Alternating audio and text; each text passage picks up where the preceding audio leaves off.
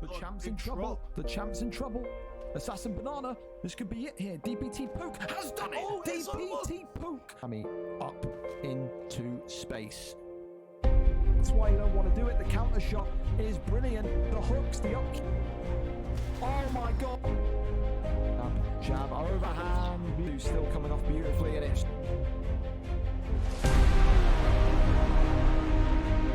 Is this going to be? Yes, it is. It's over.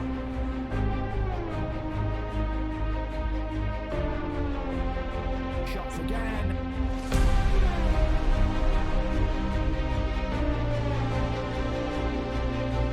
Oh my goodness me. And he's got him. Oh my god. Former lightweight champion of the world. The uppercut and the finish.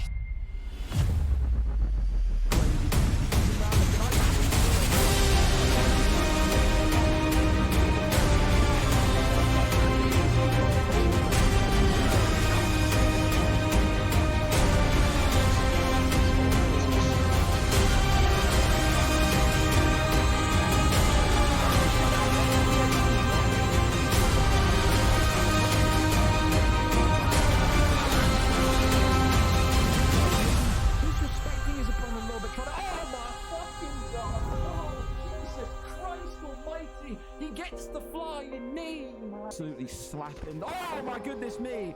He's slapping something, and it ain't cheap. There's now 1-2's over. Tries to get the takedown and gets another big slam onto him.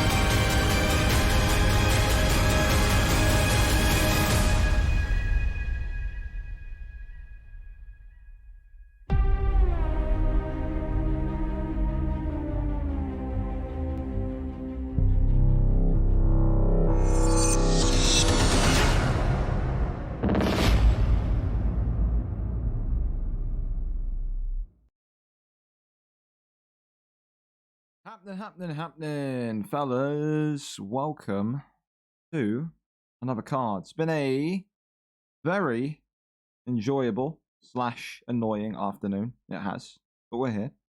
We're ready to go. So, tonight listed an interesting night where we get to have a new poster, a welterweight main event poster. I don't get to see that often. Of course, tonight it's a night where maybe all the big boys have decided to have a rest week. Of course, Ali ADP and Dex Primacy, we were hoping that was going to be the main event tonight. Ali ADP being forced to do volunteer work. So if you ever think Ali ADP is some sort of notorious troll, just think of him. He's helping old people this evening. So he's not here, meaning that the Dex Primacy fight is stalled and pushed back a week. We didn't have Big Chest here this week. We did not. Well, we had Dex Primacy here, but there was no one to really put Dex Primacy in against it. It wouldn't make sense to put Dex Primacy in a fight.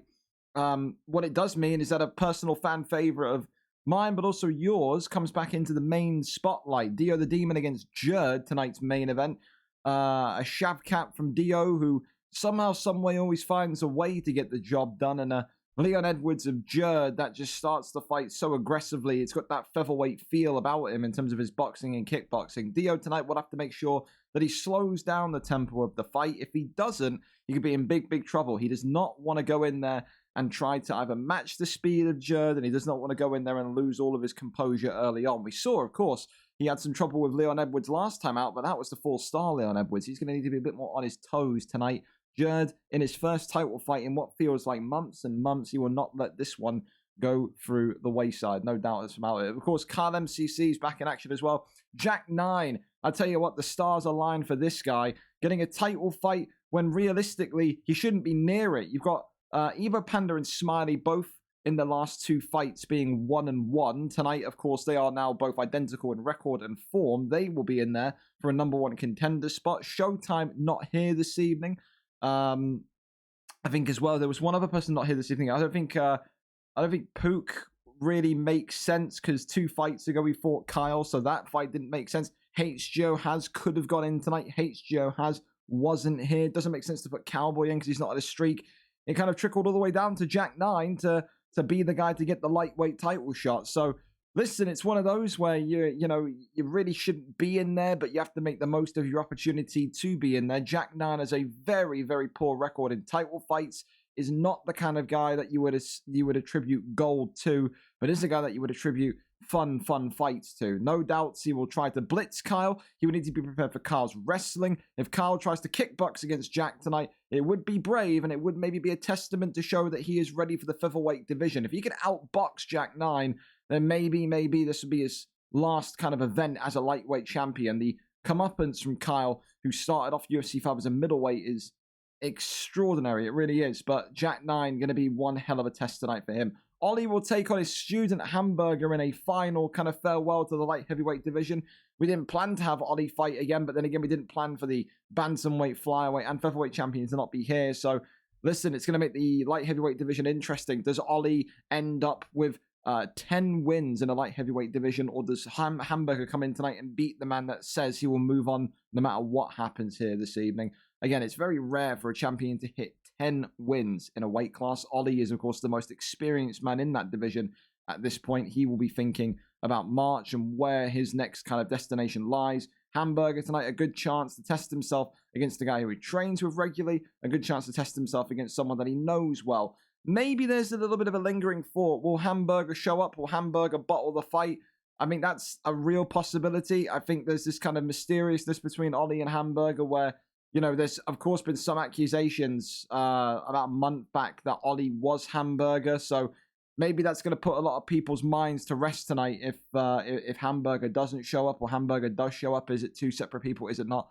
Again, there's always this kind of mystique around the Hamburger chat. But, of course, Ollie will double down and say it's not me. It obviously isn't me. You can see that in the fight difference. I guess we're going to find out tonight if these two are legitimate. Assassin Banana as well comes back in against the Ultimate Fighter winner Wilkie on a 2-fight losing streak, if I'm not mistaken, but has this title shot because he beat Holdy in the final of Season 2 in the Ultimate Fighter. So form goes out the window. Wilkie goes up against one of the best boxers in the middleweight division. His ground game will have to be absolutely tip-top tonight. If Wilkie can get this done, it's the biggest belt that he's won since coming into the league and will no doubt feel like a massive achievement off the back of that Ultimate Fighter win. Can he do it? Will he do it? I guess it comes down to his confidence and his composure in these title fights, but we'll have to wait and see. Non-title fights are just as nice, aka Dave taking on Warbsy tonight. Dave saying, if I beat Warbsy, it's a Hall of Famer, it's a former #1 pound for pounder, it's a former BMF champion. I will very much want the next title shot in the bantamweight division, and who could blame him? Who could argue against him?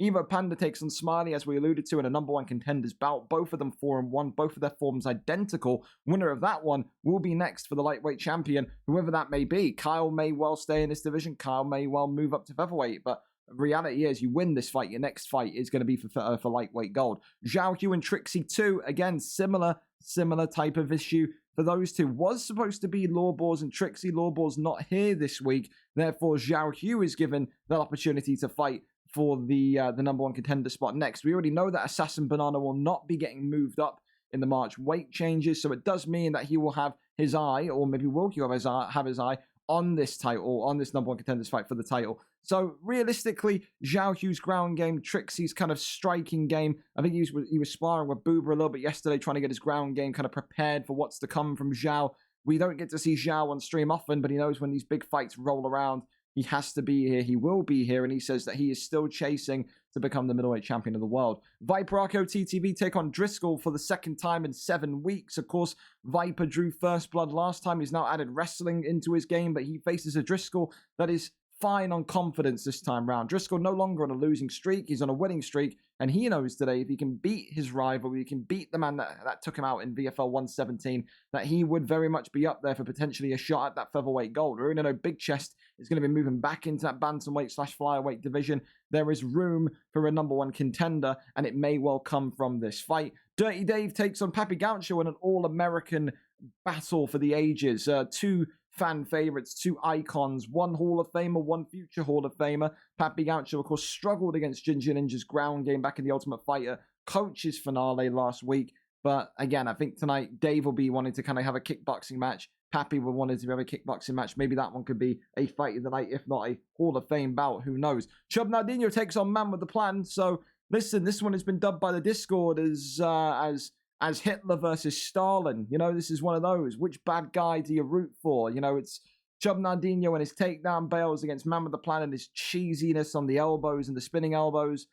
Chubb coming back off that controversial featherweight title loss, of course, where he did the double backpack, and that resulted in an immediate rematch, which, of course, then Odran won the belt with. Man with the Plan, of course, is coming off of a streak of wins, including fan favorite Jovi Rami, including Reese. There's a real buzz from Man with the Plan that he feels that he will not only secure the featherweight belt in due course, but will also move on to secure bantamweight and flyweight gold. He has confidence in his fight style, although no one else does. But he says, it gets me the wins. It may be cheesy. I don't care. If I don't get you knocked out, I'm going to get you with the doctor's stoppage because of how many elbows I throw. So that's going to be a big test tonight. Who do you root for? Which villain are you going for? I guess that's the big question. Mikey 19, of course, takes on Lucky as well in the main card opener. A light heavyweight contenders bout. The second time these two meet. Mikey on form. Lucky on form. Although Lucky has been drawing heat for being a bit of a cheesy so-and-so nowadays in the light heavyweight division. The takedown bails have been seen in all of his light heavyweight fights. He may not give one singular care. He may well be embracing the villain role. Who knows? But we also know with Lucky that, you know, the criticism can get to him. There can be situations and scenarios where Lucky may well be overwhelmed by the, I don't know if hate's the correct word, but criticism if he fights like that tonight. Said 3 fights in a row now. Lucky has relied on takedown bails to get the job done. Is he going to be able to rely on that tonight, or will Mikey be privy to it? A big chance, though, for either one of those two to make a big step towards the light heavyweight gold. Prelim card is quite nice as well. Vape versus Ginger Ninja. Black Panda versus Fish 14. Jakey takes on Lil Mazzy Jug. Ash H98 against Yardy Tricks. CJ comes back in against Luton. Axledge against Abbott. Great fight, that one there. Yeah, Mike taking on Charjay. That one, a big return for Charjay. Polo got against veteran Grizz. Really liked Grizz's debut, but Polo is a man with vengeance on the mind after his UFN loss. Great wrestler, but will his striking be up to par with veteran Grizz? Arrow takes on Jay Chimaev. Arrow back in the octagon after a short stinted retirement. Of course, the boxer in real life says that he will box the head off of Jay Chimaev tonight. Will he, won't he? I guess we'll find out together. Lewis BO6 will take on Cool Charlie 10. Both of them making their PlayStation debuts. Welcome to them. Alfie Hicko takes on Kevin G. Synergy takes on Hakimi. Booba Time takes on RNG Melon. Theo B makes his flyweight debut against fellow debutant adversary who had an exceptional BMF tournament, reaching the final of Jakey B. Manly McDiver takes on Samuel, or Orba as we know him. DPT Cassius against DDS Deadpool. Don't forget, there is a cash bounty on that one. The person that is closest to the round, the stoppage type, and the time will receive a $30 gift card, so get involved on that in the prediction card area. Morgs takes on Feng. Michael takes on KF81. Hawk takes on Slaz EU. VRL Kieran takes on Alfie X. And Gabe2098 takes on Ross C in our opener. So many good fights. Of course, we'll be joined by Booba Time after his fight. So probably from 8 p.m. or 3 p.m. Eastern onwards, we'll have Booba on comms with us. It's set to be a long one. And don't forget as well, after tonight, we are not done when the UFC action ends. A live VFL NFL game this evening. Game week 4. It's going to be the Kansas City Chiefs. 2 wins, 1 loss for Batistuta, I believe is the record. He is with the Chiefs. And of course, Law Boars, the New York Jets through Breece Hall. Of course, again, 2 wins, 1 loss. So friends and teammates on the FIFA pitch turn rivals on the NFL field tonight. That one will be immediately after our main event. So, yeah, don't miss that one. We're going to be here for at least about 7 hours. So tune in, strap in. It's going to be good. And like I said, some really great fights tonight. Personally speaking, really interested in this Evo Panda Smiley fight. Really interested in the Kyle and Jack fight. Really interested in our main event, of course. Really interested to see who you guys root for in the Chub Nardino Man with the Plan fight. There's so many good ones tonight. So many great returns. Again, you talk about Charjay, Abbott's first numbered card return. Arrow returning, a debut in the PlayStation division. Even again, a debut from a new coming heavyweight, Slazzy U in tonight as well. Should be a good one. Great to see Manly McDiver on the card too. Should have been on that UFN card. Couldn't make it due to work. We get to see his first outing in the octagon tonight. on a live card. So really, really happy to have all of you with us, and really, really happy to have all the fighters kind of being with us tonight. So we'll check DMs quickly, and then we'll go right in. If we need Jacob, you are the man. You certainly are. No problem. Come back. Hey, there you go. Jay Chimaev, ready to go. Ready to go. That's from the Congo manager and pickings. Okay, there you go. Should be fine. There you go. So we may have a game set as well for Sunday night in the NFL as well. Yeah, listen, we are 5 minutes early. I'm not too concerned about starting 5 minutes early. If anything, it gets us ahead of schedule for any delays later on. So let's go with it. Gabe against Ross C. The tale of the tape this evening. 0-0 comes in.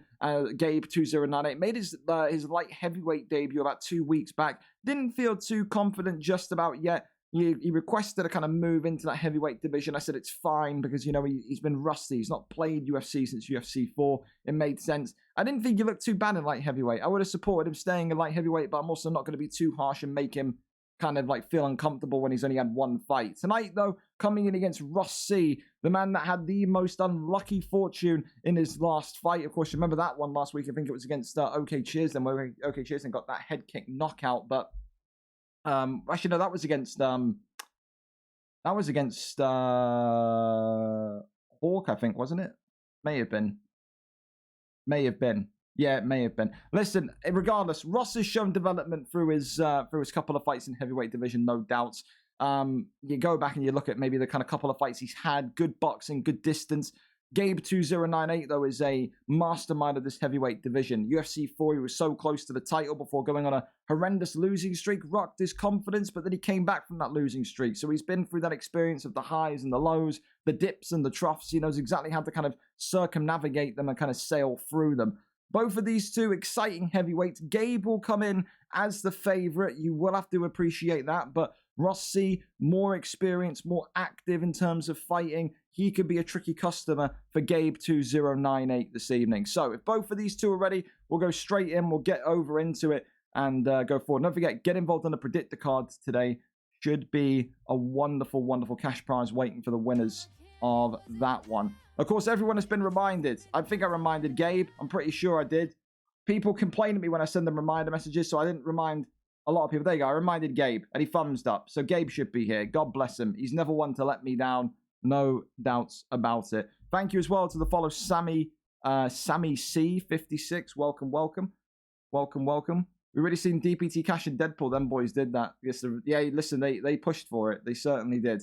They pushed for it on the main card, but I couldn't give them that. That would just be way too much.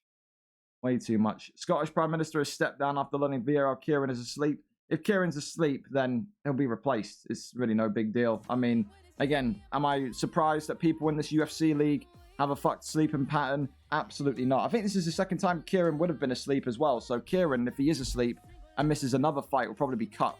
Then again, 123, probably a bit too harsh to cut him. He fought 2 weeks ago. Wouldn't be cut, but would be a very stern warning. He got dropped off of the UFN because he wasn't doing his NFL card on time. He'll have to kind of figure it out, won't he? But we've got replacements there as well. So everyone has been reminded. You don't listen. The reality is, right? The reality is, people complain when I remind them, and they're like, "Why do you need to remind me? I'm not an idiot." And then I go easy on the reminders, and then people forget. So you know what I mean? You can't have it both ways. Kieran has arrived. We hope so. I hope he's arrived. I don't know. Doesn't sound like it from his friend group. Who's this Looklo guy, and why does he not like him? I have no idea. He's here, don't worry. Okay, fair enough. I didn't know if Kieran... It said, Kieran, brother, I'm doing the NFL league. I had Ryan K message me 2 nights ago saying he woke up at 11:30 p.m. And I had Alfie Edgeworth yesterday in the NFL Discord saying he was going to be up until 9 a.m. and then going to bed. No, there's no such thing as sleeping patterns for some of you lot. I'm convinced. Absolutely am. Well, we await the arrival of Mr. Gabe and go from there. Of course, if you DM me tonight, I'll probably have to get back to you after the card, so don't take it too personally. Again, get involved in a prediction card tonight. You can see already the predictions flying in. Tonight, Gerard looking like the early favorite to take some welterweight gold home. A lot of Gerard picks, a couple of Dio picks. Disrespectful on the champion's name, but look at that. There's a lot of Gerard picks and a couple of Dio picks sprinkled in between. There's a Jerry. Nice one, Mark. You tried. You did try. That's fine. That's fine. A couple of Dio picks there as well. But listen, it looks like we're in and we're set to go. So, Gabe and Ross C, the opening fight of our card this evening. 4-star picks, of course, gentlemen. Make sure that we're all good for volume as well. You guys have to let me know if this is too quiet or too loud in game as well. What time is Charlie's fight? You mean Cool Charlie? Cool Charlie tonight is fighting in his debut against Lewis at 8:20 p.m. So you've got just under 2 hours for that one. So come back to us. Come back to us. Look at unstream results. I'll be doing that when I get round to it, man. The unstream results kind of just sit there until I kind of get round to doing them. But don't worry, they'll be updated. Don't you worry about it.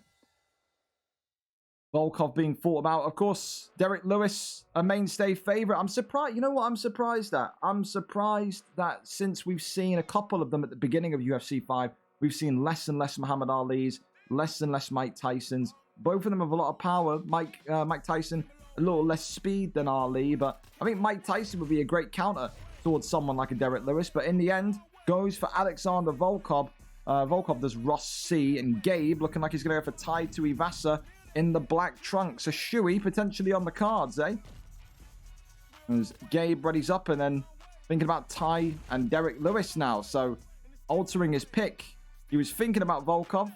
He's then gone on to Derek Lewis. Here we go then. Derek Lewis with that 99 power. That's what Gabe is going to need to watch out for. But what Gabe does have is that speed of Tuivasa. He is deceptively quick. And let off a whole batch of punch combinations if you allow him to. Here we go then. Derek Lewis in the blue. For Ross C, who is 0-2. For Gabe, the former heavyweight #1 contender. He is in the black with Tai Tuivasa, making his first heavyweight appearance in months. This is what I'm saying.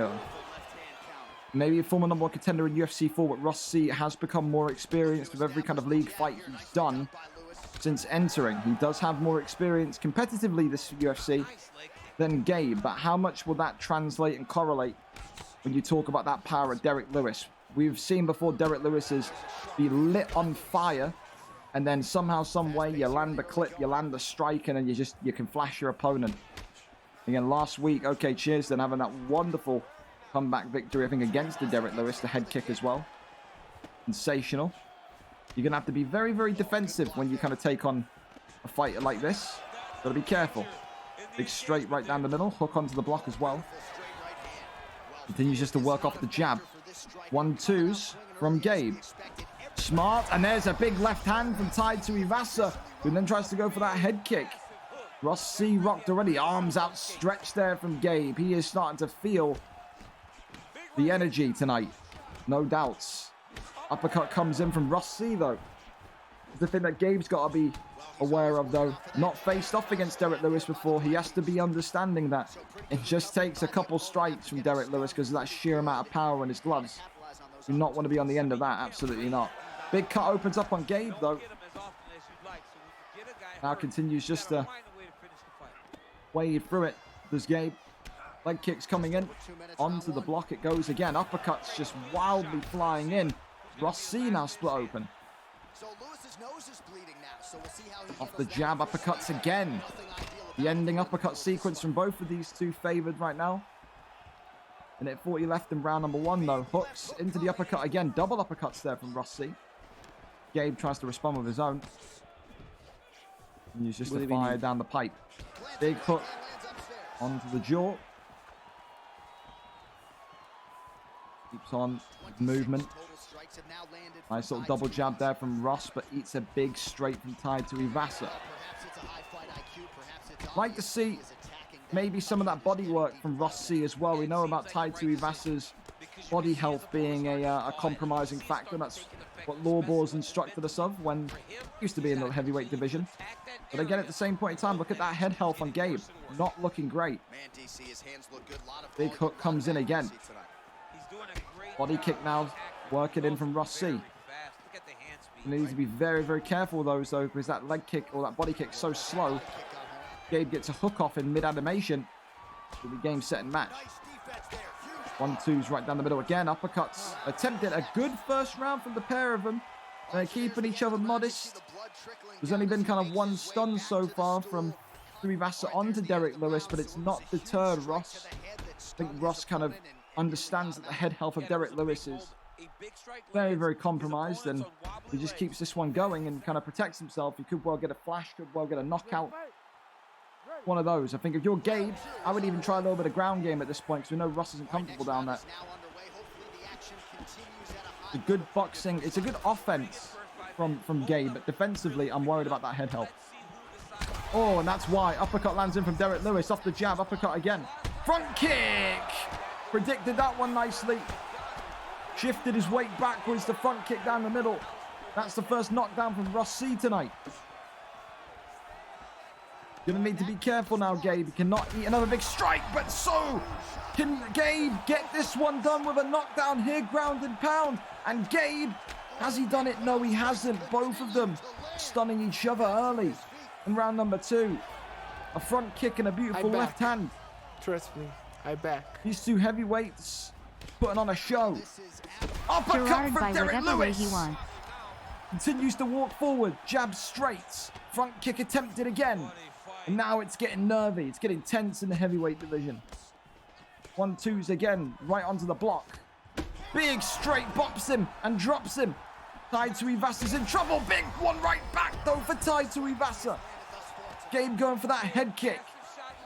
Back and forth action to start off the card.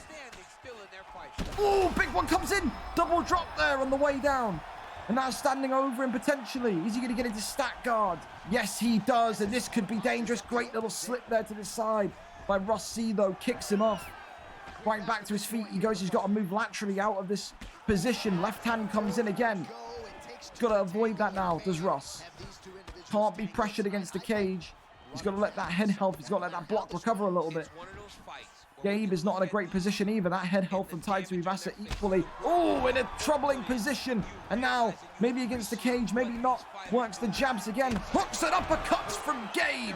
Drops him and finishes him in round number 2. Another bombastic fight in the heavyweight division. We talked about a heavyweight fight of the night in the UFN. We're talking about it again today. One away to open up the card. One of them had to get their first win in the heavyweight division. They gave as good as they got. And what a fight it was between Ross C and Gabe there this evening. A round 2 knockout for Gabe. And that one so far, again, early days, yes, but it's going to be difficult to beat that one. Back and forth striking masterclass as much as it could be in that heavyweight division. Gabe with Tai Tuivasa getting the knockouts, and I think won't go for knockout. Fight of the night is more than fair. I wouldn't say a double award. I would say yeah, fight of the night was good. That was very good for Ross C. It's gonna feel gut wrenching again. How close can you get multiple times before finally tasting the sweet nectar of victory? He's getting closer. Every single performance we talk about Ross, it's getting better and better and better. Gabe's experience guided him through, but Ross has nothing to be disappointed with. A really entertaining fight where most of the times in the heavyweight division, it looks very amateurish. That felt like it could have been a main card fight. I seriously mean that. Congratulations, though, to Gabe. Commiserations to Ross. He will be back. He will be better. Every single loss is turning into an experience, which is definitely molding him in terms of his development. So excited to see what he can do in the month of March. Don't think it's quite over for him just yet, though. Up next, then, VRL Kieran will take on Alfie X. VRL Kieran coming in with a 1-3 record, a 3-fight losing streak. Alfie, a 1-3 record, again, identical, a 3-fight losing streak. Only one of these two gets back to winning ways, and if they do get back to winning ways, they will boost themselves into a top 15 position in this stacked middleweight division. So, of course, we know about Kieran, good boxing, but also has those great tendencies to kind of keep his opponents grounded, show decent denies in his kind of adventures with his jiu-jitsu in recent weeks, but, of course, came up trumps. Alfie, we see him sporadically on the cards now, was once upon a time one of the middleweight division's best counter punchers. Really great with his pulls, really good with his kind of jab as well. It's a very equal matchup. I think this fight stays on the feet. You have to fancy Alfie. This fight hits the ground. You have to fancy VRL Kieran. But again, I have been wrong before. Maybe he's been working on that boxing. Let's go over and see. We are live for it. VRL Kieran here for us. And let's see what the picks are going to be. Oh, that's right. I should be saying thank you for a sub as well. I completely dipped that out of my brain because I'm an idiot. Odran, thank you for the resub. CJ Plays as well, thank you for the follow. Appreciate the life out of you. Shabazian. Wow, that is a ballsy pick, man. Shabazian for Alfie. Oh, okay. That is something. That is something. Alfie, of course, coming in with the red trunks tonight. VRL Kieran coming in with the blue with Kevin Holland. He's got a little bit of height on Kevin Holland with Shabazian. You can see here Kieran going aggressive right from the off here. Look at that.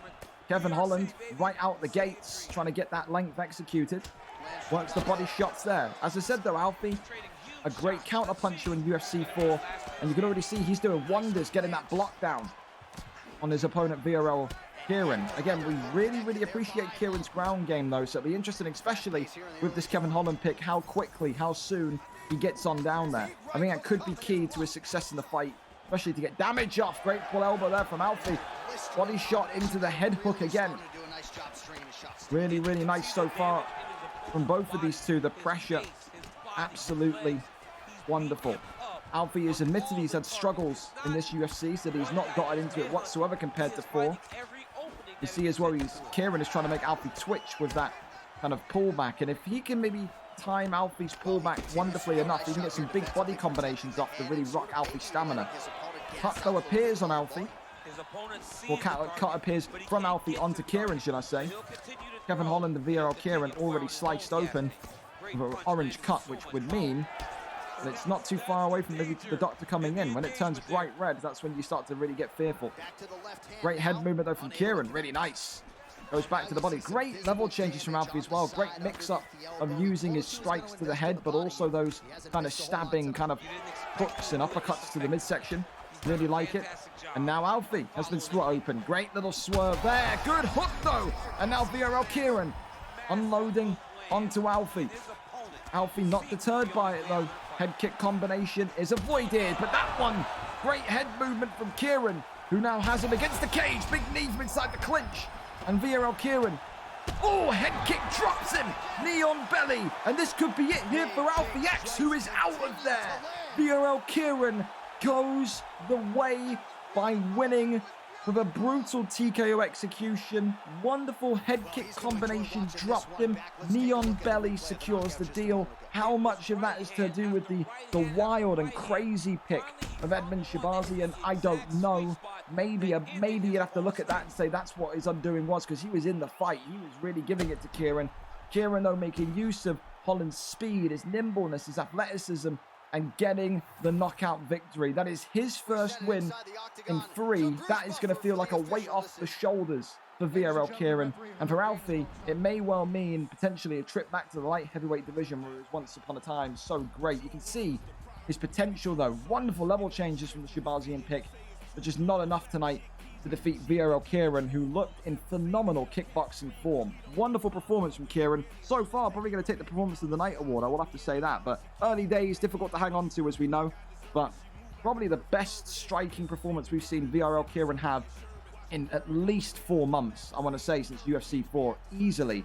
Really clean from VRL Kieran tonight. So congratulations to him. Top draw. Up next, though, listen, there's no rest for the wiki. We go over to Hawk and Slaz EU. Hawk coming in with a 1-3 record. Slaz EU coming in with a 0-0 record. He's been training, sparring with Bailey 18, I understand.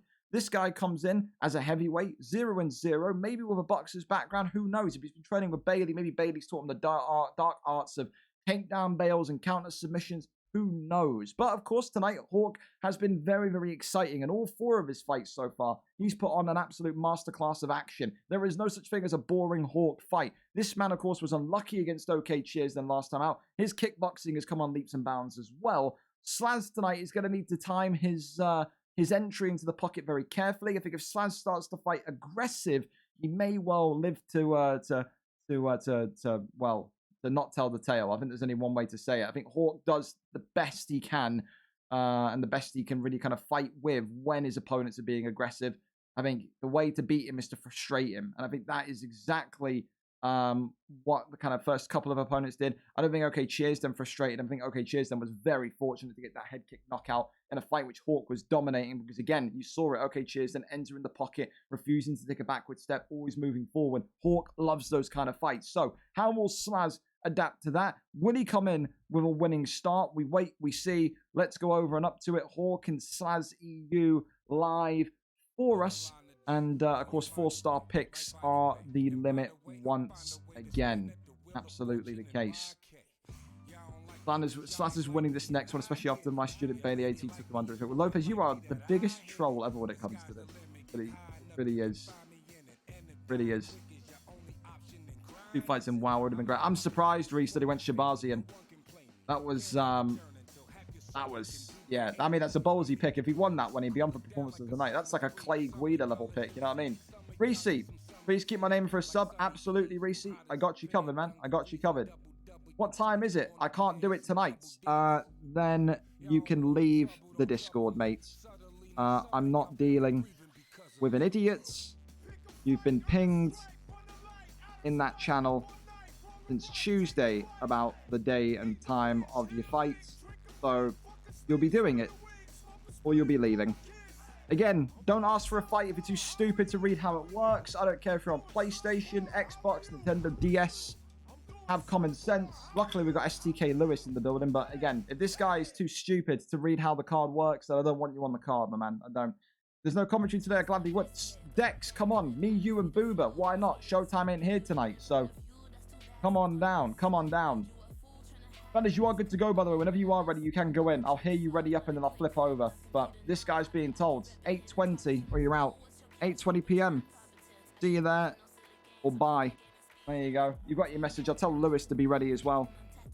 Lewis. STK Lewis. There we go.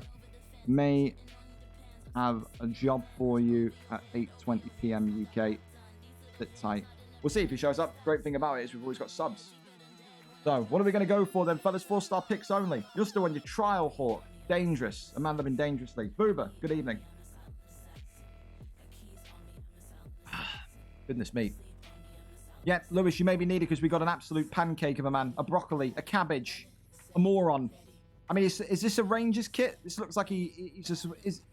What is this? What do you mean? This looks like Rangers because of blue, but it could be wrong. I mean, it's Eric Ten Hag. So I doubt it's Eric Ten Hag in a Rangers shirt, but I don't know what kit this is. Is that Eric Ten Hag in an Italian kit? Surely not. That's the most bizarre combination ever. Fellas, Hawk, Slaz, whenever you're ready. Thank you as well, Chris CFC, for the follow. Welcome, welcome. Welcome, welcome. We don't need more CJs in the league anyway. We got too many. We did. We got too many. We got too many. He was taking his dinner plate down. God bless him. God bless him. God bless him. Turn this down just a smidge. Has the game volume been alright so far, fellas? Or do we need it higher, lower? What do you think? I don't know if I've got it perfect or not. I've got it perfect or not. And fellas, remember as well, keep this this good streak of time going as we go into this fight. It means that Michael and KF81 should be in the lobby ready to go ASAP afterwards. So, said, keep in that habit, then we won't have a delay of time. Be respectful to everyone that's on the later stages of the cards. Early, we finish the earlier those guys can get to bed. I know it's not really your problem because you're fighting now, but hey, think of the people down the line. Be on time. Save them some hours. Cabbage! In bed. Great. Thank you for the bits as well, Blaze, so much. You need a PS sub here all night, Reese, and we'll keep you in my noggin, my noggin of knowledge. But where is he taking his dinner plate to, Jakey? Fucking Mumbai, India. Come on, where is he, man? Is he going for a fucking country road to get to his kitchen? What's going on? He's been kidnapped on his way to his living room. What's happened? Said he's taking his plate down. He must live in a mansion, mate. He's got 6 stories of stairs to climb. He's taking the lift. Taking the lift.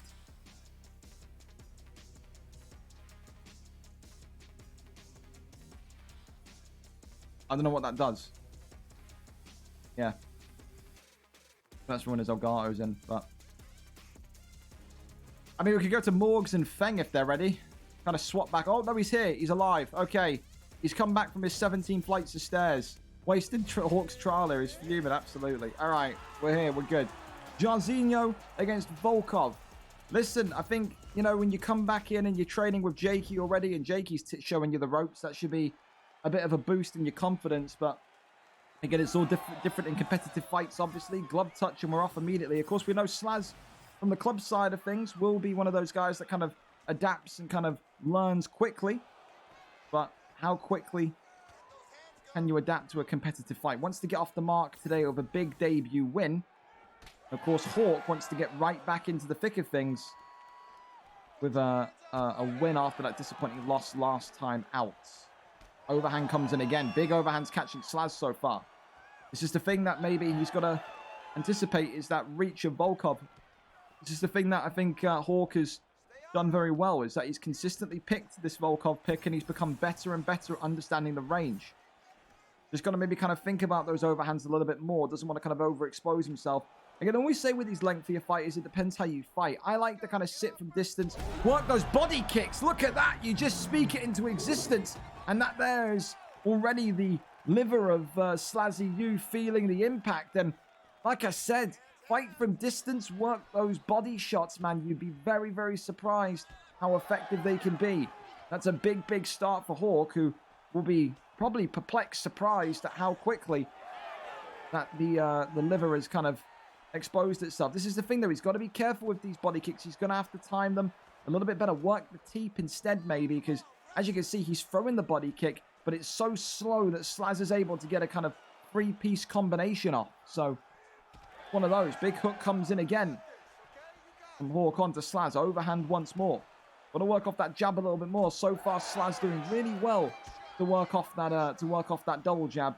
He's using speed rather than power. That's what he's banking for.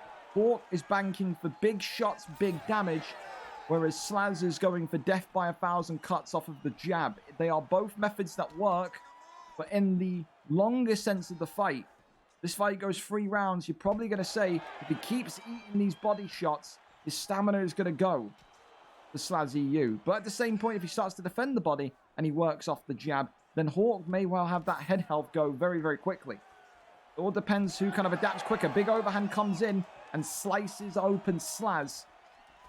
That there is a big sign of damage for the Volkov pick in Hawk. Overhand comes in again, but now working back off the jab. No doubt his corner would have calmed him down there, telling him just fight like you were doing in the first couple of minutes. The double jabs were working really nicely. You can see already that head health of Hawk is starting to topple. It is. Not clean sailing from Hawk whatsoever. Hawk now working off his jab. Big straight down the middle again. Off the double jab. Once more from Slaz, who pulls out of that one. Big straight, though, from Volkov. Those go-go gadget extendo arms work at a treat.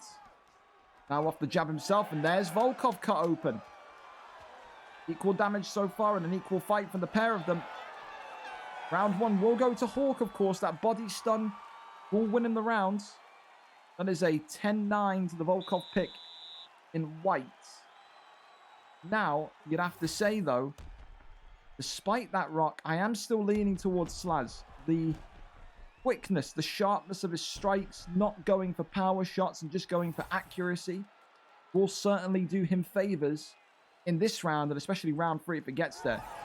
I think as well, Hawk's got to be a little bit careful throwing that body kick now, though, because as he's throwing it, timing it poorly, so it's connecting, but it's opening him up for a couple of, maybe 2 or 3 big, heavy shots from Jairzinho. Overhand right back into the thick of things, as you can see there. Body kicks coming in again. Now standing in the pocket of one another. Overhand comes in, slices open Slaz once more. That head kick there as he ducks down could have been dangerous. Slaz, spin and a miss for the body kick of Hawk. But who can get who's blocked down quickest? Uppercut there maybe thought about. Overhand comes in though. Really nice from Hawk. That one drops him. A leg kick. As Slaz sprints back towards him. He's become maybe enraged, frustrated that that's happened. Hawk though, another big moment in this fight. Slaz has got to keep his composure. He's still very much in this though. Overhand comes in. Uppercut now from Slaz. Off the double jab here.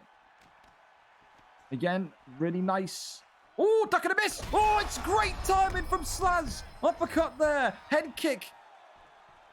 Oh, that was very dangerous for Hawk. Hawk was staring down the barrel there. Big right hand. Head kick comes upstairs again. Off the double jab now. Gets out of there. Does Hawk. Swings and a miss again. Hawk hasn't learned from the first time. And Slazzy U, is he going to get the victory? Great evasion on the ground. But wow.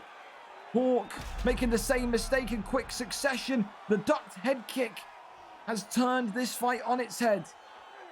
And now Slazzy U's going to be brimming with confidence. Great reactions, great reflexes to be that counter puncher. And Hawk now is in a little bit of kind of a mysterious place. Do you go for these big shots or do you just go defensive? His head health is absolutely mauled here. Continues to work on the block. Slazzy U trying to go for more evasion, more head movement. That one there is missed again. Hawk's timing on these front kicks. Oh my goodness me, another one could have been coming forward there. Tell you one thing, he cannot throw another head kick. If you are Volkov in the white, you are saying to yourself, no more of that. I have survived twice when maybe I shouldn't have. And now Hawk getting right back into his comfort zone here. Uppercut there attempted. Whiffing.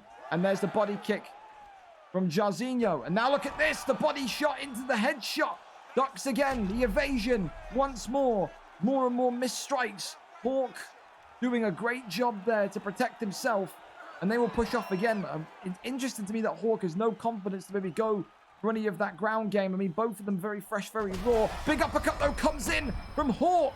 And now Volkov coming forward. Front kick attempted. Could have maybe gone for a head kick there through the block. I can't blame him after the two ducked ones in round number 2. Working up the jab again, but it's a straight from Jarzinho that knocks, drops, and stops Hawk.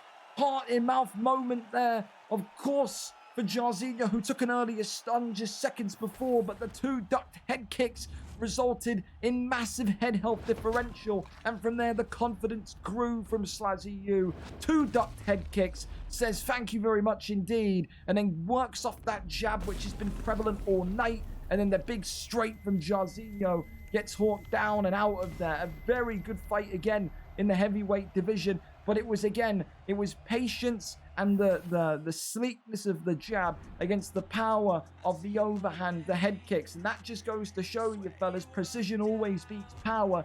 2 ducked head kicks, and like that, the fight flips on its head, and Slaz gets his debut victory, 1-0 in the heavyweight division.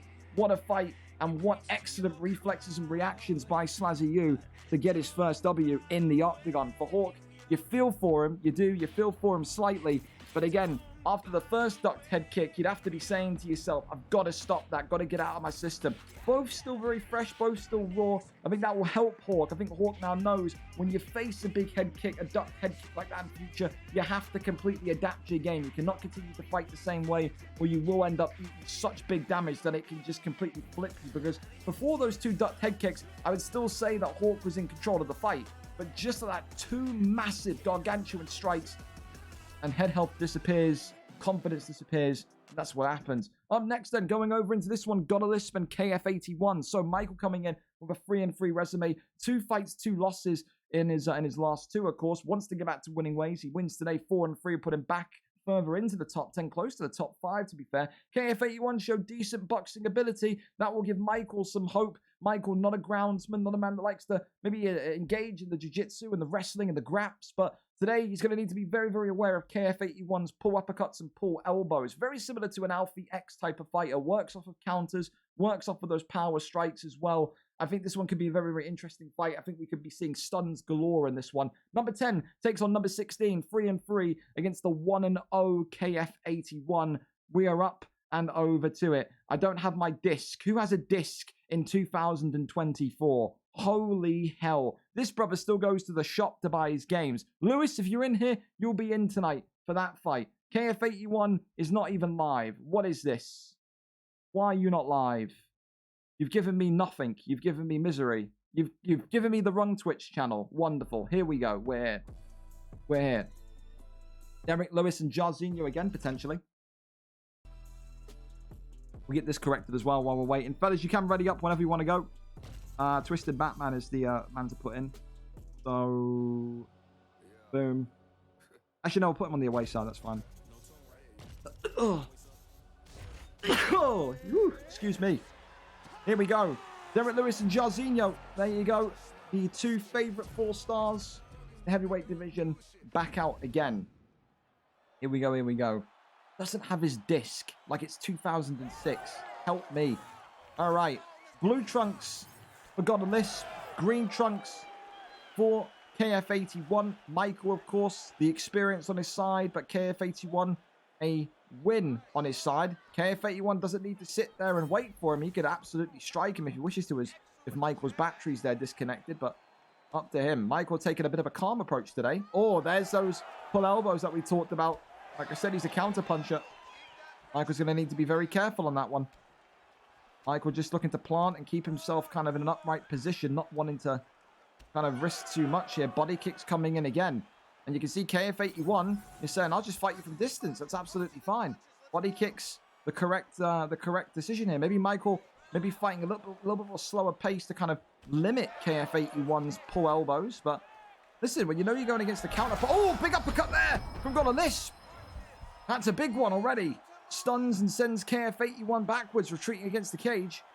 Leg kicks coming in now from KF81. This is the thing that Michael can't get too head happy because those pulls are going to be there. It's not going to deter him. You can see there, look at that. It's just trying to anticipate Michael's pattern with that pull. Big body kicks from distance. I like this from KF81 though. Keeping backwards. He's not kind of being baited into Michael sitting stationary. He's keeping distance and throwing those body kicks, which Michael isn't countering, isn't blocking. We're going to miss on the head kick though. And I think this is it that Michael's got to get into the rhythm of. Whenever he sees KF81 pull backwards, he's got to just try and rip body shots. He's got to try and mix it up tonight. Big jumping knee there. Blocked up though. More body kicks coming in and Michael already cut open. This is what we said again, just like the last fight. It's just that precision. KF81 not throwing a lot, but throwing enough to kind of disrupt Michael and get those big kind of damage points on Michael. Now both of them going for shots to the body. Uppercut there. Whiffing in the sky. Another body kick comes in onto the body of Derek Lewis. Right back at Jarzinho it goes. Michael still not anticipating the body kick though. Overhands and headshots now from KF81. Another body shot. 1-2 head kick down the middle. Attempted. And another 1-2 head kick down the middle. And that one breaks the block there. Head kick comes forward there. Michael nearly caught by a big elbow again though. But, oh, pulls backwards. Catches the leg. Needed that one. Michael could have been in big, big trouble when he tried to throw when his stamina was low. And Michael has been completely dazzled by the prospect of maybe getting a big killer blow. And with that, KF81 being forced to the ground but immediately gets back up. Michael's timing is the thing that he's got to work on here. Avoids that body shot. But look at that stamina. That is the handiwork of KF81. Working those body shots from distance. Big uppercut though, drops him. That's massive. Michael, with 10 seconds left, can he get the finish here in round number 1? KF81 surviving. It's that power of Derek Lewis rearing its head again. But again, this is the thing. If Michael can't adapt to stopping those body kicks, then he is going to run out of steam and he will not be able to throw too much more. I think KF81 is in a severe bit of trouble with the head health. I think he's in a severe bit of trouble when he's being caught by that lightning fast uppercut of Derek Lewis. Picture perfect, that one. But again, when he fights from the outside, KF81 has looked better. If I'm KF81 with Jarzinho, just don't even engage with Michael. Stand backwards and just work those body kicks and just poke him from a distance. Whenever he's getting in close to Michael, he is absolutely feeling the force of Derek Lewis. He is. Michael blocking that one, gets him to the ground. And again, how much ground game does Michael know? That's the big thing. Has he been training with Gaston DK? Gets that flip and rotation. Does KF81, and he's going to look to probably get back up right away. No, a guillotine here from Michael. Interesting. Michael not able to keep him locked in, though.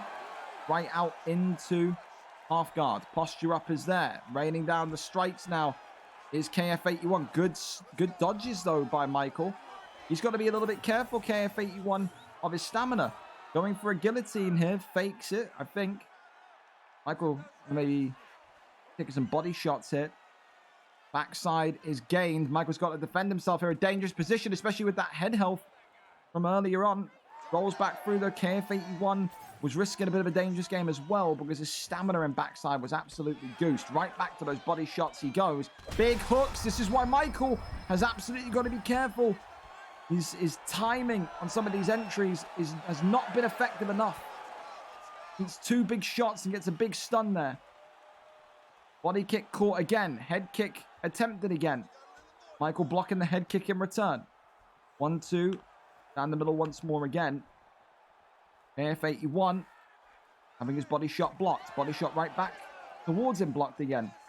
Uppercut there, whiffing. Head kick catches Michael though. Overhand comes in. Michael now starting to feel the pressure of KF81, who's gaining more and more confidence. And Michael's starting to throw less and less. He's concerned about that stamina. Uppercut could have been dangerous there for KF81 though. Just takes one shot, another takedown, another land from Got a Lisp. And now a guillotine attempt here. And that one's in. Wow. So KF81 saying, if you want to try these submissions, let's go for it. Michael, I don't think has put any sort of time into learning the submission system, nor his KF81. So it's about who can maybe get those kind of lucky submissions in faster. And of course, that guillotine is going to drain Michael's stamina even more. That's going to give him a really good kind of position on the feet now for KF81 to really let those body shots fly a little bit more. Michael, though, is shelling up now. He's starting to be a little bit inactive in terms of his strikes. And another big loft-in head kick. And against the cage here, KF81 drops him. And Got a Lisp is in big trouble. Top mount here for Jarzinho. And KF81 gets it done in round number 2. Michael couldn't adapt to the fight. Took way too many body shots in round number 1. Didn't protect his midsection. And from there, of course, once the submission got in and drained half that stamina bar, then, listen, you put yourself in a very, very compromised situation when your stamina is already being impacted. A slow-paced fight for KF81 tonight, but he kept his distance, he worked the body shots, and he puts Michael to 3 fights, 3 losses in a row. Michael will have to bounce back, and he's going to need to get in the lab with a couple of people there because he just looked too... what's the word? Not mechanical, but like looked too slow, looked too sloppy with his entry points. And that's probably, listen, I love Michael, but it's probably one of his worst performances that we've seen in the last couple of weeks. Purely just looked too slow, too out of sorts. One of those where he's going to have to get back in and go again. But for KF81, listen, really nice strategy tonight to kind of come in there with the body shots, gets that submission in. Michael engaging with the ground game, didn't really know what he was doing down there, so it felt like a desperation shot. One of those maybe didn't feel too comfortable on the feet tonight once that stamina was going and going and going. But the KF81, listen, 2-0 now. And this guy says that he will be heavyweight champion in no time. Up next for him will be one of the big boys. Maybe a Lomas. Maybe, again, an Ethan. We'd love to see him and Ethan. That would be great, especially if Ethan continues to lose. That could be another one where you put him up there. The young lions of the heavyweight division continuing to rise up in this thick division, which is just anyone can beat anyone type level of action. Up next, though, Morgs and TP Feng is where we're going. Morgs, of course, coming in with a 4-6 record. Of course, 1 win in his last 5. Was hoping, praying that maybe that kind of that win 2 weeks out would have been doubled with that win against Lawbors, and he'd be talking about title credentials. It wasn't to be. Tonight, TP Feng was on his own comeback trail, 2 wins in 2. Will say, I'm climbing further and further into the top 10 of this division. Should he win tonight, that is where he would end up for the time being, number 10. TP Feng with a never say die attitude. You can knock him down 6 times or rise up like The Undertaker. Morgs, though, great kind of wrestling background back in UFC 4, trying to mix in that kickboxing attribute as well. He's hoping that today, this could be the one that, again, kicks him right back into that kind of conversation of being a gatekeeper of the division. Kicks him right back into the conversation of being in there, around about there, for a big fight against maybe someone like a Trixie, maybe someone like a Zhao Q, maybe even a CJ if he loses tonight. Some really big fights there for Morgs, should he win. 4-6 Welshman Morgs, number 6 in the rankings, against number 13 ranked TP Feng, 2-2, and still surprised these two have never fought. I really thought when we kind of had the matchmaking up that these two had fought before, but they have never ever done so. So here we are, Joe Pyfer and Vitor Belfort looking like the matchup this evening. So that's where we're at. Tron, I can step in tonight heavyweight if no one shows. Tron, thank you very much. Ollie, KF81 getting the win tonight. There you go. The light heavyweight champion is impressed. Fourth, can you have me and Russ fight each other next? Want to fight each other? There you go. They're preparing fights without me. They're preparing fights without me. Vitor Belfort and Joe Pyfer, though, for this next one. Again, Morgs and Feng. Very, very interesting fight in regards to how these two come out. I think Morgs will probably look to come out a little bit more aggressive as he has done in the last couple of fights. He showed good kickboxing attributes against Lawbors. Good pull elbow right away from Morgs, who then gets some big, big power shots onto TP Feng. And for TP Feng, listen, it's been a great kind of comeback in this division. Started off 0-2 when he got moved into middleweight. Now 2-2. But he's got to be appreciative that with every win and with every streak comes a harder and harder opponent. Tonight, this is going to be the hardest challenge he's faced so far in the middleweight division. Morgs, of course, a former middleweight contender in UFC 4. He's been in that kind of top 10 for God knows how long. He has to kind of be wary of a big, big action fight tonight. You can see immediately Morgs in the blue trunk sticky to him like glue. TP Feng, though, rocks the jaw with an uppercut from hell itself. And there is that takedown there into the pulling of the guard. And now TP Feng is going to need to find a way out of there. Gets the deny off there. And then I'm surprised again TP Feng's not getting up. But as I say it, he re-engages. TP Feng. Ooh, pull elbow from Morgs. And the Welshman with big, big bombs now onto TP Feng. Body kick there, pulled out of mid-throw, you could say. And the cut on Vitor Belfort now is starting to look a little bit ghastly. It is. Continues to swing on round, off the jab. Body kick, uppercut. 1-2 down the center. And you can just see Morgs here just trying to go with those basic combos, but it's a big straight from Vitor Belfort. Really nice timing from Feng. You saw his opponent kind of shift backwards, and when you throw that straight in and the shift backwards is there, it's a big, big money shot. Drops Morgs again. And I said we were going to see stuns galore in this one. Morgs now acting on his wrestling. Takes him to the canvas. Trying to shift over here into top mount. Gets it. Looking to go for that armbar. TP Feng gets the deny, though. He is no amateur. He knows what's coming down there. Joe Pyfer's stamina as well. Look at that for one round already. An armbar from TP Feng saying, if we were playing armbars, then let's give it a go, my friend. The armbar, is it going to be locked in? I think it will be. And Morgs having a large chunk of his block depleted. Also having that stamina bar half full.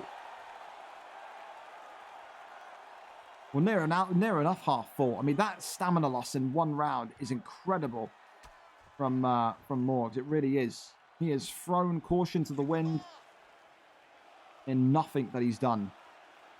Working body shots now, and that's exactly what TP Feng's going for. 30 seconds of work in sprawl. Some people love this sprawl position. Some people hate it.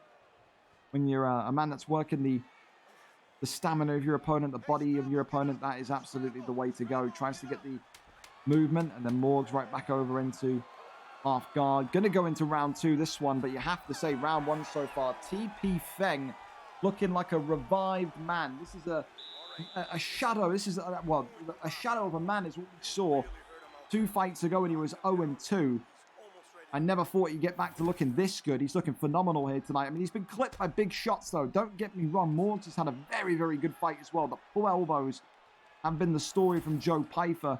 But it's the things that TP Feng is now kind of recognizing. When he falls backwards, he's throwing that lightning fast straight down the middle to get that instant rock.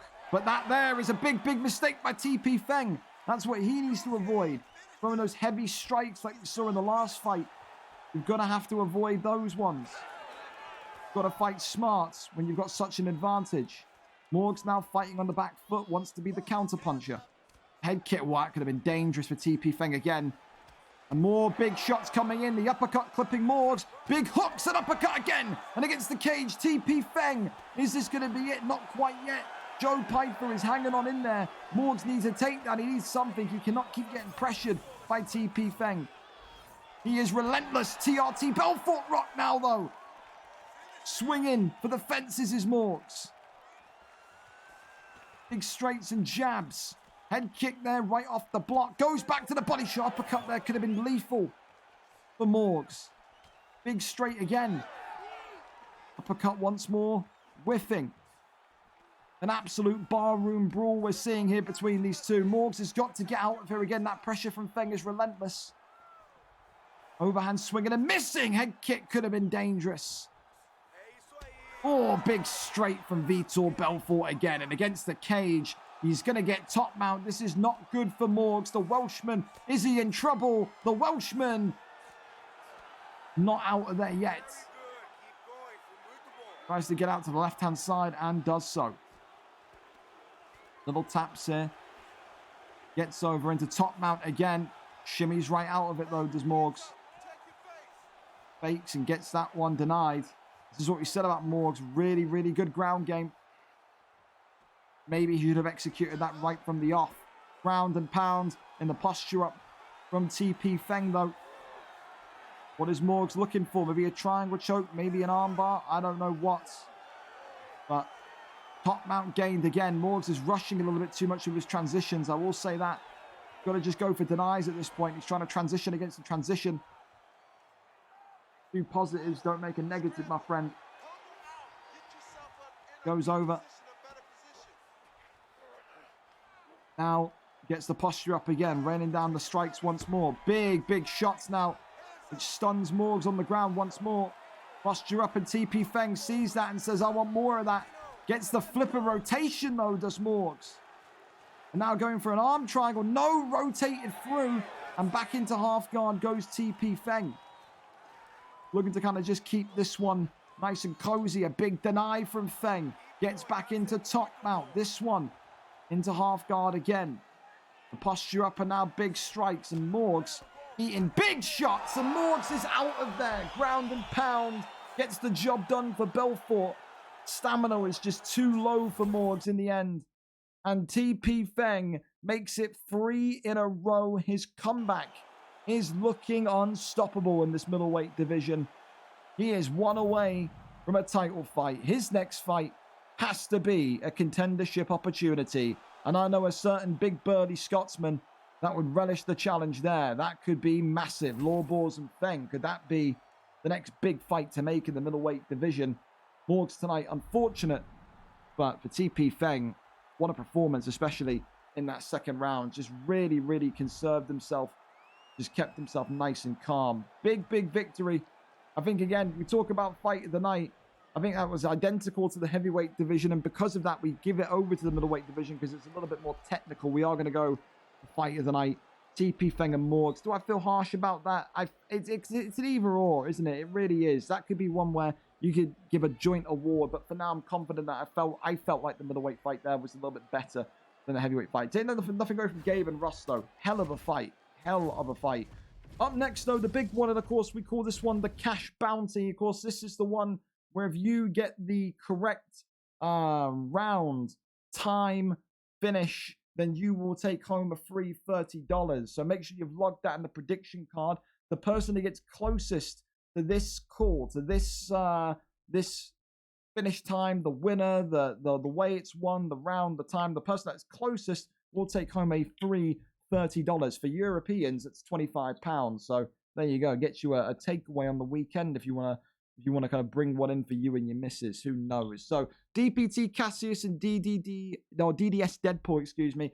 Cassius, a 1-5 record in the heavyweight division. 4 losses in a row before he pushed for a move to the light heavyweight division. That did not come off. Equally so, Deadpool on a 4-fight losing streak. Also 0-4. Someone's losing streak has to go. 2 Americans, friends turned to rivals for this one night only, no doubt. The trash talk has been WWE-esque at times, but these two are ready to rip each other's faces off, especially when a chance to kind of move up the rankings lies in wait. DPT Cassius wins this one, 2-4, pushes him right close to the top 15 mark. If Deadpool wins this, it is going to be a rare sight because it will be his first victory in the UFC Octagon, in the VFL UFC Octagon, in a competitive status, in a competitive nature. So excited for these two Americans that know each other so well. Let's go over and see who gets this one done. And DDS Deadpool is live for us. We wait and we see what the picks are going to be. I'm not fighting for the title yet. Calm down, Snuds. Calm down. You don't want that one just yet. I don't think. You don't want that one just yet. Not just yet. Oh, it needs to stop. He needs to side dip now. Vito is wise to pull. There you go. There you go. That Velma, I think it is. I think DDS Deadpool has got a bit of a Scooby-Doo kink. I don't know what you would call that. Hey, here we go. The bounty, the cash bounty is on. The trash talk is stopped. The bar of respect is there. Mike Tyson, of course, against Derek Lewis. Championship shorts from the Derek Lewis pick as well. Maybe a message to the division that he's coming for gold sooner rather than later. It would be a great way to start tonight if he can get a big knockout victory. Of course, like I said, the person that gets the closest to the complete result of this fight tonight would get a free £25 or $30 gift card. So we'll be straight in your PayPal by the time this event ends. Have you got the minerals to predict this one correctly? Both of these two are knockout artists in the heavyweight division. We have showcased that they absolutely want to just scrap and brawl. Of course, it's a great counter as well, in my opinion. Derek Lewis is Mike Tyson. Maybe Muhammad Ali would have been a little bit better because of the height. I think that's a preference rather than a kind of bit of advice. Big uppercut there, stuns, and DDS Deadpool right down the middle from Derek Lewis so far. Mike Tyson, DPT Cash, just being pushed backwards at the minute. Big hook comes in again. Oh, big drop there. And DPT Cash now lets him back up. These two knocking each other early. Look at that head health, or that sliced cut, should I say, from Cash already. That's going to be giving Deadpool a little bit of hope going into this one, as that 99 power of Derek Lewis is going to be absolutely crucial. But there's the cut one right back. And look at that wonderful handiwork from DPT Cash. Overhand comes in. Big hook drops him again. Overhand gets him. And DDS Deadpool is out of there. Mike Tyson, Killer Mike, gets a big win. And DPT Cash is back in the heavyweight division and bids farewell to his 4-fight losing streak. And that war of words will continue to go on. The respect paid and the respect not given back. No respect handed back from DDS Deadpool. Always a difficult fight to take, because when you spar the guy so much and he knows you, he knows all your strengths, all your weaknesses. I think that was maybe a bit of a fight that was probably the incorrect one to push for of your Deadpool. He's looked better in his previous fights because previous opponents haven't known what he's good at, haven't known what he's bad at. Tonight, though, his opponent knew him like the back of his hand. And that one, of course, a round 1 TKO, 2 minutes and 39 seconds for DPT Cassius. So whoever got closest to that will walk away tonight with a free £30 or $25 gift card. Thank you so much to DPT Cassius as well, putting that on the mantelpiece. So his 4-fight losing streak, done, gone, and forgotten. He will be elated with that one. And of course, we'll now move close to that top 15 ranking, back to winning ways in the heavyweight division for him. Up next, though, Manly McDiver against Sam, or as we know him, Orba. I'm excited for this one. Wanted to see him on the UFM, but we get to see him tonight. A 2-1 resume for Manly McDiver, who is a 2-1, like I said, balanced fighter. We've seen him grapple somewhat. We've seen him and heard about his boxing be very efficient and crisp.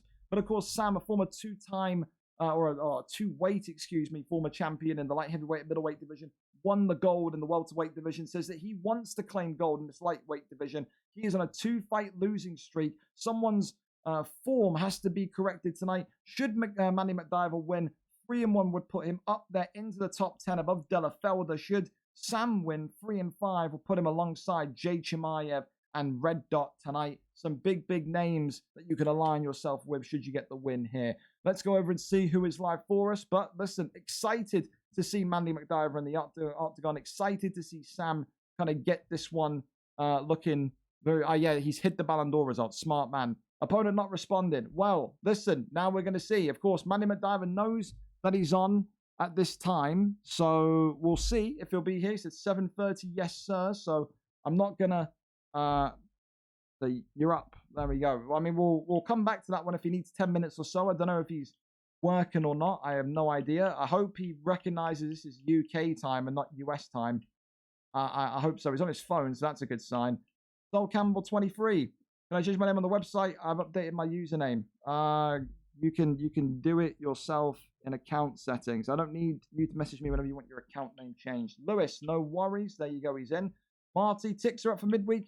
Still good to take charge of my off days. Absolutely, I can do that for you, Marty. Okay, everyone, all thanks to Light Heavyweight Champ. I won that. Told me anyone who uses Lewis bash the body. There you go. BOB, for the Twitch name, that's good. Everything is looking pinpoint so far. Let's talk. You are 14. Don't use this to me, bro. I don't want to have you in management. Please leave me alone. You shouldn't be awake at 10 p.m. You should be in bed. You've got school tomorrow, man. Relax. Wow, look at, you better not have edited that, Jack. There's no way. You better not have edited that. I'm going to go back and check that. If you've guessed that by 1 second out, that is scary, bro. What? That is ridiculous. Hang on a minute. There's no way. That's got to be an edit. There's no edit. Yeah. Yeah, that's fucking scary. That is scary. To 1 second out. That's ridiculous. That's wild, by the way. That's absolutely ridiculous. Holy hell. Holy hell, that is... If someone's got 239, I think Jack may kill himself in game. I can't lie. Oh my god. That's great, man. I'm on the school bus till 3, my guy. Well, I mean, so why say 7:30, yes, sir, and now you tell me you're not here until 8? What kind of sense? What kind of logic of that is that? What kind of logic is that? Bro, you see what I mean? You see why I get so annoyed with some of these people in the league, bro? Hey, remember your times at 7:30 for me? In what world? In what world do you think? You know what? Go and look at the channel. You tell me where it says 7:30 US Eastern, please. We're going to test the intelligence here. He's on the school bus. I swear he said he was working until... He was working... This is... Yeah, you're not reliable. And now you're annoying me. You're on a school bus. Yet you were working on Sunday from 5 p.m. to 9:30 p.m. So which lie is it? Come on, bro. Like, you're annoying me. Same guy pulled out on the UFL on Sunday because he was working from 5 to 9:30. Now, listen, I don't know about US laws. I'm a European moron, you know? But I don't think a kid that's riding the fucking school bus is working from 5 till 9:30 on a Sunday. Yeah. Yeah. Yeah, okay. I'm sure. I'm sure you do. I'm sure you do. What an idiot, dude, honestly. Free or night, you will be fighting at 3 p.m. Eastern. If you are not here, you will be kicked and removed from the Discord. Have common sense or leave my league. I'm not dealing with stupid people. Thanks. Don't care if that's offensive. Suck me is my answer. So listen, thank you to Sam for being called to that. So we'll move that one to the 8 p.m. slot. That's fine. But again, common sense. You ain't got the ability to have common sense. Don't fight my league. I don't care about you being on the fucking school bus. You know all week since Tuesday what time your fight is. You can't convert time or you can't see it says 7:30 GMT. That is a you problem, not a me problem. That is down to you to not being able to clarify. You can DM me all week about the times. You can ask me on Tuesday, on Wednesday, hey, I won't be home until 3 p.m. Eastern. Can you move my fight? If you don't have the ability to communicate with me and you're too stupid to read a fucking clock, then please don't fight in the league. I don't have time for it. Moron. Stupid. See you at 3 o'clock your time. Theo B, an adversary up next. Then listen, the battle of the newcomers to this flyweight division. Theo B comes in with a 0-0 record. Adversary with a 0-0 record. Theo B thrusted into this division with how experienced and how dominant he looked in the lightweight division, mocking his opponents with his Bruce Lee, taunting on his opponent's adversary in a more humble way, getting moved up after his wonderful performance in the BMF tournament. Took out guys like Nasnim, took out guys like, I think, Ali ADP did he take out? He took out a lot of highly named guys. And, of course, with that, you can't keep a guy like that in the lightweight division. It makes no sense. It makes absolutely no sense. So, you know, you can beat one of the greatest of all time in Naslim and you can stunt on people with Bruce Lee in the lightweight division like Theo did. then listen, this is a match made in heaven. Who gets their first win in the flyweight division this evening? Fiob, known as a prolific boxer, adversary known as a kickboxer, but also has that kind of ground game ability in his locker as well. So let's go over and up to that one. Fiob is live for us. Let's go and dwell on that one. But again, fellas, please, I don't want to be a dick to you lot, but if you don't know how to read a fucking time, then I don't have time for you. That's my response right there, in a nutshell, yeah?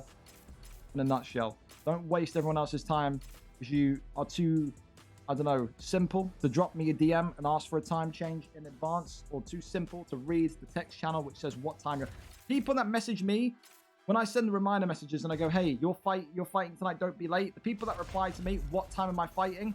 I'm this close to cutting constantly because I don't want to deal with people that can't read, bro. Pantoja for Saliba. What will be the response from adversary? We can update the sub goal as well. Thank you very much, Booba, for kind of guiding me towards that. I've completely dropped my knowledge. We're close to 200 subs, fellas. We are so close. Road to 200 subs. Help me get there if you've got a massive Johnson. Okay? Help me get there. You need goal amount 200, starting amount 190. Hashtag road to 200 subs. Fellas, you can go in whenever I hear that ready up noise. I'll be back with you. But don't worry. Don't wait for me. 03, let's say 07, 2024. All right. We're here. We're there. We're everywhere. Let's go. Let's go. Let's go. Let's go. Let's go. So, two former lightweights now in the flyweight division. Glove touch, and here we go. Pantoja in the black and gold for Fiob. The favorite, though, will be adversary after that incredible streak he had in the BMF tournament. Said that in the final against JKB, he froze under the spotlight. The pressure got to him. Of course, there was going to be no real way that he was going to stay in the lightweight division after dispatching of Nasnim and dispatching of some of these great names in the tournament. But of course, Fiob fancies himself in the same way as a boxer. He once upon a time called himself the best boxer in the 145 division at featherweight. Then not many people could outstrike him on the feet. His adversary believed that he one of the few that can. There was a long list of people asking for Fiob in his debut fight. One that made the most sense in terms of record was, of course, adversary due to that move up. So, we're going to be fair. And of course, for Fiob, going to need to kind of wade through this kind of offensive power of Davison Figueiredo. Of course, some great power in his hands. Probably the most power of an option that you could pick up. Of course, Pantoja, though, super silky. I think one of the more balanced fighters.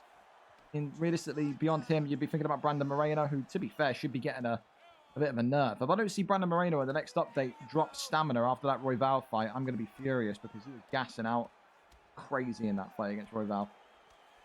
Wonderful start to this fight, though. Both of them taking a few clips of each other, but big body shots, and now a big striking battle engaging. An adversary is in big trouble already. A big knockdown from Fiob and Pantoja. 1-2's down the center, off the jab. Double jab, straight hook right there. 1-2 down the middle again. Overhand there, swinging and missing. Pull uppercut, overhand comes on in. Straight down the middle. Off the jabs, and now into the hooks again. Saliba continuing to just kind of walk backwards and kind of pick his entry points. And this is, again, a very different kind of version of adversary which we saw in the BMF adversary. And the BMF was being the aggressor, was very patient, and his combinations worked to a T. Of course, there was some concern from a couple of people after the BMF that were kind of pointing at me to look into maybe a possible ult situation of adversary. JKB vouched for him, said that he was in the party with adversary all night. There was nothing to worry about. So, one of those where you just can't really do too much more when the winner of the tournament is vouching for him. But of course, so far tonight, Saliba starting off better, but that's been sliced open quickly by Figueiredo. Big shots again from Fiob. Uppercut. Avoids that one. Does adversary clips him right back, though, with a big uppercut, though. And that is not the start to the fight the adversary would have wanted. Arms in the sky from adversary. I have no idea why. That is not a good round for him. Theo B for me takes round number 1. Slow start to the day for adversary. How will he come back to this one? May want to shoot the wrestling if he chooses to. Club touch and we're off. Immediately starting with the aggression is VOB in the black and gold. Head health is kind of the same, but I think the block is just marginally better for Saliba. Just feel that way. Oh, clipping him though. VOB dropped there. Adversary, this is the exact start he wanted in round number 2. That power of Figueiredo coming to the forefront now. Off the jab straights. Now in the pocket again. Both of them are letting off fireworks in there. Body shot connecting. Continues to try and work the uppercut combination. The uppercut though sneaks him. It's a peekaboo uppercut from adversary. Big hook round the side. Off the jab straight still. VOB's got to get out of there. His block's absolutely gone. And against the cage here, adversary is going to take control and take charge. And adversary now has top mount. And this is not where Saliba wants to be. Big ground and pound. And that one there is avoided. Posture ups there. Disengages. An adversary now maybe piling on the pressure a little bit more. 1-2s down the center again. Saliba is stuck against the cage here. He's got to pivot out. He's got to rotate out. Does a good job of doing so there. Head kick there blocked up. Stamina now is coming low. Body shots being mixed up there. Little fake strikes of adversary is great as well. Off the jab. There's the takedown from VOB. Adversary is going to be whispering into his ear. So you're a wrestler now. Knees against the body. Draining that stamina more and more. Off the jab again. Working off that jab really, really delicately. His adversary. Big knee to the body. Uppercut again. Oh, goodness me. Yes, good from adversary to kind of pull out of that attack and protect himself. And it's an absolute dropping here. And again, knee on belly. And this could be game, set, and match. Adversary not able to finish the fight. Great head movement from VOB on the ground. And now we're in this grounded position. Good denies from the pair of them to start. Works the shot to the body. Posture up is denied. Full guard there is denied as well. Little taps to the head. Good deny there to the right-hand side. Another big deny there. Works the body shots. You can just see here, adversary looking to take all the breath away from Saliba. Works. Shots to the body and sprawl. VOB not even wanting to get back up. He knows he needs that recovery coming into round 3. And the leg kick's just going to be coming in. I back. Trust me. More and more taps to the leg, and adversary backs away, lets Saliba get back up. Cheers, you goggle-eyed fossil X. Thank you very much. I'm your goggle-eyed fossil, though. That's fine. As long as I'm the only one in your life, that's absolutely fine. Round 2 in the books, and that's a great recovery round for adversary. 1-1 on the scorecards, but with head health in a real bit of trouble, with the stamina in a real bit of trouble, maybe the belief in a bit of trouble. Saliba is looking like he's staring down the barrel of a first flyweight loss here this evening. Can adversary get it done in this 3rd and final round? Saliba's going to need to use all of that knowledge of movement and all that knowledge of crisp striking from the featherweight days. Get him through this one. Big drop though immediately. Adversary refuses to jump and wants that clean knockout. Shoots the takedown. Does VOB. That one there stuffed. Now big knees to the midsection. Uppercuts again. Oh, clips him again. Adversary. Oh, with an absolutely thunderous knockout. The uppercut from hell itself. Davison Figueiredo, adversary, looked a little bit lost in round 1, but shaked off those cobwebs and said, I'm back in round number 2. A big debut win for him and for VOB for Saliba. It was an excellent first round, but it was just death by 1,000 cuts because of that Figueiredo pick. He'll be ruining the missed opportunity, maybe to finish the fight in round 1. And a great opportunity to do so, if I do recall, with the ground, well, with the drop, I think that happened. But for tonight, it is a debut win for adversary. Easy works, newest student to the game. Very much looking like he belongs in that division. A round 3 TKO. He is only going to get sharper and better with each fleeting performance. Congratulations to him. A big, big sign that he is one of maybe the guys to watch for most improved fighter of the year. Up next, though, we go over to Booba Time and RNG Melon. So, Booba Time coming into this one with a 1-0 record. RNG Melon, a 1-0 record. Boxer versus kickboxer. You talk about RNG Melon saying, I want to be the next to the throne. Riso 4 is his teacher, the man that taught him all about the combination work, the boxing work, the movement work. Tonight, Booba is going to be in for a big, big treat because this is probably one of the most entertaining fighters that he is going to have to face in this division. RNG Melon, known for his high-level knockouts, known for his kind of showboat performance, known for his fake glove touches too. That is a thing that Riso 4 has told him to kind of sneak into his game. The thing that Booba Time will have on his side is all of the experience, but he is an emotional fighter. We have seen it in the middleweight division, and we have seen it before, maybe in that lightweight division, the welterweight division, excuse me, where Booba Time, after certain losses, after certain takedowns, begins to see red. The red mist comes down, and that can throw him off his kind of pace of the fight. For him tonight, it's about keeping calm, keeping that kind of mellow energy that he has, and making sure that he does not get blitzed by RNG Melon early on in round number 1. We go over and up to it. Booba Time and RNG Melon, both 1-0. Scotland takes on the United States in this light heavyweight bash of dreams. Here we go. We're here and we're ready.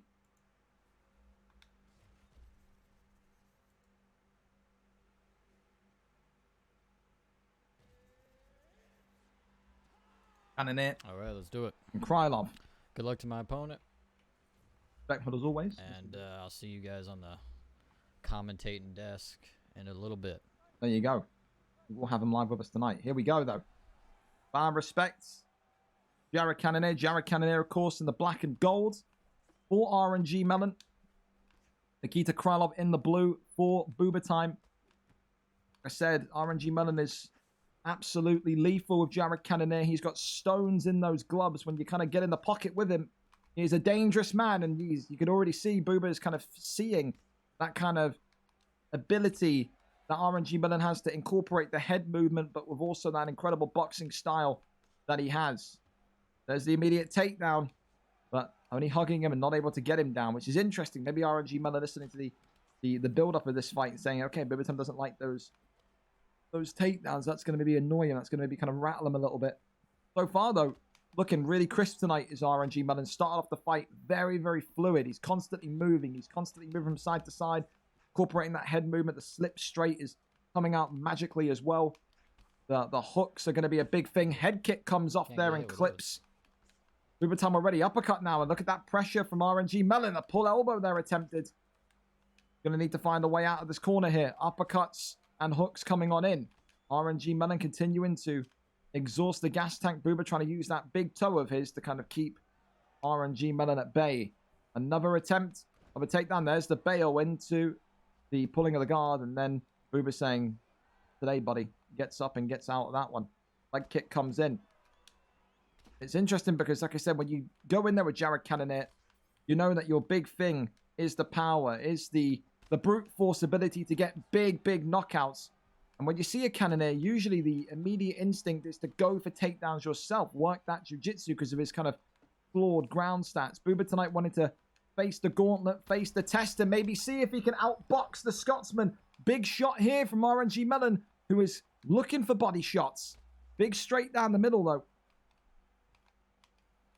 Then used to move towards his opponent, RNG Melon. Oh, good little bit of movement there. Little shift to the side again.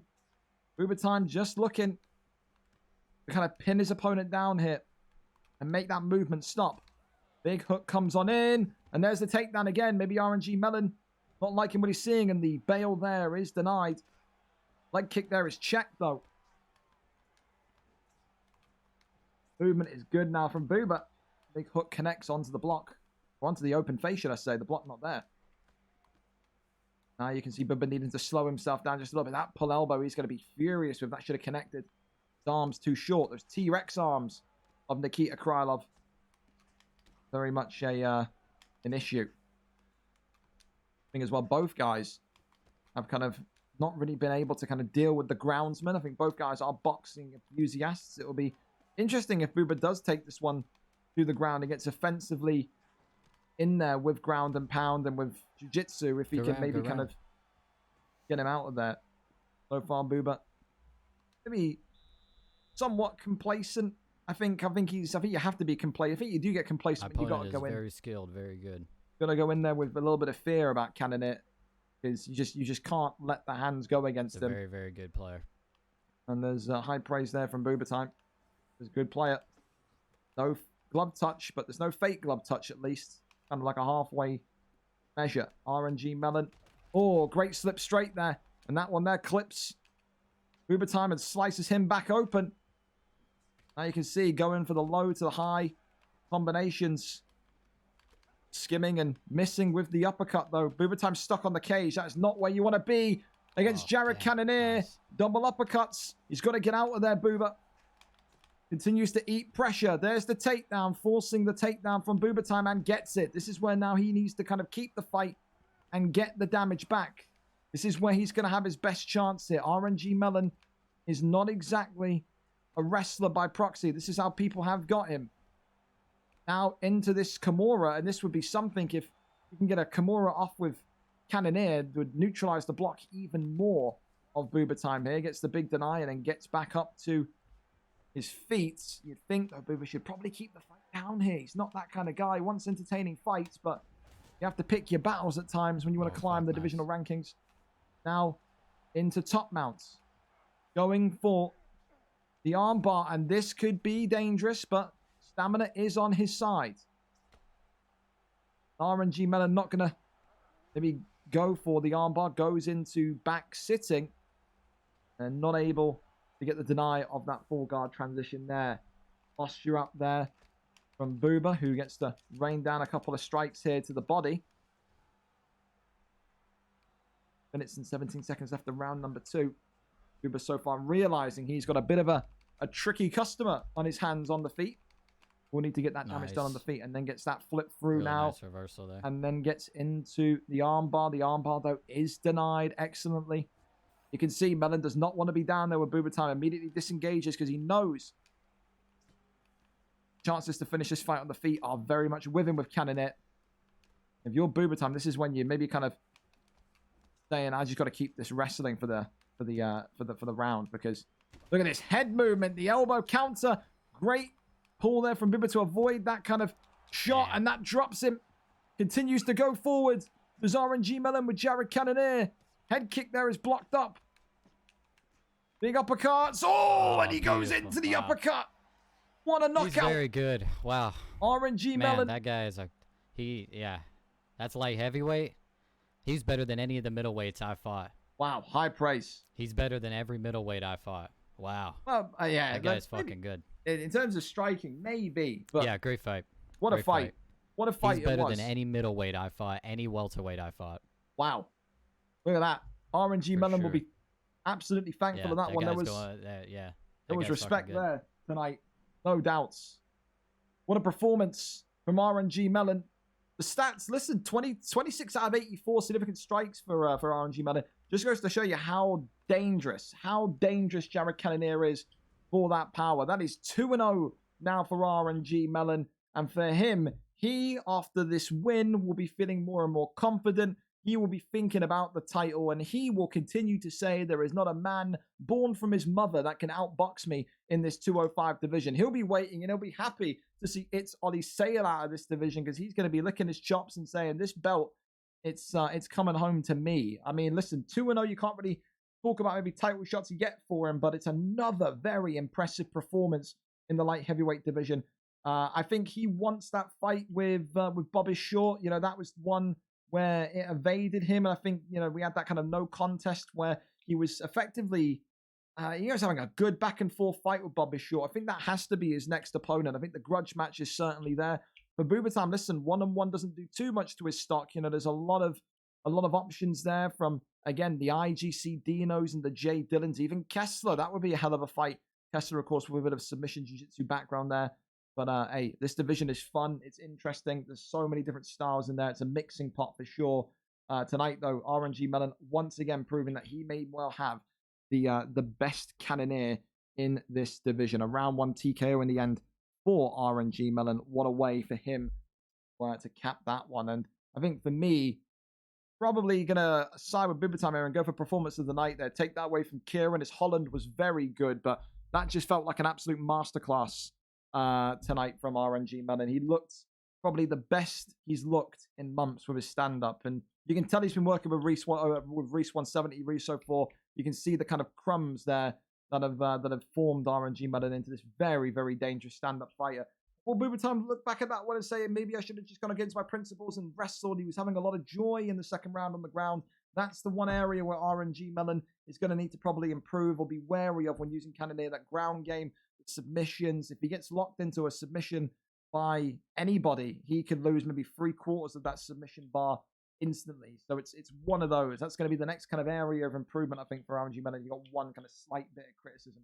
Boxing, he looks like the man to beat in that division, no doubts about it. Up next, though, we're going to go over to XPG, Synergy, and Hakimi. Back to the heavyweight division we go. Synergy 5-3. Hakimi, on the other hand, is looking for a big bounce back. 4-2. It's number 1 versus number 3, and this one could well be the fight that says, okay, you are going to be next. Of course, Lewis Bex will say he should be next. YYY Tron says he should be next. There's a lot of candidates in this heavyweight division once Bailey 18 leaves to fight for the strap. Maybe the winner of this fight tonight, 1 versus 3, could throw their hat in the ring as well. A 5-3 jiu-jitsu artist is Synergy. A 4-2 boxer is Hakimi. Both have had shots at the title, but both have come up trumps so far. Let's see who gets the victory here this evening. We're there, we're set, and we're good to go. Kimbo Slice. He's teasing us. There's no way. No way. No way. Title fight pending, says Lewis Bex. There you have it. There you have it. Here we go. Here we go. Derek Lewis and Jarzinho. Again, Jarzinho and Derek Lewis coming out. It's just one of those now. These two are our Rumble Johnsons and Gustafsons from UFC 4. Those were two that we always saw every single week without fail in this division, or in the light heavyweight division, excuse me. Here we go, though. Jarzinho in the green, Derek Lewis in the blue. Jarzinho, 4XPG Synergy, Hakimi in the blue with Derek Lewis. A little bit choppy with the connection, but keep an eye on it. I mean, hopefully. Oh my goodness, may not need to keep an eye on it for too long. Hakimi starting very strong here, clipping and stunning XPG Synergy very, very early on. Synergy not able to kind of hang on in there. Maybe shooting for a takedown, whiffing. The connection here is very, very choppy. Overhand comes on in. Who's on the dial-up connection? Pull uppercut is there, though. Continues to work shots to the body. Kind of on the cusp here of potentially a no contest or not. It's very choppy. It's difficult to fight in this. As we know, the XPG guys have had issues with connections in the past. I think a couple of them still play on Wi-Fi in 2024. God bless them. That has got to be terrible. For now, though, listen. Body shot comes on in. We'll let the fight play out. Make a ruling on it after the fight. Uppercut there comes on in. Body kick comes in. What you can say is that Hakimi with Derek Lewis is always dangerous because of that 99 power. Uppercut there flies on in as well. Body shots going low. Synergy on the ground will be a dangerous customer as well. On the feet, we've already seen that power of Lewis, but Hakimi has got to defend those body shots a little bit better. He is eating knees to the body and kicks to the body. Continues to just try and work those pulls as well. Sways on rounds. Sways on round. Body shot comes in. Knee to the midsection again. Oh, jumping knee as well. The Synergy trademark there. Hakimi just being kind of overwhelmed here at the minute. Not blocking any of these body shots here. And it's just like that Scary Times fight earlier on. Don't block the body, and look how much damage is done to the body, and look how much the stamina difference is already inside one round. That's what his corner will be telling him. Just keep working that midsection. It's going to crack. Leg kick is checked. 1-2 down the center again. Wee, body shot there. Big knee to the body once more. Hooks upstairs. Hakimi dropped from the body shots and against the cage. Is he going to finish him here? Not quite yet. Knees against the midsection. Overhand coming in. Still nothing. Head kick there. Blocked and stopped. 1-2s and big hook there coming in. Synergy's got to be careful as well. That head health of his is not out of danger. Absolutely isn't. He's eating some big damage. I think as long as Hakimi can protect the midsection here, he's still got a good chance of winning this fight, but he's got to be perfect on his body defense. Has to be. Knee to the midsection again. Good block again. Jumping knee, though, clips him. Big hook upstairs. Right down the middle. Head kick there is blocked again. Waves round the side. And again, Hakimi is a man that has no ground game whatsoever, so you'd have to say it's going to be one of those where it's going to be all on the feet. So far, though, look at those numbers. It is a clear as day XPG Synergy round. He is clocked on to the body damage way too late. And because of that, he's conceded, I want to say, 60% of his body health inside one round. Hakimi's going to need a comeback for the ages to get this one over the line. Jumping knee again. Synergy. Oh, low to high. High to low. The level change is wonderful. Great lightning fast combination, though, from Derek Lewis. Body shot. Defended again. Jumping knee. Right down the middle again. Upstairs with the straight and against the cage. Hakimi, is he out of there? Not quite yet. Knees to the midsection. Overhand clocks him again against the cage. And this one is over. Round number 2. Hakimi not able to make those reads in the body shot early enough. They came from distance, and that's how you penetrate Derek Lewis, it seems now. The antidote to this powersome juggernaut in the heavyweight division is clear. Work those body shots. He is dead by round number 2. That was exactly the case tonight. Great work, great effort by XPG Synergy to kind of keep his calm, keep his composure. Didn't rush in, didn't panic when he got kind of stunned in the first round either. And again, just kept the fight at a slow pace with those body shots. A round 2 TKO tonight for XPG Synergy, 6-3. He will now also enter his name in the ring for a potential title fight in the month of March. Congratulations to him. Don't forget as well, Ginger Ninja still needs to make his card for from the Ultimate Fighter win. So who knows who he'll put in there. That'll be interesting to see. Up next, though, Manly McDiver. Will he be home? Will he not? Is he on the school bus? Is he working? Who knows? I sure as hell don't. Let's go over and see if he's home yet. So many DMs. I'm going to scream. Driscoll. I don't know what Driscoll? Is the water crispy? Can water be crispy? I don't know. The school bus. There it is. Trixie literally says both times. Hey, welcome to my universe of being a league owner. Hey, I unless I'm going to their house, Trixie, and hand delivering them a note when the fight is. It's yeah. If he is under 18, he can work nights. High schoolers at my work close on weekends. We are up until 10. Your country is up there. At what age can you own a gun? I wonder. I'm in. Don't know about my opponent. Your opponent will be Lewis. Don't worry about that. Booba gave me his link. That's fine. Nat GW as well. Hard to get you. I'm trying to sell, but don't want to get his wells around. Struggling to get a reply from the others. What are you thinking? Admins will be in touch. Can't speak a touch about that. Sit tight. JMW, the Greeks, just putting the list together. That's fine for Greece. Again, tomorrow, international competition in FIFA. Sit tight for that one. That's going to be good. Another line income. Can I have someone on a longer losing streak instead of a winning? Well, okay, well, there you go. He's not too happy with his opponent choice there. Okay, BK Sanada. Home? Question mark? Let's see. Is he home or is the school bus fucking crashed? I wonder.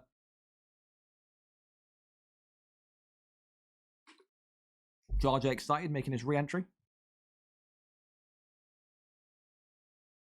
Let's see. His phone's on. Maybe he's getting... wonderful. Fantastic. You're up. There you go. In future, you tell me when you can and can't fight. Don't tell me that you're on the school bus when it says both the times, bro. Manly McDiver and Sam coming in then. So, Manly McDiver coming in with a 2-1 record. A loss last time out. Sam, of course, 2-5 as a balanced fighter. A 2-fight losing streak. But, of course, more experienced. Former double champion. Former welterweight champion. One win in his last 5, excuse me. I was looking up here at Axford for a minute there. I saw the black mark. I was like, a draw? I don't know if Sam got a draw. But 2-5, balanced fighter. Good ground game, but he's an anti-wrestler. Sam is the kind of guy that will say, I want a stand-up fight. I want entertaining fights, but you take me down. I know how to defend myself. Manly McDiver, we have no idea what his kind of style is because this is his first fight, his debut fight. So let's go over and see who is going to get this one done. Okay, that's surely not a real quote. There's no way Charles Jourdain said this. There's no way. I don't believe it. I need video proof he said this. I don't believe it. You're pulling my pickle here. All right, we're here. Fantastic. Conor McGregor for Manny McDiver, unless of course he opts to change because of Masvidal. Of course, Masvidal is usually the greatest counter to a Conor, so we'll see, I suppose. See. There you go. There you go. There's fights in the chat. Lewis, you're security, mate. Calm him down. Calm him down, Lewis. You're the security for tonight. No, Cambio. He's usually the security. Here we go. And then the Octagon's absolutely a war zone based on what we've seen tonight already. Roll around that too much, you might get HIV. Who knows? Manly McDiver, of course, in the green with Conor McGregor. Sam, of course, in the white with Jorge Gamebred Masvidal. Of course, if Sam does get threatened by McGregor tonight, he does have that turning takedown up his sleeve. You see already Sam there thinking about takedown. Big double hooks there from McGregor, as always, as you know. The left hand of Conor is what you need to watch out for. But also his lightning fast speed. He can throw a 17-piece combination, it feels like. He feels like a Tekken character at times, doesn't he? He really does. Goes low to the midsection off the jab here. Goes low. 1-2 down the center again. Continues to just try get the jab going here. Body kick connecting. Oh, look at that. Styling on him is Manly McDiver. Fresh out of geometry class. And right into a war zone against Sam. Now looks to work the body. And this is the thing with McGregor, as always. Smart to look to wrestle against a very decently strike-worthy Conor. Zap that stamina. Take that body health away. Works the midsection. More and more here. But again, not going to be able to transition over into hot mounts. And Sam is another one of those guys where he's not going to be afraid to take this fight the distance should he need to. Plays on round. Back to the feet we go. Hits that teep kick. Body kick again. Body shots. Hey, good shots there. Knee to the body. Knee upstairs now to the head inside of clinch. Continues to just work the midsection. Great kind of slip hook there. Spinning back elbow from Conor. Hey, got a Conor likes to throw spinny shit. Man. I'm just struggling to kind of get close to without absorbing too much damage. This is the obstacle, the barrier. He's got to get past it. Another good kind of ducking uppercut there from McGregor. Sam trying to fight from the distance here. Teep kick sends him backwards. Any tap to the body is going to be a good tap. Pulls that one. Great counter shot, though, there by Sam. And pulling out of that hook before it led to a dangerous full counter. Continuing to fake the right hand. Fakes left and right in terms of the strikes from Manly McDiver here. Pulls again. Sam continuing just to kind of stick to him. Gets that big cut open on him. Big knee again. And you can just see, it seems like Manly McDiver happy enough to walk this one into round number 2. Been a very, very back and forth round, an equal round. It's difficult to call so far who is going to be up in that one. That's probably one of the hardest round ones to kind of call tonight, man. Look at that, 23 significance to 60, 40 attempted out of 32. It's one of those. I think maybe you say because of damage and maybe the 7 more SIGs landed, you just about give it to Manly McDiver. But again, the accuracy, it's not the most accurate striking from Manly McDiver. And of course, the control time or the ground game slightly from Sam as well. That could be a big factor too. A very difficult round to score. Round 2, though, up and on the way. Spin kick to the body once more. Got a Conor McGregor that's fighting like an Anderson Silva. It's wonderful. Kind of pull guard, and then we've completed the transition. Conor Silva. Anderson McGregor, eh? Deep kicks him backwards. Little kick to the shin here. This is great now. Sam every time is seeing that kind of pull, executing that fantastic straight. Gets the takedown on Conor. Now has side control. Can he keep him locked in though? This is a great position to win back the kind of head health battle. At this position even more so. Sprawl. Great position to kind of maybe hold him there, but just shimmies back up onto his feet. And for Sam, that's going to feel like a defeat there because he's got to be able to keep Conor down when he gets in there. Conor swinging and missing with the body kick. 1-2 there from Sam. Entry is good. For Conor, he's just got to find that aggression. I think when you're Conor McGregor, you have to kind of understand you have so much speed, so much kind of damage in your hands ready to go. You've got to have to kind of take the lead. You have to take the momentum of the fight by the scruff of the neck and control the fight, because round 2 so far, Sam is dictating the tempo. He is controlling where this fight is going. And he's looking confident, looking like a guy that didn't have a tight round 1 at all, looking like a guy that's kind of looking into the eyes of McGregor and saying, I'm going to beat you here tonight. 1-2 down the center again. Goes back to the body, upstairs to the head. Oh, great pull though. That's the mistake. Goes to the body shots here. Sam here now using his defensive ability to just kind of avoid it. Avoid those heavy hits. It's a big chess match at the minute between these two. Brings him backwards. Oh, listen, grabs him by the back of the neck and says, get over here. Sub-Zero style. Throws him to the floor.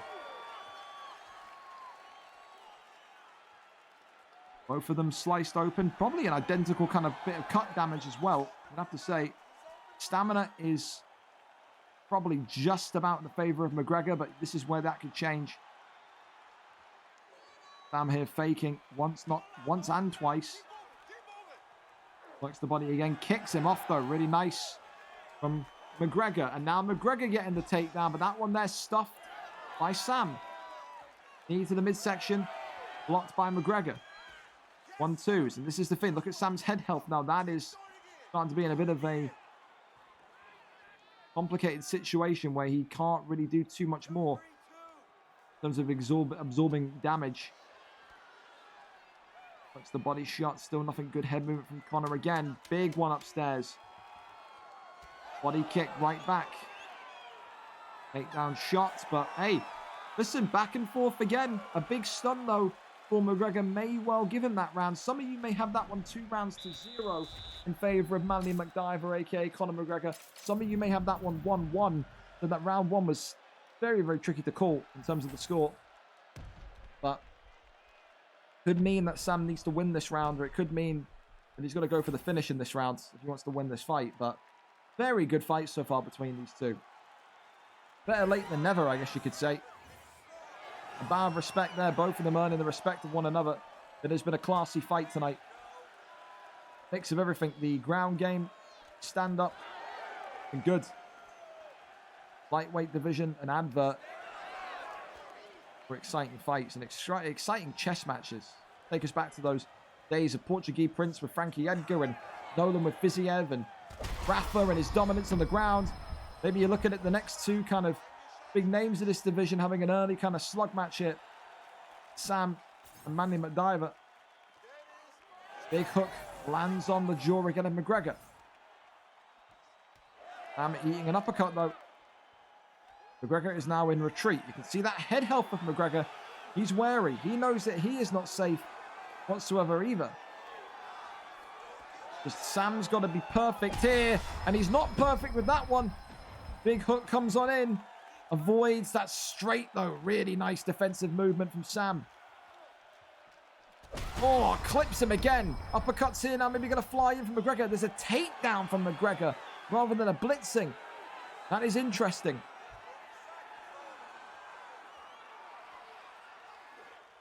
Goes over to the left-hand side. Now Sam working the body shots here. Back over into half guard. McGregor looking to be a wrestler here this evening. Sprawl. Gained from Conor. Against the cage. Gets up.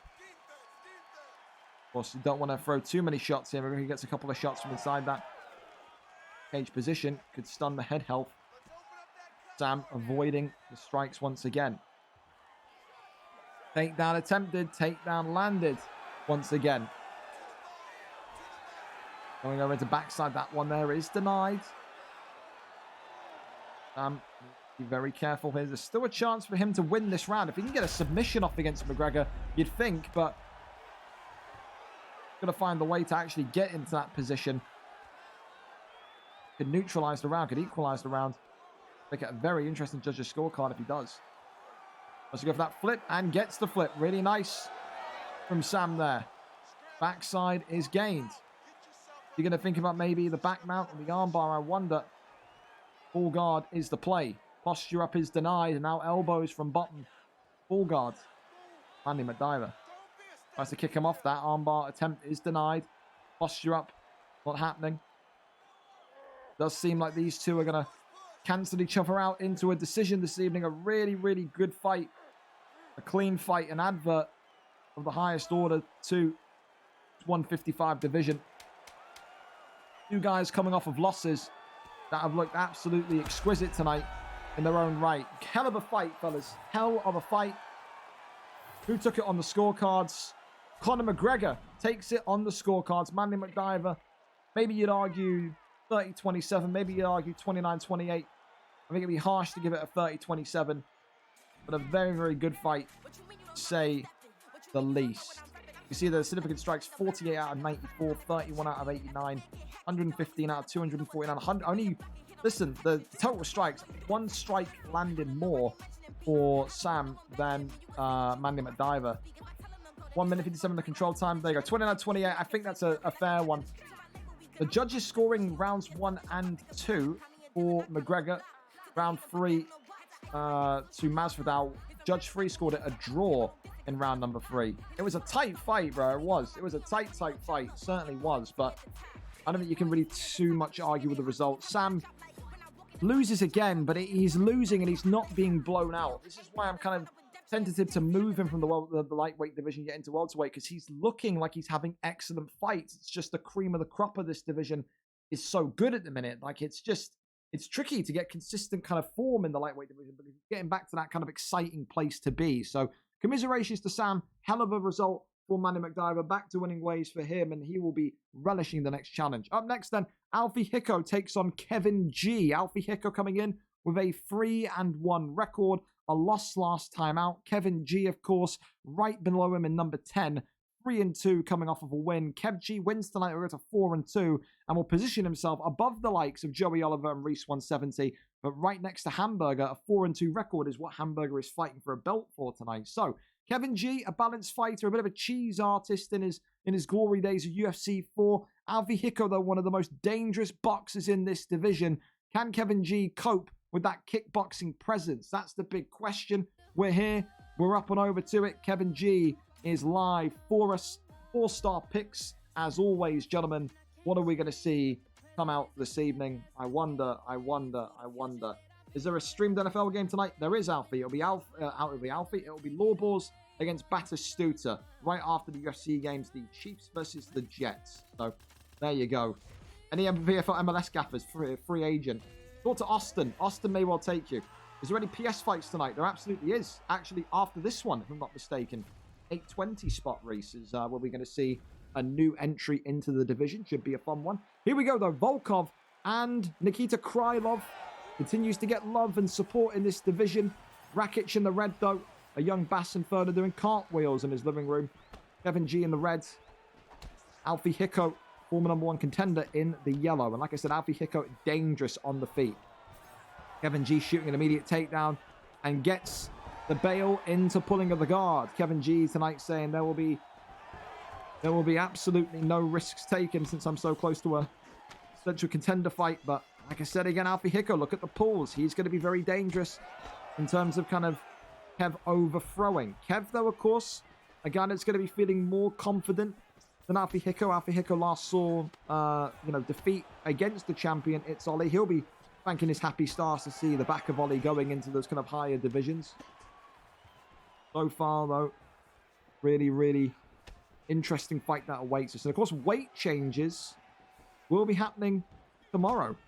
will be after the debut of VFL MLS. So if you are a night out tomorrow, look at this. Kev takedown bailing again. This is what I mean with Kev. You never know what version you're going to get with him, man. You're either going to get clean Kev or you're going to get kind of takedown bailing, kind of cheesy Kev. He alternates his style very well. And Alfie Hicko is going to be able to get out of this one scot-free. The stamina race was there. Kevin G, he's going to go with takedown bails. And he's going to stick to this kind of way of fighting. He's got to secure his man. Kevin G is absolutely gassed of stamina, though. He's not going to be able to do anything. Even if he locks in a sub, it's going to be pointless due to kind of how depleted he is. And look at this. Goes for a heel hook here. Alfie Hicko saying, okay, let's see what you've got down here then. And gets up and away of that one. That there was a little bit too close for comfort, Kev G will say. Minute and 50 left on the clock. Round number 1. And it's another takedown bail. And that one there is denied. Head kick. That's going to feel good for Alfie Hicko. He gets a big one landed on Kev G.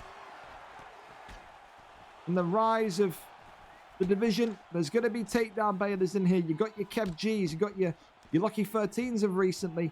Alfie Hicko knows he's going to wade through them. He wants to get back into being a title contender. Good shot here. And of course, it's good practice going into maybe those lighter weights down the months. We know featherweight 145 is known as the takedown bail hub. So many of them down there. Your Demonics, your Driscolls, your Chubb Nardinos at times. Maybe your Georges. There's a lot of takedown bailness in the featherweight division. Uppercut there continues to connect for Krylov, and Kev G seemingly can't outstrike the Krylov pick tonight. Alfie Hicko enjoying this exchange now with the former light heavyweight champion. UFC 4, of course. Off the jab straight again. Round 1 in the books. You'd have to give that one to Krylov, I think. You do. That he's kept his head. Said he's had those 3 takedown bails and survived them all. In a dangerous position of maybe getting subbed by the armbar, but kept his cool, kept his calm. Here we go. Round number 2. When will Kev make his first shot? That's the question. Full elbow is there. The elbow flies in response as well.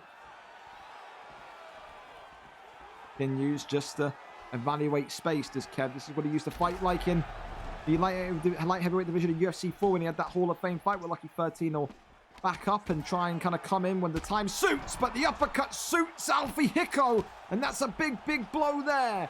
And now Kev G is on the other side of this ground game. Neon Belly's here. And he gets back up and says, come on then. Here we go. Another bail and a good deny. Oh, big uppercut from outside. The clinch there drops him. A triple drop there. And this could be game, set, and match for Kevin G. Kevin G is out of there. Alfie Hicko says, bring your takedowns all you like. You can't outstrike me.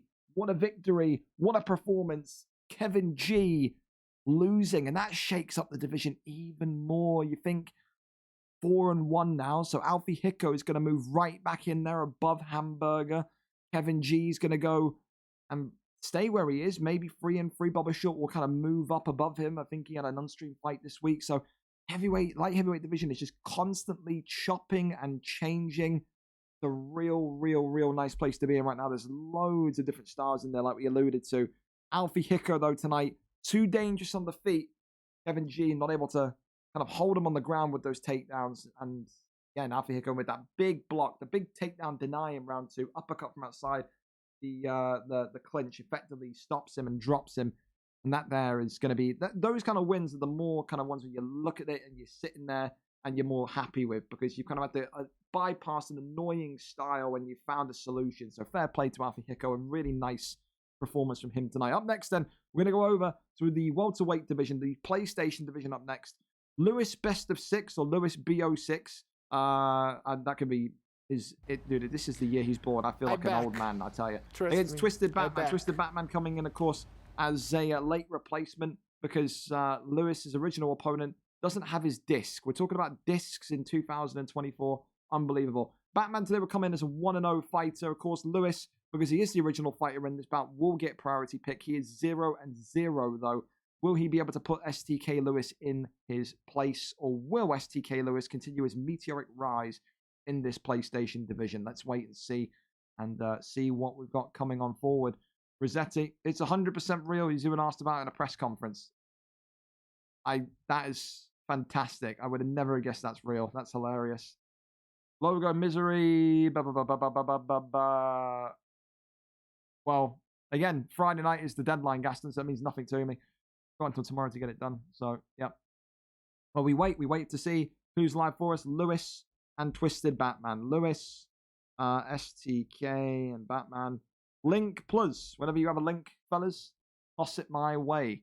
Made good time tonight so far as well. We're right on time. 8:20 this fight scheduled for, and we're at 8:19. So appreciate all of you tonight being absolutely on it. Appreciate the life out of you. There you go. Thank you as well early on, Gaston. Stop ruining. Well, lovely. If Gaston is going up, shouldn't it be him and XPG Synergy? Shouldn't it be... If Bailey is going up, shouldn't it be and XP Synergy? Lewis, are you taking too many hits to the head? Or are you just drunk? I don't know. Waiting for the guy I'm stepping in against to invites. Okay, well, let's see. Again, has Lewis got the intelligence to understand who he's fighting? I wonder. Is this him typing or is this Lewis Bex typing? I guess we'll find out. I imagine it isn't, but... Where you at, Lewis? Where you at, boy? Where you at, George? There's some essay being typed here. Well, see. We'll see. We'll see. Oh, we'll go to the next one. He hasn't invited me yet. Well, come on, Lewis. Why have I opened up the VFL on the NFL Discord? Jesus Christ. Whoopsie. We'll call him because clearly he's an idiot. I tell you, this is... I love my PlayStation people. I do. But some of you PlayStation lot, man, so dense. Can't even call him. No reply in 20 minutes. You will be cut. You will be removed and banned from the Discords. Not dealing with people who are too stupid. Pay attention to what's going on. Attention, I can't even spell attention to what's going on. Lewis, don't worry again. We've taken a risk. It was originally two new guys coming in against one another. So, again, they're a little bit slow. They're a little bit stupid. They don't know how to read. They don't know what time they're fighting. I can't do much more than kind of remind them what time they're fighting. You know what it is. We will get you a replacement, though. You will be fighting tonight since you're already here. There will be a PlayStation fight in that regard tonight. Even if it's you and Reese, I don't even care. But for now, listen, we're going to give him 2 fights to kind of respond. This cool Charlie guy can get kicked as well. Again, don't ask for a fight if you are too idiotic to know what time you're supposed to be on. Lewis Bex has already left the Discord. There you go. That helps me massively. So he's completely fucked it. He's seen my messages and dipped out. There you go. And some of you wonder why I don't take the PlayStation division seriously. Hey, that's some of you wonder. Some of you think. So we will get you a replacement. Lewis can, I don't know, man, dip out and, I don't know, go and play with Legos or something. I don't really care. But I think if Reese, you already fought on the prelims, man. I can't be doing that. The Twisted Batman will therefore go in here. And in truth, we get Rasta if Rasta's home. Not a bad idea. LD is on the card already. Interesting. Matchmaking. We got this here. Yeah, I wouldn't be opposed to Fred. Oh, I wouldn't be opposed to Fred. See if Fred wants it. If Fred wants it, that's a very good fight. It should have been that. I was saving this kind of fight for a main card fight, but Fred, you're around today. Say 20 minutes. We'll see. Again, you always take a risk bringing in new players to the league. They're either going to sink or swim. Clearly, the 2 newcomers on PlayStation today have sunk. So, there you go. Yes, excellent. See you then. So, we're going to make that fight then. It's a shame that we're having to make it this early. But it is what it is. So we're going to do that fight in about 2 fights time. Let Freddie kind of get on and get warmed up. A welterweight matchup coming soon. We'll go back over then to Arrow and Jay Chimaev to keep the pace going. So Arrow coming back into this division. I think before he left, he retired at the beginning of February, citing that he didn't really have the passion to do it anymore. Came back in just this past week, so only a brief retirement. Hopefully it's the end of his retirement. I think Arrow is now known as kind of the guy that kind of constantly is kind of in and out of the division. He's retiring, he's coming back, he's retiring, he's coming back. We love him. He brings an entertaining fight style. But Christ, it makes my life difficult with updating the rankings constantly. So tonight, Jay Chimaev also making his return for the first time in 3 weeks. He took a little bit of a hiatus, wanted a break from fighting. He is in with a 3-5 record, though. A wrestler he may be, but also a dangerous kickboxer, coming off of a loss last time out. I believe Arrow is actually coming off of a win on his last fight, I think back in early February, late January. They're roughly going to be about the same position in these rankings. Jay Chimaev in 11th. I think maybe Arrow is going to be like 10th or 12th. They're right close to each other in terms of the records. But it should be a good fight. And it's another one where I look at this and I say tonight it's a real potential of this being a fight of the night candidate. I really like the way these two compete. Arrow has been on the end of some wars. Jay Chimaev has had so many performances of the night bonuses as well. He is dangerous as can be. I'm intrigued by this one. If these two had a couple better records, man, again, we'd be talking about this fight in the same breath as maybe a main card fight. So I think these two, if they avoided each other for a little bit longer, and if Kyle kind of dipped out of the division into featherweight, we'd be talking about these two going for the title. I seriously mean it. So strap in, get a snack, get a beverage, because this is going to be probably one of the fights of the night tonight. Eddie Alvarez for the returning Arrow, and for Jalix MMA, I'm going to need to make a mental note to update that. That is very different to Jay Chimaev. You have to tell me about that after, Jay. Remind me in Discord so I can update all the document stuff. Here we go, though. Kevin Lee. Again, a wild El Kemure will be somewhere doing cartwheels. Says that Kevin Lee doesn't get the respect he deserves in the lightweight division. One of those tonight where Arrow is going to need to use that kind of bulkiness and that heaviness of Eddie Alvarez to get that power activated early. We've seen some great Eddie Alvarez performances from Della Felder recently, haven't we? So maybe the inspiration comes from there. Great boxing, but also great all-round wrestling ability. And of course, Arrow comes in with a boxing background. A boxer in real life. He will know the entry points, the movements, when to engage, when to disengage. That's going to be crucial here because Jay Chimaev is a killer. How many times have we talked about that big fight in UFC 4, where come the end of UFC 4, he was playing with the stamina and health HUD off. He is a bizarre fighter in regards to kind of being able to kind of adapt to any style and even kind of showboat with the lack of stamina and lack of health. But one of those. Tonight, though, getting the fight to the ground pretty quickly. He knows that power of Eddie Alvarez is going to be maybe a little bit too much to weather with Kevin Lee. Now looks to rain down the shots here to the body. Of course, again, we'll be seeing a PlayStation fight tonight. STK Lewis, or Twisted Batman, will end up going up against Freddy's 910, the former champion. A really big fight. A lot of, I mean, listen, you talk about replacement fights. You've been given 2 guys making their debut. That one's been scratched out. You've been given 2 of the most exciting fighters in the division. That there is wild, isn't it? Crosses over into top mounts. And now the posture up is here. Rains down the strikes, nothing there. Crosses over into half guards. Little taps to the head here. Now you can just see the patience of Jay Chimaev coming to the forefront.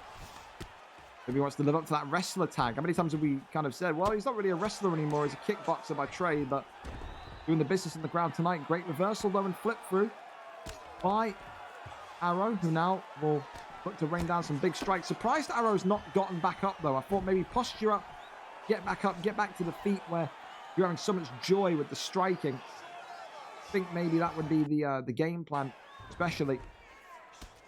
Works the strikes to the body. That one there is denied. Goes for a potential submission attempt. That one there also denied. Shimmies out to the right-hand side. No. Pulled out of that one. Now stopped in his tracks. And that there is going to be where stuff starts to get a little bit difficult. Arrow rolled through, though, by Jalix. Jay Chimaev. Jalix. I'd be interested to know if if Jay Jemaiyev's name is actually Jalix, that would be one of the most strange names I've ever heard. But going through into an armbar here, Arrow's going to maybe concede the stamina advantage here. He's going to need to maybe just make a transition just so he can avoid this, and he does. He avoids any loss of block and submission. That there, really good calmness and composure from Arrow. Avoids the submission and avoids definitely losing the round. It's another fight just like the Sam fight with Manny McDiver earlier on. That is just very difficult to score in round number 1. Maybe the ground time, the control time, should I say, is going to be a factor in it, but a really, really tricky round, that one. Right back into the thick of things again with the 1-2s. Right down the middle, continues just to weigh down with some big, big strikes here. Look at him go, Jay Chimaev. He's found his hands. Maybe got a motivational speech from his corner during the end of round 1. Continues just to swerve round and try and find the entry points. Of course, Eddie Alvarez touching him up with those hands, or bricks as his opponents would call them. Of course, he's in a bare knuckle, I don't know what it's called now, bare knuckle something, bare knuckle championships, I think. Had that fight with Mike Perry, didn't he? Came out looking like a fucking murder victim, didn't he? Face is all busted up, the orbital broken. Wild sport. Go low. Overhand comes in. Really nice from Arrow. That power strike as well, connecting onto Kevin Lee. Trying to find that cut right back, though. Listen, maybe not cut open yet is Jay Chimaev. But look at the head health. The head health is somewhat close to being similar. By no means a domination so far. Just the evasion, the avoidance that the Kevin Lee pick and white Jalix MMA is showing.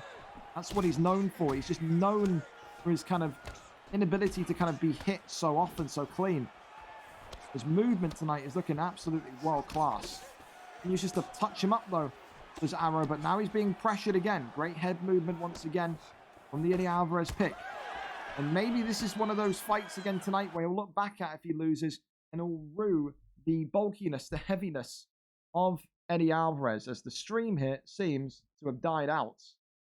Or is this my internet? I wonder. Am I still here with you? Or am I gone? Am I here? I don't know. Seems the connection has faded. Oh. Jesus Christ. We've turned into the lag zone. So what Arrow's internet here has combusted. When the stream buffers and this happens, it means Arrow has had something happen to his internet during the lag spike, and he's been clipped here. And this could be a big, big moment. Continues to just eat big shots. We've regained visual at least. They begin to just see the remnants of those lag spikes there. We're going to miss. Arrow keeping himself calm enough though, despite that lag issue, to still be in this fight. Big shot still coming in though. Off the double jab. Big straight down the middle. Works the body upstairs. Big shots come on in. Foot to the block again. Jalix MMA. Cornering and pressuring him. Like a killer shark. Goes upstairs. Oh, clips him. And he's going to survive round number 2. Let's see if we pause and unstream. There you go.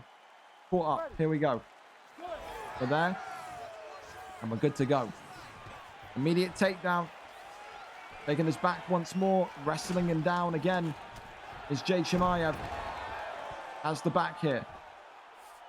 Full guard is denied. Really nice deny there from Arrow. Eddie Alvarez busted open the right side of his face. A crimson mask. Try and flip this one through. Absolutely does not find a way though. Like I said, the great news for Arrow is that he can find a way to kind of lock a submission in. He may well catch Jalix. The other thing as well is a look at that stamina for Kevin Lee. The stamina is in a real big position to be touched here, but the head health is absolutely not in a good way for Arrow either. Oh, dropped again. Pushes him against the cage. Knees against the body. Uppercut there from inside the clinch. Arrow here is in a really dangerous position. Dropped again. And Arrow in top mount now. Will Jay Chimaev get it done? Yes, he does. A round 3 TKO from the Kevin Lee pick. He's back with a vengeance. Jay Chimaev, JLX MMA, looking as dangerous, as crispy as he was when he left. Maybe tonight you'd have to kind of feel for Arrow due to that kind of lag spike in the second round. I don't know. It's one of those, man. You feel for him. You feel for him. So, hey, I think if maybe that lag spike didn't happen, would the fight have been different? I don't know. It's unfortunate for Arrow. Maybe it made no impact in game, and maybe I'm trying to create an out for him. I don't know, but still an exciting fighter. I mean, for what we saw of the fight as well, it was a very good fight, a very clean fight. Jay Chimaev, though, back to winning ways. Hopefully, again, it's not the last we see of Arrow. Like I said, just such an entertainer. Him, Emperor Shaq, Sabretooth, whenever those guys sign up, you got to get them a fight because they just bring the noise. They certainly do.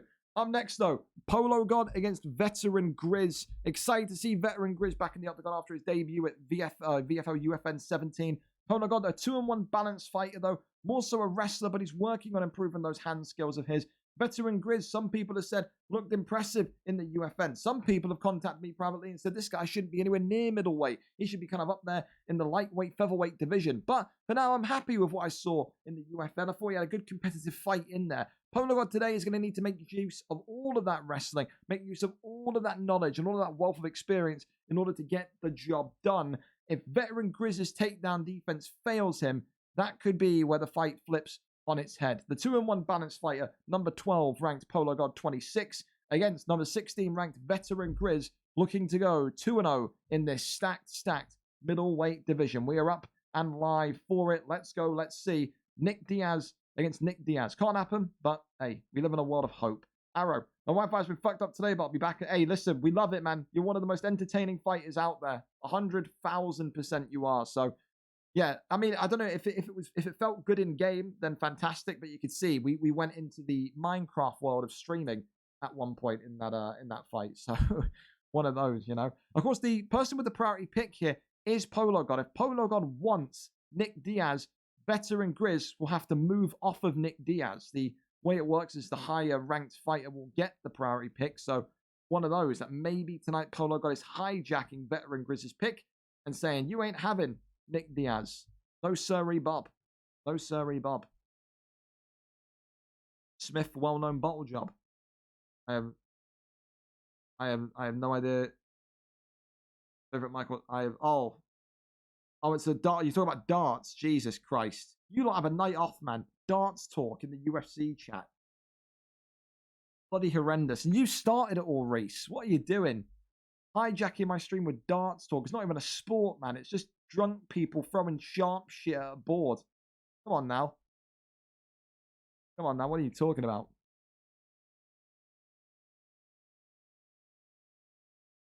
Mind games, says Devlin. Well, interesting to see if it is mind games or not. For now, we're here. Oh, looks like he's figured it out and he's switching. So, Polo God taking Nick Diaz, Darren Till, the pick from Veteran Grizz. Okay, Darren Till, again, moves like a tank, feels like Tyron Woodley. People love him, people hate him. He's one of those, you've got to be absolutely on the money to make use of Darren Till to full effect. Polo God in the white tonight with Nick Diaz. Veteran Grizz in the red with Darren Till. And like I said, when you hear that fighters are coming into my DMs from different weight classes and saying Veteran Grizz is a very, very good fighter. He is not supposed to be in that middleweight division. That's going to maybe boost your ego a little bit. It's going to make you feel like you're kind of on the right track in terms of what you're doing. But for tonight, he's going to have to put that all to one side and try and find a way to get past Polo God, who is, again, one of the best wrestlers in the division. It's interesting to me that tonight he's strayed away from his calf and gone for Nick Diaz. Does he want to try and prove a point about his boxing? Certainly indicate that's the case. So far, pretty stop-starty between Polo and Veteran Grizz. Of course, we will keep evaluating this to make sure that it's a fair fight. If we see it get too bad, then a no contest will come in. So far, no real need to kind of kind of talk that into existence. A little kind of jumps, but nothing too serious thus far. The hook there comes in from Nick Diaz.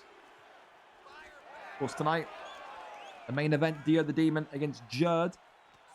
Two fan favorites, the crotch sniffer alumni against the, what I like to call the Kylian Mbappe looking Stone Cold Steve Austin. When the beers come out, you know it's going to be a good time with Dio. Great main event tonight. That one's scheduled for about 12 o'clock start UK time, 7 p.m. US Eastern. Main card, of course, will start at 10 o'clock UK time, 5 p.m. US Eastern. Get involved in the predictor card, win some free cash. Predict every single win correctly on the main card this evening. So far, again, these two just trying to find their distance to kind of jab one another. Of course, Nick Diaz has that extended length, so he can fight from that kind of back foot against veteran Grizz. He's just to try and pepper him with the jab into the body kick. Deep kick trying to send him backwards, but just out of range there. Jab again, hooks and uppercuts flying on down. Kick is there. Off the jab straights. A big straight down the pipe.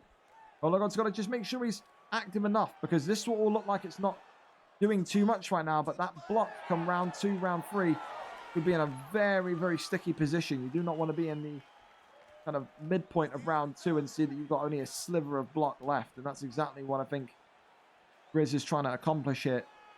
Batter him down to a kind of pulp, so that for round 2 you can kind of beat the finish. Counter shots, though, of course, coming in from Diaz. It's a good experiment here to see exactly what your boxing is at. But look at that spinning back elbow there. And veteran Grizz now turning on the style. Shoots the takedown and gets the takedown. But with 20 seconds left, Pologod's going to be saying to himself, it's too little too late. Not able to get my game plan enacted here. And of course, this is the thing, is if veteran Grizz concedes a takedown in the first kind of 10, 20 seconds of round 2, we're going to see a very, very, very different fight. Pologod busted that left eye. He's going to be saying to himself, I've got to find a way to get Grizz, to get Darren 2 on red down early. I have to find a way. Go down the center again. Big shot upstairs off the jab. The jab again. And just keeping himself calm and composed here is veteran Grizz. Cuts and hooks there, right onto the block again. Underneath, body shot upstairs. Big ones. Just see Grizz just stalking his opponent, trying to find a way to effectively get round the bend. Make sure that get the knockout secured, because just clearly see Polo is just sitting there, not really being active in his striking. I think he's waiting for maybe the attempt to shoot the takedown, then kind of dominate the fight from there. I think he knows that Grizz is the better striker this evening. He'll bank himself as the better grappler, but got to find a way. Get that takedown quickly, and gets it. 3 minutes and 13 on the clock, and that's exactly what Pologod would have wanted. He's now got to keep him here, though, and get that damage back. Pologod known for his excellent denies in the ground game, and look at that. Immediately giving up backside position, and then from there, Darren Till is just going to say, back to the feet we go. And that there is going to give confidence to Polo. He got some big, big shots off in that posture up. That's what he needs to keep on doing. Oh, clips him though. And I think he swayed into that, like a mini sway into that. Pologod sent backwards here again. Veteran Grizz. Oh, clip with a big uppercut though. Now look at this. Darren Till in trouble. Give one to take one, I suppose. Oh, clip him right back though. Pologod dropped and down and against the cage. Veteran Grizz has got it done in round number 2. Pologod just couldn't find the takedowns quick enough this evening. Got one takedown, landed about 4 or 5 unanswered posture up strikes. Tonight, though, it was a game of finding out if you could keep up with one of the most highly rated boxers in the middleweight division. Gave it his best. He stunned him once or twice, but as we know, Pologod always more devious and always more tricky to compete against when he gets him to the ground. Will he regret not going with the calf tonight? I wonder. Boosted wrestling skills may have proved the difference. He went with Nick Diaz for a reason. He loses, unfortunately, but I think we saw a stepping stone into the right direction tonight, despite the loss for Polo God, because his boxing didn't look too bad. Just couldn't get the takedown early enough. And I think he was focusing so much on landing the takedown, he just waited too long in round number 2. But tonight, veteran Grizz goes to 2-0 in this division. Had a couple of shaky moments towards the end of the fight. Got stunned, got rocked, but still gets through with Darren Till. Congratulations to him. A big victory this evening. Let's go back over then to Twisted Batman and Freddy. So we're going to go over into that PlayStation fight. Of course, Twisted Batman coming in with a 1-0 record. Freddy coming in with a 4-1 record. The former champion wants to get back on top and challenge for that gold. Again, Kruger is waiting for opponents, waiting for opposition to get into touching distance with him. Tonight, though, Twisted Batman, who had an excellent debut in VFN 17, comes in and will say that the former champion will face no single chance of survival. I think for this as well, since they're both coming in as replacements tonight, we'll stick with the original plan of giving the higher ranked fighter the priority. It only makes sense. It's only fair. A welterweight divisional clash, though, 4 stars only. So interesting to see exactly what the picks are going to be. In all honesty, I really am excited for that one. So let's go over and see if Lewis is live for us. No, Freddy is. And here we go. So, Freddy, known for his excellent boxing ability, but also in that title fight where he won the gold, known for his excellent grappling ability as well. A dangerous fighter all over the place, whether it's, with his distance, whether it's with his ground game, whether it's with his striking. But Twisted Batman, didn't we see a lot from him in his debut at UFN 17? This guy may have won by decision, but he showcased everything. Every single thing you wanted to see from a future champion, he had. He had the dominance on the feet. He had the dominance on the ground. And he really had the ability to maul his opponent when it got there. I'm intrigued to see what happens if this fight hits the canvas today. I really am. I think Twisted Batman will test himself there. But listen, 4-star picks. It's one of those, bro. Anything can happen. You never really know how comfortable you are until you kind of go into this position and start kind of using those different kind of fighters. So Kevin Holland going to be the pick for Freddy, and a Jack Dalla Maddalena pick for Twisted Batman, which is not surprising considering we saw a lot of JDMs in main card title fights in the welterweight division on Xbox. So interesting. Thank you, of course, to both of these two again. Excellent warriors they are. They never duck a fight. They always want to fight. Freddy, the former face of the PlayStation division, he's chasing a rematch with Kruger. But SDK Lewis, Twisted Batman, says that there is not too many people in this division that can stop him when he wants to go for gold. Let's see if that's the case. JDM, Twisted Batman in the green. Freddy, the former champion of PlayStation, in the blue with Kevin Holland. And of course, this is the thing as well. JDM is known for his kind of heavy hands. Especially, we've seen some real violent knockouts. Oh, but look at Freddy already. Coming for the scalp of Twisted Batman. Already gets the big stun, does Kevin Holland. And that's the thing that Twisted Batman's got to be ready for, is that go-go gadget kind of extendo arm reach of Freddy, of Kevin Holland. And it's going to be a fight where I think if you're JDM, I think if you're both of these guys, you don't want to rush. I think you've got to kind of think about this fight in the longer term in rounds 2 and rounds 3. I think if you can blitz your opponent either way tonight and get a round 1 finish, that would be the absolute definition of impressive. Takedown there lands, but of course the deniers coming in now from Twisted Batman as well, who will say, I am absolutely no amateur. Shots they're attempted, but handled and blocked well. Freddy gets the deny there wonderfully. It's Charles Oliveira got the job done when he won the title, I believe. It was Charles. Pretty sure it was Charles. Of course, he wants to get back in there with Kruger. Felt like maybe the fight didn't go his way. Went to championship rounds. Of course, it was fight of the night for a reason. It was so good. The highest peak UFN 17. August of 2023. That's how good that was. And that's fantastic for a card that is more about guys that can't fight regularly on stream. So it's really nice for those guys to kind of have that kind of token with them. Now into rubber guard, though. This is dangerous. Especially with that flip, that rotation into full mount. Can't keep it, though.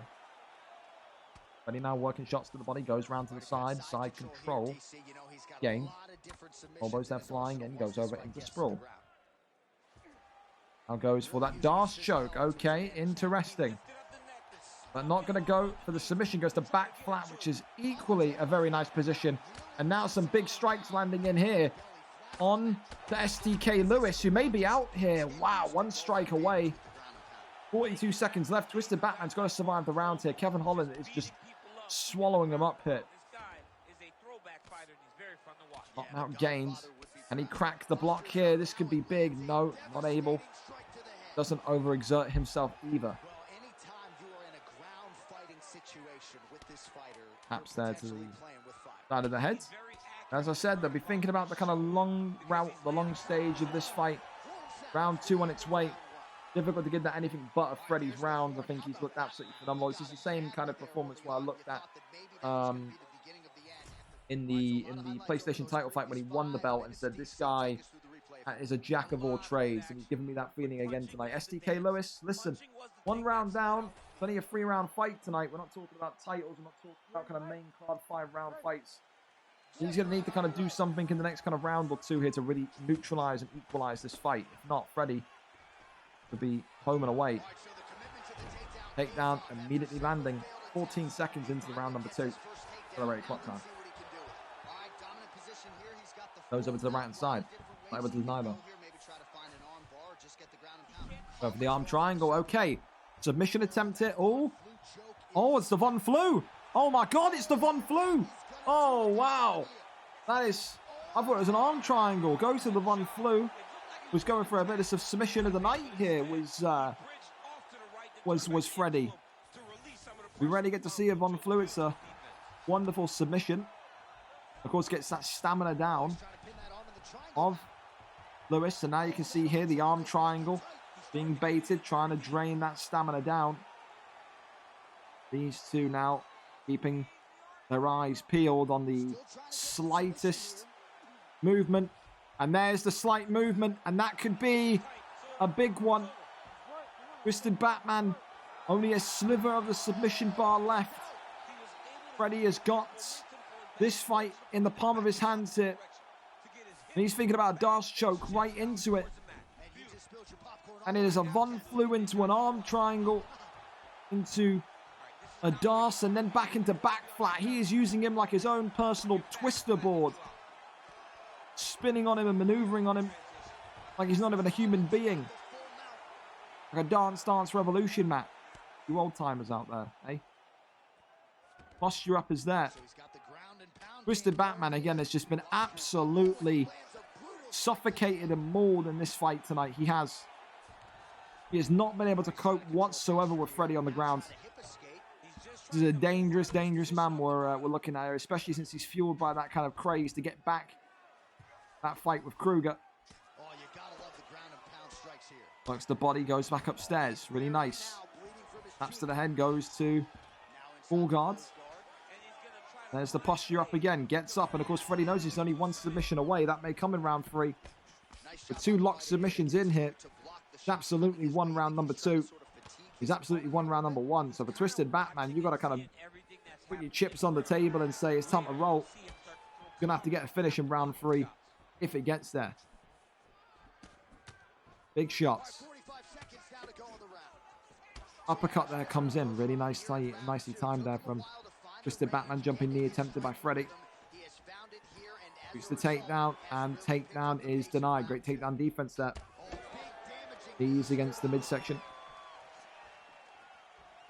Freddy now getting an elbow off there. As I probably would have predicted in this fight, even if it was a main card fight later down the line, I would have always said I think this fight goes to round 3, but round 2 so far, probably the most dominant round of any Freddy fight we've seen. Forget the title fight, forget the run to the title. That round 2 right there was probably the most dominant Freddy 910 has ever looked in VFL Octagon. Very, very impressive tonight. And should he get this job done, I think he's got that performance of the night bonus waiting for him. Stellar performance. But in the final round, time for Twisted Batman to step up to the plate and hit a home run here. He needs to get a finish. And look at this, a standing guillotine that drops him into it and rolls him through into top mount again, raining down the strikes here. And this could be it right now. STK Lewis Twisted Batman not finished yet, though. Rolls through into side control. Of course, there's been no submission of the night yet either, so you think maybe he's going to look for a submission so he can get that double awards. Performance and sub, perhaps. The midsection. Darce choke comes in again, and this could be it. Look at that submission bar. It's all the way down. And going for the Darce choke, that one's denied. Twisted Batman saying, I'm not going out just yet. Back flat once again. Going straight for that arm triangle. Freddy, though, with kind of less stamina. He's put himself in a bit of a position here, but gets the deny wonderfully, does Twisted Batman. And regardless, gets the submission. Freddy 910, the most dominant performance that he's had so far. A submission of the night pending, a performance of the night pending. A round 3 arm triangle gets it done. And on short notice too, this guy is crazed to get back into the title picture on PlayStation. One of the most impressive performances that he has ever had with Kevin Holland tonight. And of course, we have to thank Twisted Batman. Every man needs a dance partner, but Twisted Batman tonight came in late, expected a different type of opponent. He got a former champion, and I think with Twisted Batman, he now gets to see in Freddy what that kind of title credential type fighter looks like. I think these two will fight again down the line. I think Twisted Batman will be back, but you can't doubt Freddy after that tonight, man. He is looking like a one-of-a-kind. Takes the performance bonus away from RNG Melon. And listen, so far, we've got a fight of the night crowned in Feng and Morgs. We've got a performance of a submission from Freddy. No knockout of the night so far, so let me jump out my chair and want to kind of do cartwheels in my room. So it's over to you lot. Still the knockout of the night bonus pending. And that could come here in this next fight. Yeah, I'm Mike against Char-J. 2 fan favorites again. Coming back in. Char-J making his re-entry. Char-J's first fight in the league, in the welterweight division once again. Since all the way back here at VFL UFN 14. It's been quite some time. The 27th of November was the last time we saw him fight. And of course, he was victorious on that night. Won against TP Feng. Of course, it's in that middleweight division. Of course, his opponent, though, is a very dangerous man. Yeah, I'm Mike is back chasing to get back into those kind of contention spots. Only one loss in his last 5 fights. Excellent striker, but even more dangerous grappler. How much time has Char-J been putting into the game? How much kind of focus has Char-J been putting into the game? I guess that's the big question today. I think these two will be kind of close on the rankings again. I think if Mike's 7th, you're talking about Char-J probably being kind of 9th or 10th, so fighting upwards since he won his last fight. Should be a good one, but let's see what Char-J can do for his first time back on the stream card in quite some time. Mike is live for us. We're here and we're ready. The welterweight division braced for impact once again, as always. 4-star fighters are, of course, the maximum limits. Absolutely. Looks solid, but I'm ready. There you go. Reese and Freddy dapping each other up. Saying, hey, be me next. Me next. Masvidal and Nate Diaz looking like the picks. RJ going with Jorge in the reds. Nate Diaz for, yeah, I'm Mike in the black. And it's interesting because we know all about Nate Diaz's Brazilian Jiu-Jitsu. Again, it's a question of how much has Char-J been putting the work in outside of the league. A competitive environment, of course, and a league environment is always going to feel different to OWCs or quick fights. So one of those. Of course, Char-J known predominantly as a striker. Of course, he was the man that kind of set off Viper RKO's road to greatness in the middleweight division back in 2023. After that fight, you know, you look at the road that Viper's had, molded him into this fantastic featherweight contender. Char-J, of course, yo-yoing to and from that welterweight and lightweight division. Then he'll be looking to go for that killer blow, those headshots, those combinations. That, of course, got him into a place of competing for the middleweight title once upon a time. And look at that. Look at this. Straight into a triangle choke here. And Mike here flipping, going into an armbar. Look at the guy go. We talk about the jiu-jitsu for a reason. And Mike here could well maybe take the arm of Char-J pretty early. And gets out of that one alive. Stamina race was very equal. And now Char-J has to make sure that his deniers are on point. This is exactly where, yeah, Mike wants to be. Was in that lightweight division back in UFC 4, was Mike, and had that incredible month, that run where he was using Islam Makhachev. I fought Mike, of course, when I was fighting, and Mike was absolutely underrated in terms of the people in the division thinking he wasn't a contender. He certainly was. He's in this welterweight division now. He's absolutely looking unstoppable when he gets to a position like this with his wrestling. Certainly so. Good deny though by Charge. Needs to get this back to the feet though. Masvidal, with all of those boxing credentials, will be a favorite if he can get this fight standing. Crosses over and Mike gets the deny. Really nice. Goes for the mounts. Charge denying that one. Then the up transition helps him. No strikes landed though. You can see Mike was just waiting for that stamina to recharge. Another good deny there from Charge. Showing good defensive attributes so far as the grounded fighter. Goes over into side control. Mike getting a couple elbows off and then back into half guards. Full taps it on the dome. Gets the deny there really nicely. Now looking to go to backside, and Mike saying, not today, pal, not today, buddy. And every single time now Charlie is just getting that downwards deny. I think Mike's going to need to kind of get it out of his habit of going for that down deny or down transition, should I say, when in top mount. Needs to go for the up straight away. Charlie's not leading that up. He's going down every time. Now we get this kind of long kind of skeleton boxing of Nate Diaz. That slender man boxing. Oh, great pull elbow though. That's what Charge does best, the Welshman. Oh, ducks the head kick. That could have been lethal. Mike's playing a risky game. If I was Mike, I'd just block and defend yourself. Kind of take the round win. Round 1. 10-9. Yeah, I'm Mike. 6-5. Significant strikes. But look at that control time. 2 minutes and 22 seconds. Mike, it is hard to rule against him. That round number 1. Charge is going to need to be prepared for that ground game if it comes again. Solid round for Mike. Charge showing was the end of that round as well, how dangerous he can be on the stand-up. Mike's got to have to put these question mark kicks to one side and kind of let them rest. He does not want to be the guy that has his head kick ducked and then it's knocked out. No way. They're working body kicks now. Maybe that's going to be used for later on down the road for a potential submission attempt again. Then had Charlie in a couple of them. Charlie kind of survived it well. Deep kick there. Works nicely from the Masvidal pick again. Charlie now. Those kind of jab straights from Mike. He used to defend himself well. Uppercut lands nicely. If he's starting to get the strikes now. Look at this. The bail and not able to get him down. Front kick gets in again. Ducks the hook and there's the takedown denied. Charge saying no more. We stand and we fight. Leg kick comes off. And this is now going to be a great opportunity to see what Mike responds to or responds like when he sees his weapon, his main weapon kind of out of ammunition. That takedown being watched, the bail not being converted into a successful takedown either. And this now kind of looks like a round where Charge can kind of put the pressure on, apply the heat, and say to Mike, I'm just a better boxer.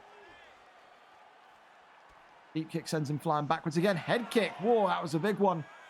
Doesn't rock him though. Mike though eats a big elbow. And it's just this pressure sticking to Mike. Tries to go for that clinch, does Mike. And I think he's starting to kind of paddle into deep waters here.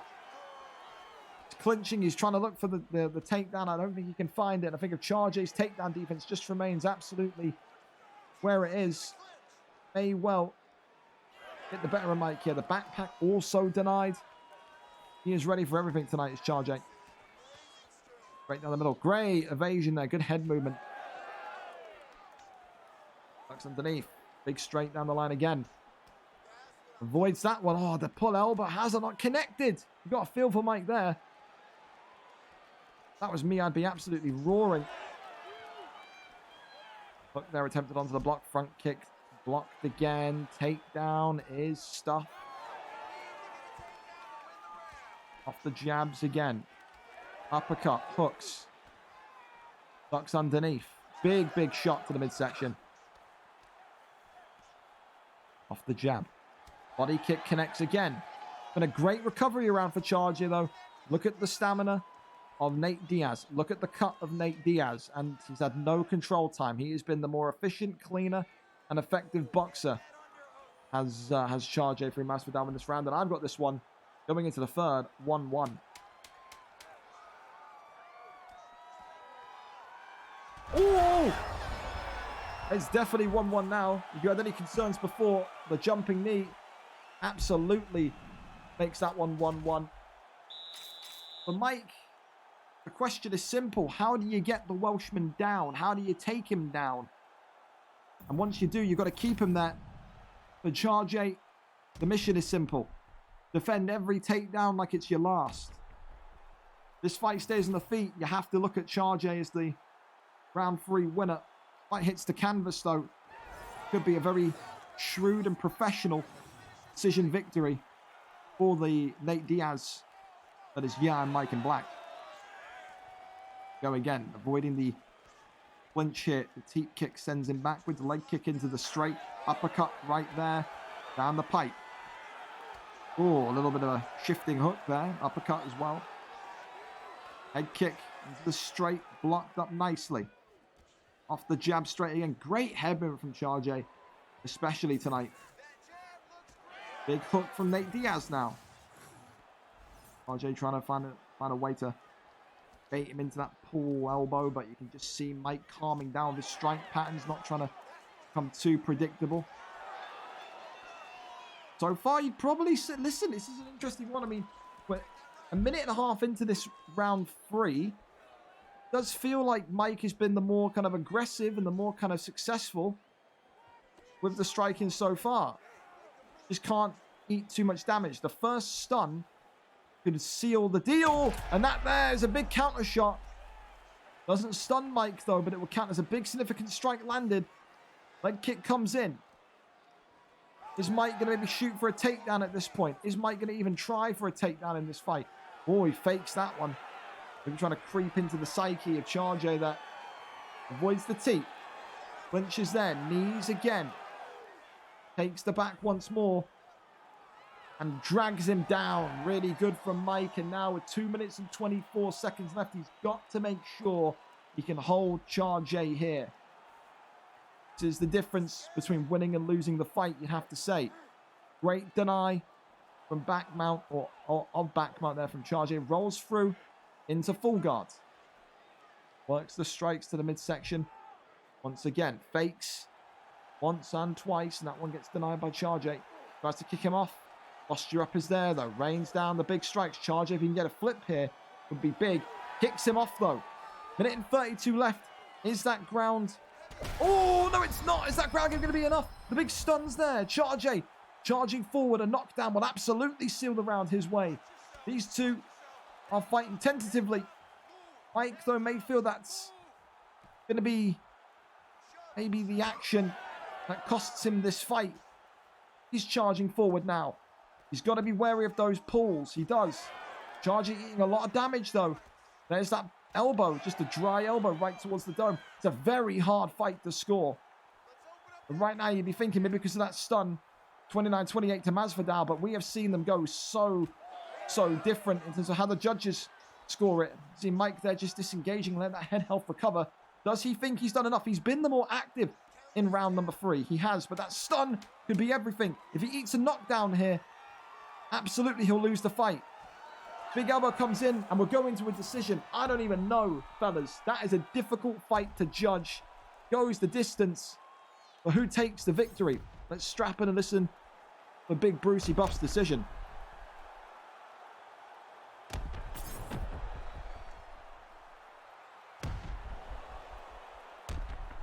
All about that stun in round 3.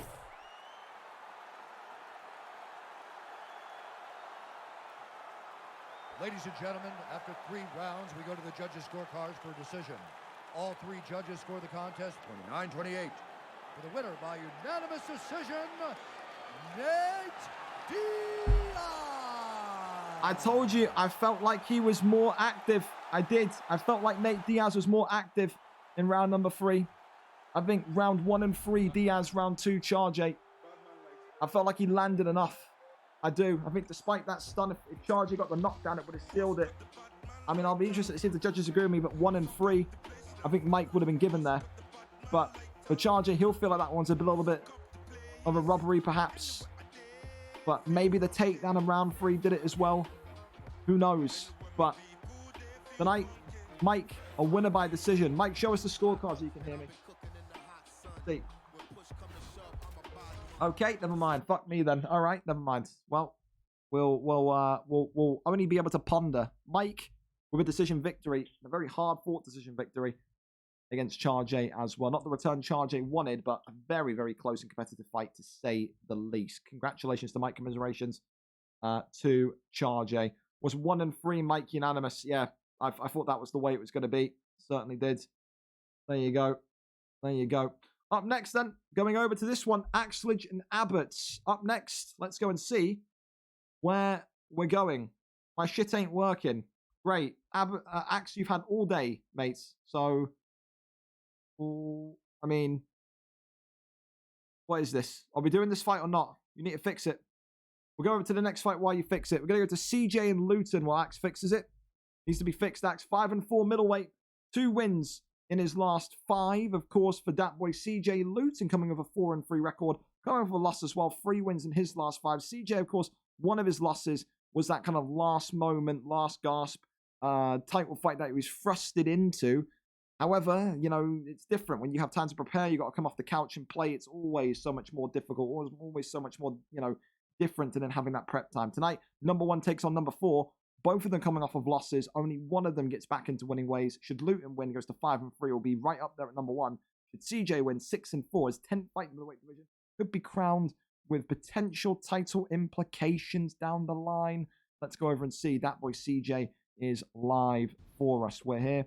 We're set. We're ready to go. Bissett, you playing? Yes. Yes. Read announcements. Come on. Read the announcements. It says quite clearly, Bissett. Come on. Read the announcements. Reese. Write it. Don't DM me about it. Right in the threads. I don't care about your premium release clause, bro. Come on, stop. I'm not interested. Not interested. Here we go. We wait for the connection, the action, the activity. Here we go. Here we go. Here we go. Here we go. We're here and we're set. We're here and we are set. So again, it's interesting because Luton, of course, has been known as somewhat of a decent, balanced fighter. He has had good spells of wrestling, but he's also had good spells of boxing. That boy CJ, more known as a kickboxer. When he came into the league, I said he was probably one of the more kind of closest Adesanya fighters that we've ever seen. Of course, he's not going to be able to go with Adesanya today. It's going to be very, very different in terms of addition to a Mud run again. I don't want a free copy of Mud. Whatever. No. I'll give this away. Maybe. If anyone wants a free game. I don't know. Yeah, he's not going to be able to use Adesanya today. The kickboxing is going to be unusable of Israel. But, I mean, listen, when you talk about a good alternative, there's not going to be much better than Kevin Holland if the Kevin Holland pick is CJ. With Jacare Souza, a lot of power in his gloves for the man in yellow. But also doesn't have a turning takedown. So the takedowns are going to be very easy to spot here. But very dangerous in the submission game as well. For Luton, it's clear. You've got to get this one down to the canvas as quick as possible. See there, look at that, getting the bail and then getting the body shots off. CJ going to need to do exactly what he did with Adesanya in his debut. He's going to need to kind of keep distance and just work those leg kicks, work that kind of distance striking. He certainly is. Kick to the shin there. Front kick there is blocked. Jumping knee right upstairs. Front kick right down the middle. Big hook. Taking the jab there. Front kick and then the hooks there. And now look at this, bailing again, but not able to get the takedown. Another one again where you probably think Luton's thinking about the longer picture. If you can kind of make CJ gas, get the takedown, land the submission, lock the submission in. Jacare's got the potential to be one of those fighters where he can maybe kind of tap you out in one single submission. With CJ, though, of course, he's had his run-ins. He's had very, very emotionally charged run-ins with Booba Time. No doubt Booba Time would love to see the man in blue here be knocked out. But CJ, of course, chasing the hopes of getting back to the gold. in the middleweight division. He wants to be up there again, wants to be fighting against Assassin Banana. He believe, you know, is beatable, so he didn't really get much preparation for that fight.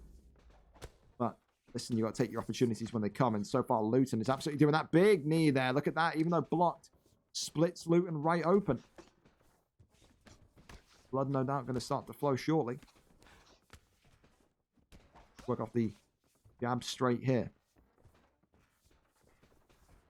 Continues just to try that. That's the thing, that the flying knee, it can work and it can be so good.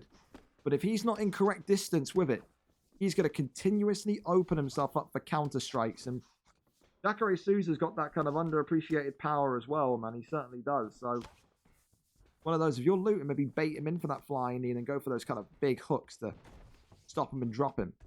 Good takedown defense again, though, from CJ, who will kind of flex on him and say, come on, let's get back up it.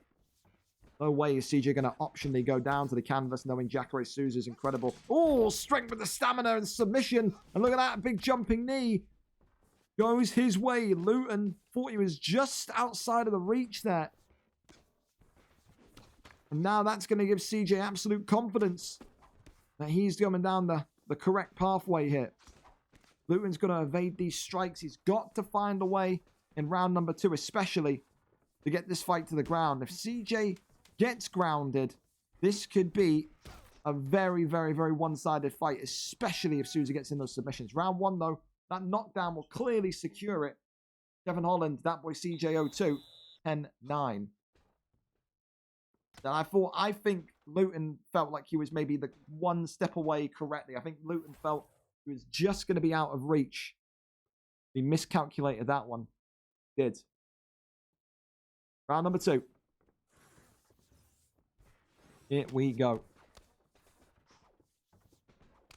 Off the jabs and the hooks it. Clinches up. Knees. Against the dome. Big strikes again. Uppercut there. Wait, big front kick down the middle. Now, knees inside the clinch once again. Gets that judo toss. Right back up we go. Hook onto the block. Leg kick checked. Really good pressure again from CJ. Continues to just absolutely throw some blistering strikes his way. Luton can't keep eating these shots, man. The head health of the block is going now. Luton's got to find a way. He's got to maybe shoot a takedown. He's got to try and take down about anything. Oh, and this could be it here. He's got to be able to keep him down. He can't get, he's going to need to try and deny the get up and then get the stat guard. He's got to get this fight down. CJ with more incredible takedown defense. And this is the thing. You need, at this point, you need to look a little bit scummy. You need to go for a bail. You need to get him down. Drops him again. Right back through, though. Right back up. Goes CJ, who continues to just pepper that block. And now you can see the takedowns are very much coming in relentlessly from Luton. He knows how much he needs one. The greatest thing for Luton to do would be to avoid that jumping knee and then shoot a takedown. He may get the spear animation off that. Block is gone again. The head health is absolutely just finito. There it is. 2 minutes left, and this is good time now. This is good time now for Luton. He's found the way, but he can't get the deny. It's sloppy. Luton, just as he was probably celebrating and cheering the success of the takedown, is right back up to the feet again. And CJ is not going to make that same mistake twice. Now keeping him down there. No, he doesn't. Gets back up to the feet, this Luton. Continues just to eat big shots. Clips him, drops him. CJ jumping in there. Is that going to be a mistake, of course? If Luton can avoid it, no, he can't. It's a round 2 TKO. Tonight, the takedown defense was the story, not the kickboxing for that boy CJ. 6-4, 10 fights in this division.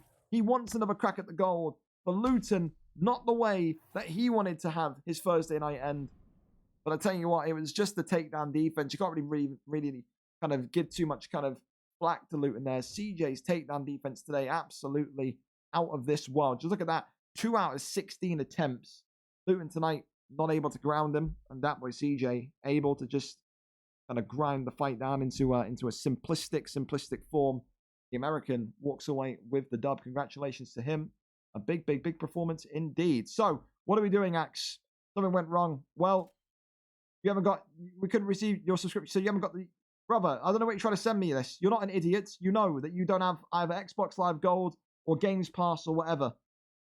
And you haven't fought in 4 weeks, Axe. So you're either fighting or you need to retire because you completely just fucked off the UFC League, which is fair, but don't like kind of sit there and then be like 10 minutes before your fight. Oh my God, I know I've got a fight tonight and now my game doesn't work. So I love you, mate, but like you're fucking up the card here. So fix it. Get the subscription, get the fucking correct thing, or retire it. And then tell Abbott that you've wasted his fucking time this evening. So none of his games are working. Nice. Brilliant. If I see you on FIFA, Axe, you will not like what happens. I'll tell you this now. I'll tell you this absolutely now. Absolutely. Rolando 2 out of 16 takedowns. There you go. Takedown City. Well, like I said, if he's pulling out, then if I see you on FIFA whatsoever, Axe, or you will not like what happens because you are fucking up my card now, certainly. Next up, we're going to go to Ash H98 and Yardy Tricks, and if Axe is still not ready, then we will get a replacement in. Ash H98 and Yardy Tricks. Ash 4-3 coming in against Yardy Tricks, who is dangerous, a 2-0 record for him. This one's interesting because these two have history. They have fought before. It was a long time ago, I think, if I'm not mistaken, back in the summer of 2023, I think, when they were both kind of getting into the welterweight division. I could be wrong, but that seems to be the memory sticking out of my head. I am somewhat wrong. The early winter, there you go, the 26th of September, when they were still in welterweight together, Yardy Tricks on the night beat Ash H98 with a round 3 TKO. Yardy Tricks is a knockout artist, man. He's got so many big highlight reel knockouts. He had that Hall of Fame fight and win against Lawbores. Ash H98, though, is developed into one of the more complete welterweights of this division. Great kickboxing, but also great wrestling should he need it. He knows again tonight, you've got to keep up the pace with these high-flying welterweights. You win tonight, you're 5-3, a 2-fight win streak.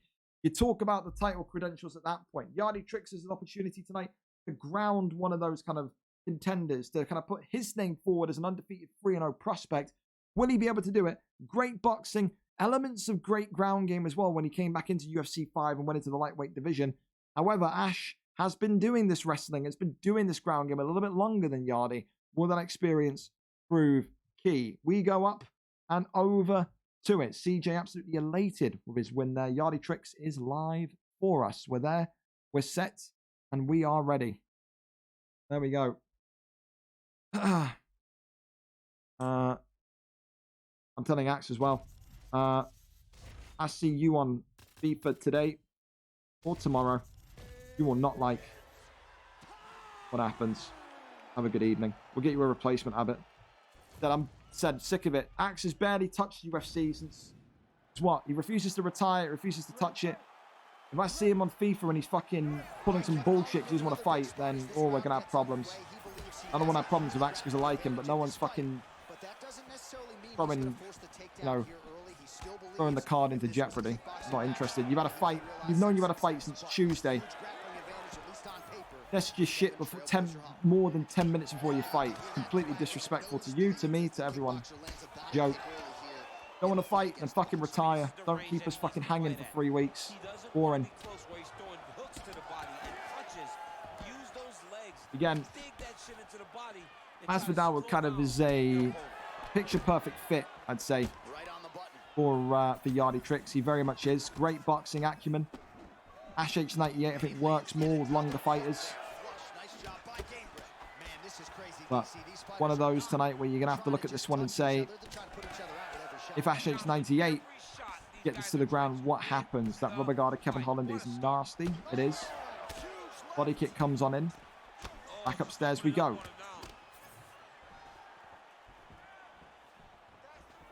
Spinning kick upstairs, not really seeing too much success.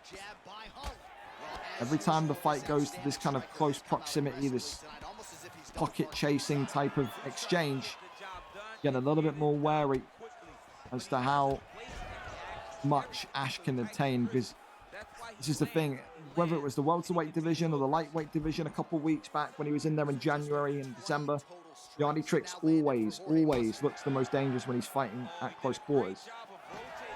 If you're Ash, you've got to keep distance. You've got to fight from the distance and kind of work those body kicks, those leg kicks especially, take away the power of Masvidal. Masvidal cut open. DioDaTrix has just got to be a little bit more kind of careful, fighting a little bit recklessly. I mean, the entry points are not exactly perfectly planned, but yeah, look at him, just kind of wailing in on Kevin Holland, working on the block as well. Uppercut combination is nice as well, results in a straight that really takes that block all the way down. Ducks underneath, goes for the uppercuts himself again. Big hook onto the block, leg kick comes in. Mixing it up, trying to maybe make Ash forget about that head trauma that he's faced. Nice pull there from DioDaTrix. Off the jab. Hooks and elbows there, flying on in, ducks underneath. Big hooks there, flying on in again. Big straight, body shot. Uppercut again. Big knee, body kick. Connecting again. Well, he misses with the left punch there. Continues to just find... This is the thing that I like from Ash in this fight. Ash has been split open now. Oh, yeah, he got too much involved there. That could have won the round for DioDaTrix. A big drop. I was just going to say before that drop happened, the thing that I'm liking from Ash is that he's kind of entering, he's getting off his strikes, and then he's retreating just at the right time. That knockdown, I think, is going to absolutely win the round for him. I think Ash did very well just getting in, landing a two-piece, a three-piece, backing away, letting Yardy kind of box himself out. That knockdown in the end is going to secure the round for DioDaTrix. And I think if there was a time for Ash to maybe kind of look towards a bit of ground game, look towards a little bit of submission hunting, it's now. But if he wants to keep kickboxing, he can. But he's got to go back to what he did in the first 4 minutes of the fight, not that last 60 seconds accelerated clock. If he tries to brawl with Masvidal in the pocket like this, he will go out. He certainly will. Gotta go for that big straight. Goes back to the body shot. Oh, great pull elbow though from Ash. Head movement from DioDaTrix is fantastic. Look at that. Fantastic. Really gassing him out there. And stamina. Masvidal now really sliced open. Shoots the takedown, gets the bail. That there was needed. It was needed. Posture up is there, and now Ash gets to get his ground game going in a really dangerous way. Deny is good. Now DioDaTrix. And we're going to be looking for that top mat. Good. Deny. Look at that. Drops DioDaTrix's stamina bar all the way down and goes for a guillotine. And not able to get the deny. Goes for the Kimura. That one's denied equally. DioDaTrix's stamina needs to be watched here. Not want to be kind of baited into a kind of transition war with Ash, and then Ash manages to get some sort of submission off. Posture up is there. Big ground and pound. Nothing there though. Kicks off and no. Not able to get him gone over into the armbar. And that one is in. And goes into back sitting. Interesting. I thought maybe you could have maybe raced it down a little bit more with the stamina drain. I thought so. I thought so. All right, so a grueling battle on the ground, and no surprise, the crowd body kicks there. Uppercut. as the fighters work their way back to the feet. This is an educated crowd, J.A. Oh. Oh. Where did that come from? Was that a jab? I felt like a jab. The head health was gone. It certainly was. And you think as well, that's a really, really, really good knockout. But the pressure from DioDaTrix. Was it a jab? It was. It was a little jab. Little jab from Masvidal drops him. That is probably the most anticlimactic knockout ever. Look at this in slow motion. Boop. That's funny. Well, it's not funny if you're Ash H98 though. A really good fight though. I think, like I said, you always have to kind of be wary of Trix's pressure, of Trix's incredible kind of ability to push you back against the cage and really kind of work you like a dog, effectively. And it's opened up the welterweight division. Excuse me. Now, again, DioDaTrix now a perfect 3-0. He's going to be putting his name in and around about the title picture. He'll be feeling like it's a matter of time. That's the way he will feel about it, certainly. But for tonight, a big victory, to say the least, for DioDaTrix. Ash H98 will have to go back to the drawing board. Won't drop his stock too much again. 4-4 record now, but No, it's one of those. It's not great. It's not great. So, yeah, it's just a waste of time. Actually, you knew about your fight since Tuesday, and then you're only telling us at 9:14 when your fight is supposed to be at 9 o'clock. It's just stupid, mate. Like, you've wasted everyone's time. Just silly. Your apology means fuck all, because now I've got to go and find a replacement. It's going to delay everything. So, cheers. Really, really appreciate that one. Top. Is Com can't fight. Rush can't. Free walk. Can go for free walk. He's available, he said. We can pull free walk in. And my message to you, Axe, is retire. If you ain't going to fight next week, retire, because I'm bored of this, mate. You've dodged signing up to cards for 3 weeks. I don't know if you're fucking quitting Xbox or not. I don't know what the fucking situation is with you, but if you're not going to fight, fucking retire. Don't waste anyone else's time. We're available. I'm not too opposed to 1-0 and 0-1, but again, don't be doing that. You know, if you know you've got a fight at, say, 10 o'clock, don't then come to me at 10 past 10 and be like, oh, my shit's fucked. Pointless. You're wasting everyone's fucking time. Everyone's fucking time. Silly. Disrespectful. Stupid. You know since Tuesday when your fight's going to be. I imagine Free Walk is going to reject it. I've got a negative feeling in my mind he's going to reject it. I will be like 5 to 10 minutes. That's fine. We'll do one more fight then. There you go. He's going to accept it. So Abbott against Free Walk. That's what we're going to go with. Again, a kind of a mismatch fight because, yeah, only test your Xbox 10 minutes after your fight's supposed to happen. Cool. So Abbott and Free Walk will happen afterwards. We'll go to Jakey and Maz. That's fine. That's fine. See you in 10. Right, over to the next one then. Jakey B and Mazzy Jug up next. Jakey B coming in with a 2-3 record. Like I said, 2 wins out of his last 5. Had that highlight reel level KO against him from Deco Hebden. Thrusted into the kind of mix tonight. Mazzy Jug, of course, was supposed to be fighting Toby Ruins MMA. Toby Ruins MMA ducked him. Left the Discord, said a weird excuse as to why he can't fight on Xbox, blah, blah, blah, blah, blah. 2-1-4 record for Mazzy Jug, though. Both of them coming off of losses. Number 10, the BMF champion, Jakey B, against number 11, and Mazzy Jug. Mazzy Jug, of course, known to be a boxer, but will also wrestle should he need to. Jakey is pretty much the same. It's realistically kind of a nice matchup, especially with how these two are in the rankings. So, again, tonight, Jakey B wins, goes to 3-3, will be up there further into the top 10, closing in on the top 5 position again. Mazzy Jug wins. Not only does he get higher in the rankings, gets to around about, again, number 6, number 5 in the division, but also be a former double champion and also a current Hall of Famer. So a big, big opportunity tonight for Mazzy Jug and Jakey B to get themselves kind of up the rankings. Really, really excited for that one. So let's go over and up to it. We are there. We are not there. We are sort of there. Jakey B and Mazzy Jug. I imagine it'll be Jakey streaming.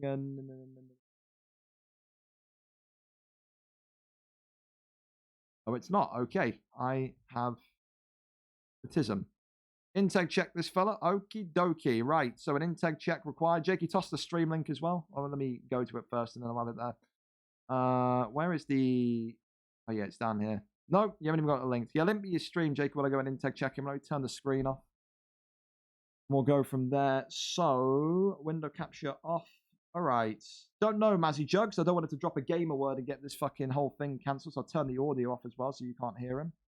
Okay. Mazzy Jug. All right. Here we go.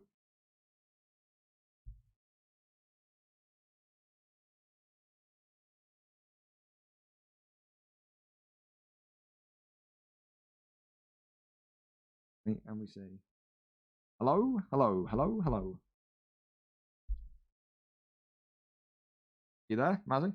Hello. No one can see you, no one can hear you, because last time I had someone able to be heard on stream, they dropped the fucking gamer word and got the whole stream fucked. So, yeah, Jakey is requesting me to check that it's you playing and not someone else. So again, no one on the stream can see you, no one on the stream can hear you.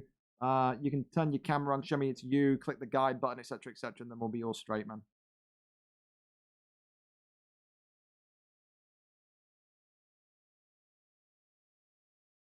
Okay, let me just repeat that because, of course, they can't hear you.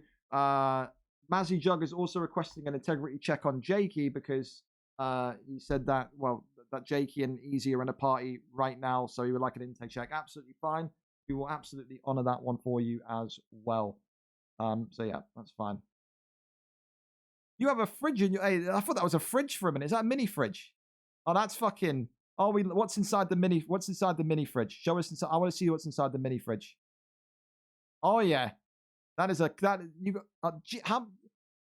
That's wonderful. Wonderful. Yep, you're all good, man. Lovely. Hey, you got fucking glasses too. We're brothers from across the pond. No, don't. Hey, listen, you're one of us. One of us. One of us. You're fine, man.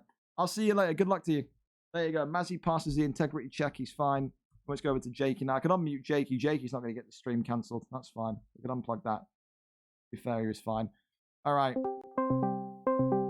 Bing bong.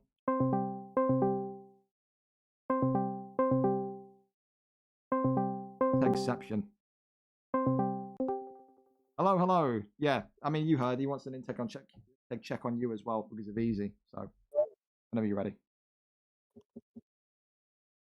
Got a lovely mini fridge, by the way. You got a mini fridge, Jakey? Nah, giving away one for a prize though. Oh, there you go. You got that shit shirt in the background still, or is that gone? Nah, I'm somewhere else at the minute, bro. That's all right. That's fine. Wonderful. I'm at Easy Works house. Your Easy Works house. There you go. Let's see. You got jokes. That's funny. Any words for Mazzy? He could. Oh, okay. You got those nice drawer. You and fucking someone else have the same. Well, your bird's got the same drawer cupboard set up as someone else. I really want those. I don't know what you that call was them. me last week. That was you. Like there you go. I want like the ones where you get like the levels. I need that for my bedroom. Anything for Easy Work? Anything for Mazzy Jug? Any comment to him for requesting this? Nah. Hey, good luck, mate. Respect him, by the way. He wears glasses. He's one of mine. So don't be. He's gonna need it for all these takeovers. Hey, listen. Right, respect the glasses, gang, please, fella. Right, good luck to you. Right, there you go. They're both clean. That's Jakey in a nutshell. This is Easy Works house. That's wonderful. Right, well, let's get the stream going and go from there. I don't know who's streaming still, but yeah, we're set, man. We're set. It's got those nice. I'm getting old when I'm just impressed by people's kind of not wardrobe, but like cabinets and cupboards and shit. That's when you know you're getting on. Have a pack it in, take up gardening. You know what I mean? We're here and we're set to go. All right, here we go then. Jakey and Mazzy Jug, both of these two in the elite division. Jakey with his trademark Purita Yan against Mazzy Jug's Corey Sandhagen. Of course, whenever there's Easy Work around, there's controversy. I don't know if we're ever going to see the return of Easy Work. It seems like he's kind of dropped off the cliff and maybe retired after that loss to Ali ADP, because we did see Gear Up Slink retire. I think just this week gone. So maybe Easy Work will follow. Who knows? But Judgment Day for Easy Work next week to see if he's stay in the rankings, stay in the division or not. Jakey, of course, was Yan. Stuff of legends in UFC 4. Great boxer, but also great ability to wrestle. Mazzy, of course, has been involved in so many great fights in the bantamweight flyweight division so far. American, maybe not kind of up there like he wants to be in terms of a title contender immediately, but has all the attributes to do it. Has great kind of ability to read the fight so quickly.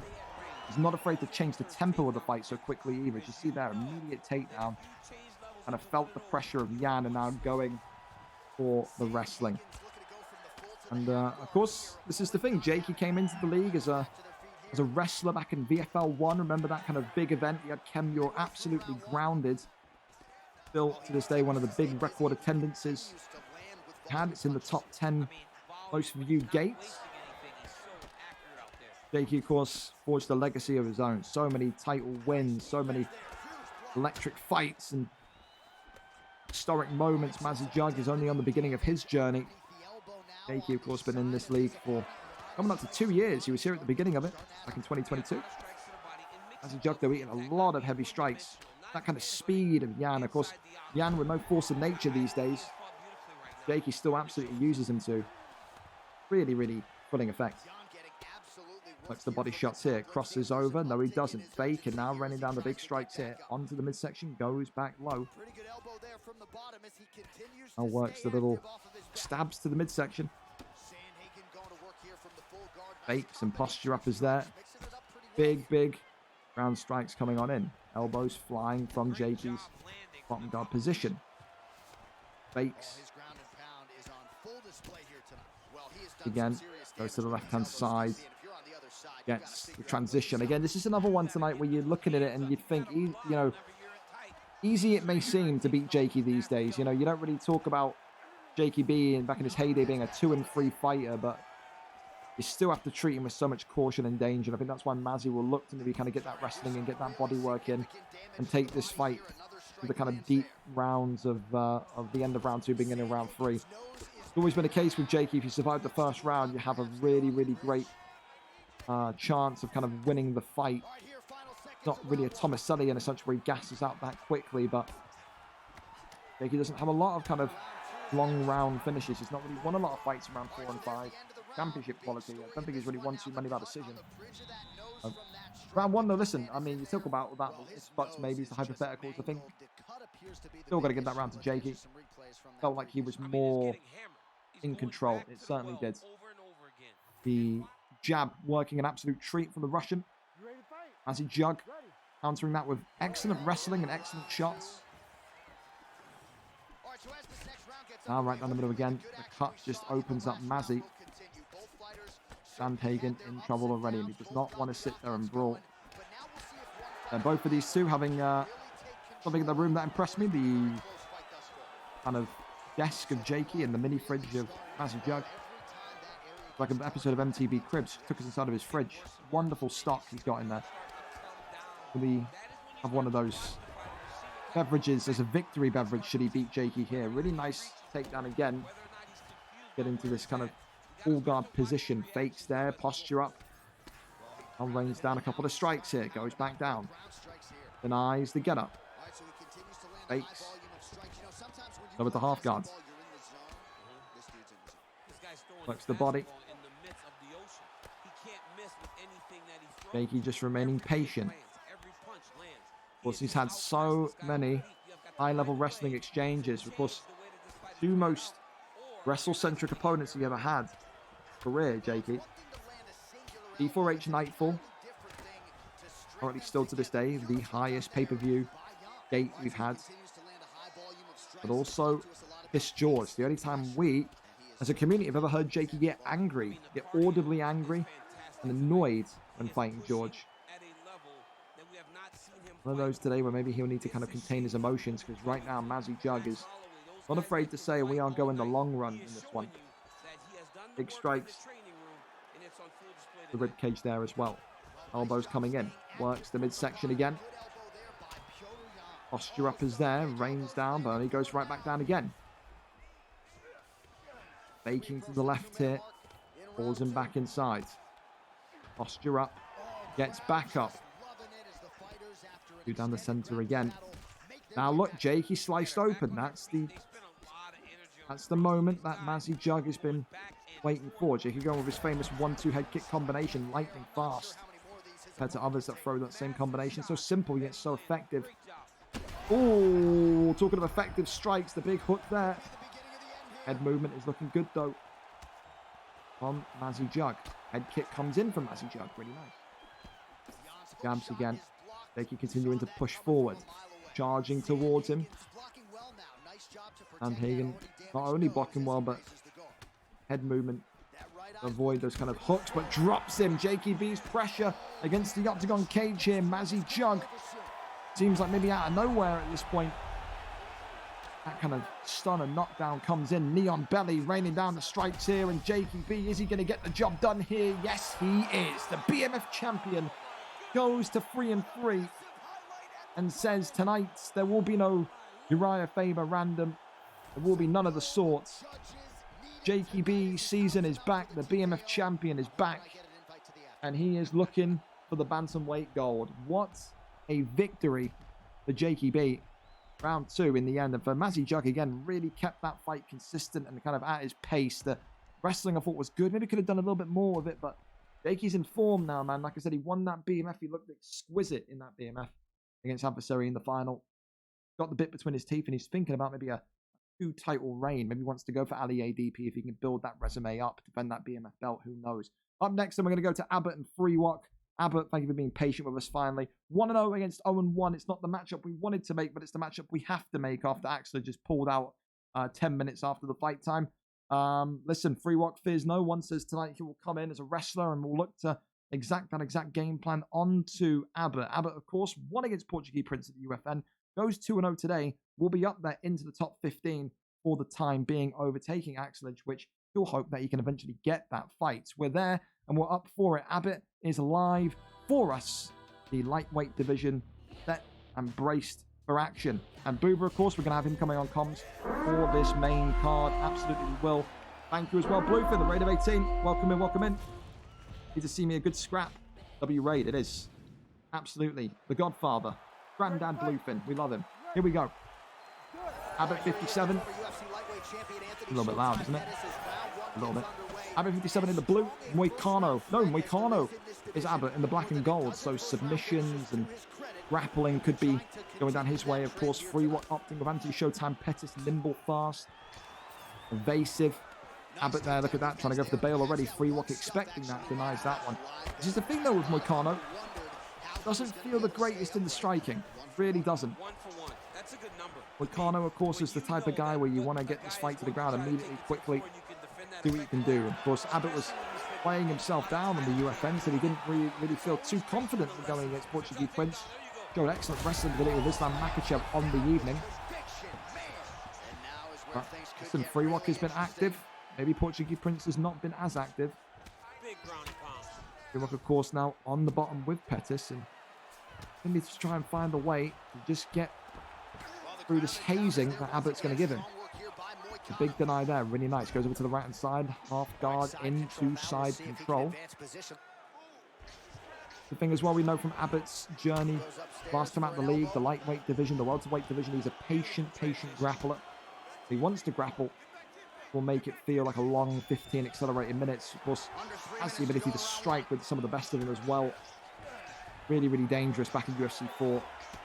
Had a bit of a kind of a shit streak in him as well. People regarded him as a little bit cheesy, a little bit kind of over the top, you know, with fake glove touch, would kind of go down that kind of dark road of trying to make his opponents lose their head before the second round even hits. Oh, hey, look at Free Rock go. Bottom side Kimura. Unable to lock it in though. Now, using those power transitions of Free Rock. Making the arm triangle posture up and gets up. Doesn't want to be down there with Money Moicano anymore. Well, stamina advantage is still with Moicano. See there the kind of crazy kind of kicking combinations that you expect to see with Showtime. Pettis, oh my goodness. Where's his arm gone? Oh my god. His arm was super rude to his back. Holy hell. Knees and elbows now coming from Abbott. A bit of choppiness in the leg, but nothing too concerning yet. And you can see those heavy kind of spin strikes as well. We're going to really drain Pettis' stamina quickly. Don't want to be in a position where kind of going into round 2, round 3, really down on stamina compared to Moicano. Then kind of shoot the bail, shoot the takedowns, and just look to go for lovely submissions. But great little kind of, you know, half-hearted counter uppercut. You have a lot of strength in that one. Of course, the leg taps as well is interesting for Free Rock. Damage the legs, maybe reduce the risk of the takedown being effective. They're about to go down, but there's that single leg. 10 seconds left of round number 1. Abbott so far trolling the exchanges on the ground. It's more of a fight on the feet. We'll say that. Well, about a 25, 9 out of 26. Very close in terms of the striking, 1 minute and 13 from Abbott as well, but didn't really do too much damage on the ground. I mean, difficult round to score. You're going purely off of significant strikes, then you'd go with Abbott taking round number 1, 10-9 to the man in black and gold, but he walks in there, he's not been kind of hit with anything massive so far. Go. Body kick into the spin kick again. We were thinking about maybe body damage to Big Rock. Oh, great pull elbow. Free Rock faking the little shimmy.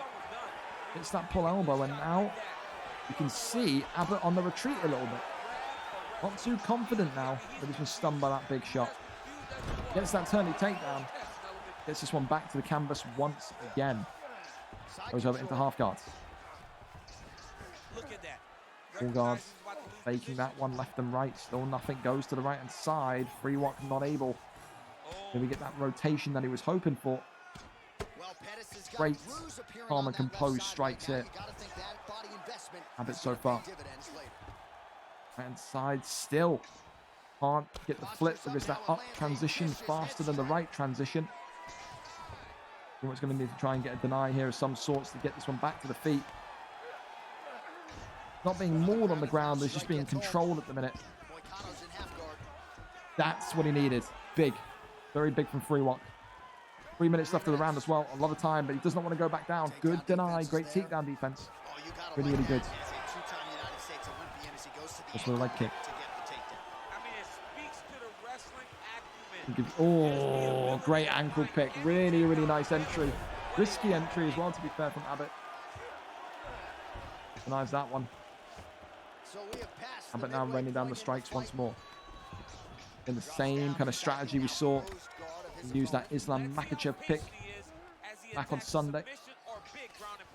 Posture up is denied again. Tries to kick off, nothing there. The rabbit punches here. The bottom position raining down the big strikes again. Big body shots. Right upstairs again though. Nothing too dangerous. Goes to the right hand side. Immediately stopped again. Free walk. Not able to use the cage to get back up either. His stamina is beginning to drain and drain and drain. And that there is going to cause Abbott to have the kind of the twinkle in his eye to say the submission's coming shortly. And this is a great position now. Just work the strikes to lane sprawl, but free walk gets up and gets back to standing base. Free walk now. Shooting and going for a triangle shot. Okay. Can he get... Oh! Ah, it breaks out. I thought that was the animation for the deny. The animation for the deny. Takes the arm triangle, goes back up into half guard, or side control. Denied. Not denied, sprawl, excuse me. Keep him here, Rabbit. Keep him. Got up. Why? Look, the body, his stamina's already so gone. Intriguing. Three. That's great. Big shots flying in still. Spin kick and a miss. Front kick. That is timing personified. I'll tell you what. Abbott is 2-0 up here. May well be limping towards maybe a decision. I mean, he doesn't look like he's going to finish him at any particular point. It's not really bringing the aggression, but that there is a perfect round. There's no doubts about that one. Front kick at the end as well. Absolutely well timed. The distance. Chef's kiss, no doubt. But a final round between these two lightweights. And there's that fake glove touch into the takedown. That's UFC 4 Abbott in a nutshell. Boiling piss. He certainly is.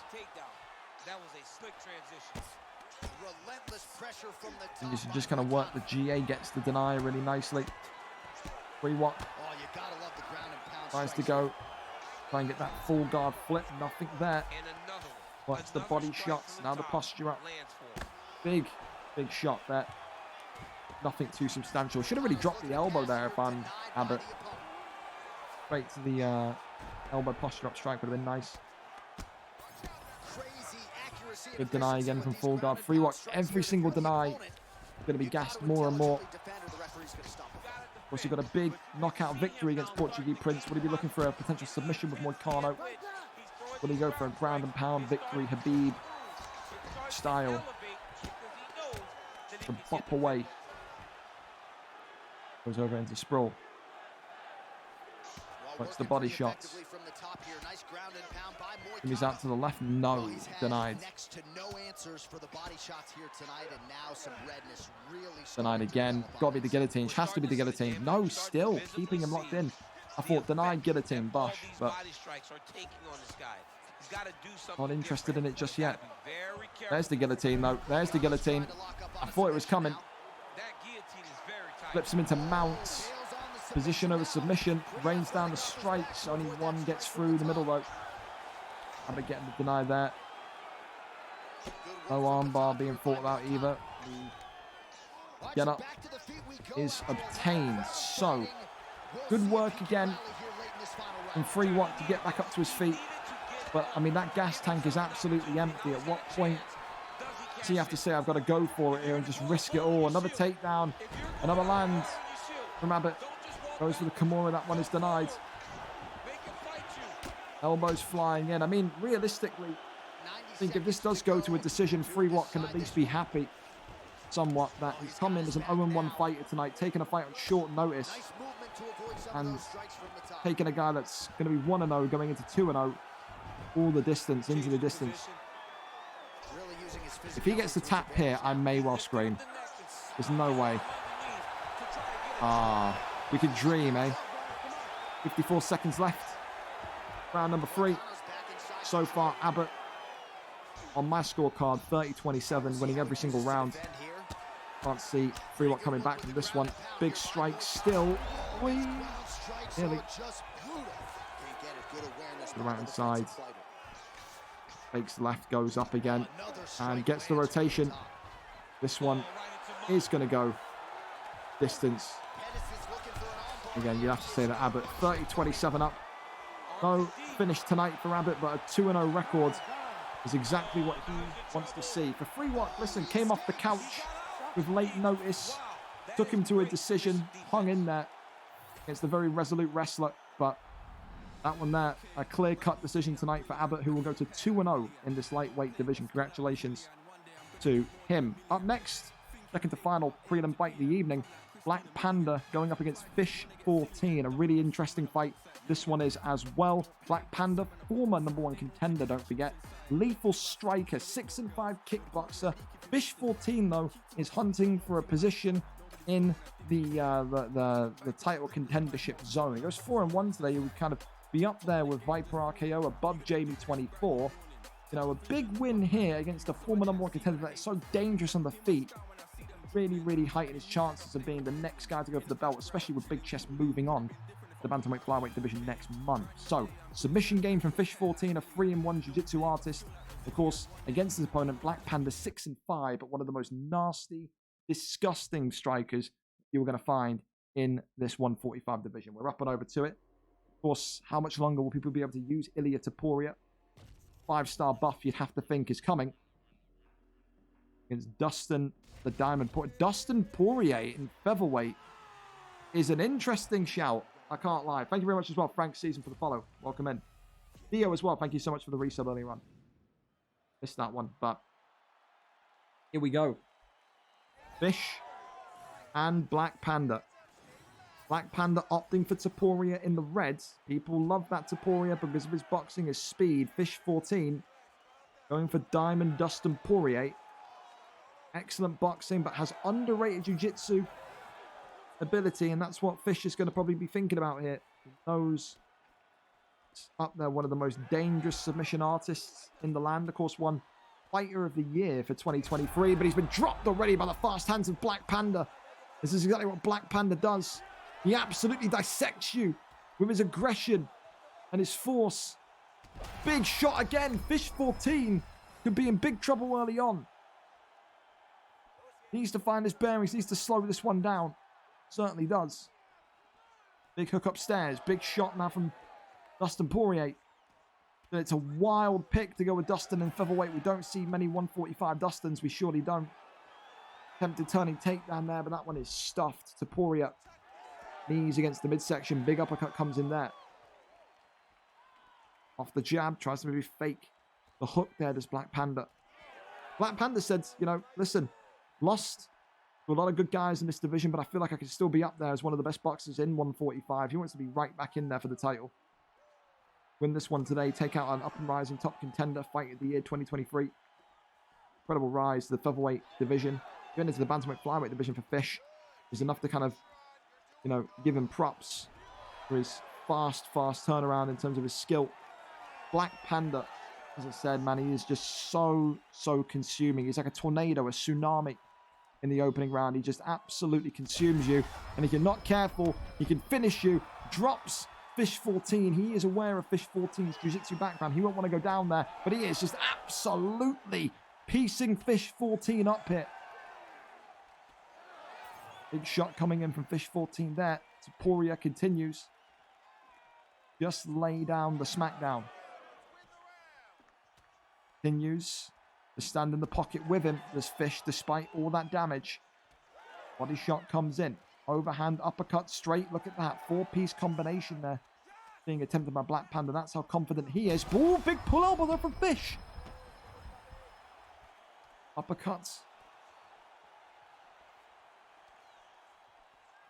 Oh, that was a scary moment. I will say that. Oh, wow, that's an even more scary moment. Holy smokes.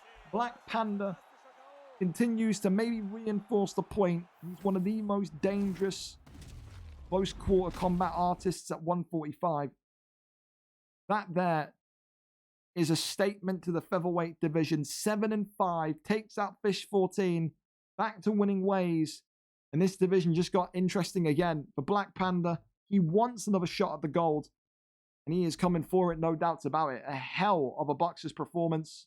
I mean, if we have to give KO of the night so far, we've had nothing so far in terms of KO of the night. We're probably going to go for Taporia. That one there was just lethal. Can't give it a performance, even though it maybe could be up there. But wild, wild knockout from Black Panda, who just absolutely swarmed Fish 14 there. Congratulations to him. Up next, then, the final prelim of the evening. We're going to go over to it. UFC final prelim fight live. There you go. So, final prelim fight of the evening. Then we're going to get our co-commentary team on. Booba Time and Dex Primacy. You Don't Vape against Ginger Ninja. Of course, Ginger Ninja, the Ultimate Fighter winning coach, will be making his own card in March. But tonight, Vape comes in a 4 wins, 1 draw, 6 losses fighter. A great wrestler fighting out of the slums of Detroit in the United States. Ranked number 5 in the bantamweight division. Ginger Ninja, of course, 2-3, coming off of a win. Wants to make it 2 wins in a row. Wants to maybe feel the taste of holding that gold again. And I mean, listen, if he wins here, goes 2 victories in a row, maybe only Dave, aka Dave tonight, could be the only man above him with a bigger winning streak. Maybe that's enough for Ginger to say, I'm giving myself the title shot when I make the card. Who knows? Ginger Ninja, though, dangerous submission artist, dangerous wrestler. Vape, equally the same, but he may look to box as he has done in the last couple of weeks. Number 5 versus number 9. Who wins? Does Vape get back to winning ways and add to his impressive resume in this bantamweight division, or does his calls for a move to featherweight continue to go unheard with a loss here tonight? We go up and over to it. Vape is live for us. We are here, we are ready, and we are set. Jan against Sugar Sean O'Malley looks to be the play here. It looks to be the play. There you go. We're here, we're set, and we're ready. This is very quiet. But that's fine. Turn it up. Turn it up. That's not too bad. That's kind of about right. That's kind of about right. Here we go then. Jan for Vape in the reds. Sugar Sean O'Malley for Ginger Ninja in the green. Remember, it's the final time to get your prediction card in. The start of the first main card fight. Your prediction card will lock. Don't miss out on a chance to win some good money. Free to enter. All you got to do, tell us who you think wins all of the main card fights tonight. If you guess all of the winners right, cash prize directly into your PayPal. Of course, Ginger Ninja in the black and gold, former bantamweight champion. Back, though, of course, a while ago. He's hoping to regain his good form. Coming off of a win, beats Vape here tonight. It's 2 in a row. Biggest winning streak of UFC 5 so far in this division. But like I said, when you talk about Ginger, you're thinking, oh my goodness me, Vape there with like an absolute catapult of a flying knee. Vape here getting the elbows and the spinning back fists going. That could have been something from Vape. Of course, a guy that never really got too many knockouts in UFC 4 was all about his jiu-jitsu and his ground game. Vape there just kind of being stunned. I thought his controller disconnected there for a minute. Was just stood there and just taking too many hits. Big shot comes in and that one there clips Vape open. Now the blood is pouring for the American. There's that ducking roundhouse from Ginger Ninja. It's a highlight reel knockout special when he does get those highlight reel knockouts. I mean, again, Ginger Ninja is one known for his submissions as well. Don't think you're going to see either of these two get one of those tonight. 2 submission artists going for absolute limbs with the knockouts. Overhand comes on in. Big overhand into the uppercut. Body kick comes in. Oh, great pull elbow there from Vape. The American pushing the case. Again, these two having an absolute war so far. 1-2s down the center again. Vape Has to go for that head kick. Oh, clips him nicely. Ginger Ninja though drops him, jumps into the guard. And you don't vape. Is it going to be a round one finish here? No, it's not. Tries to go the get up. Vape not able to get there though. Continues now to just bide his time. Doesn't want to rush getting out of this position from Ginger Ninja. As we said, he's got such a decorated history with submission victories, winning titles, winning contendership fights. Bring out some of the best names we've unseen. Good deny is there. Taps, goes for the get up and gets it. Really nice work there from Vape to evade the pressure from Ginger and gets standing base. Big spinning back fist attempted there by Ginger though. Head kick, wow, through the block. Jumping knee attempted by Vape. Uppercut, wow, combinations now coming in from Jan. I back. Really, really good Trust fight me, between these I two so back. far. Incredible fight. Swing and a miss. Oh, clipped nicely though by Ginger. Oh my goodness me, the jumping switch kick. Been a signature knockout from Vape there. Straight down the pipe again. It looks like we are going to go into round number 2.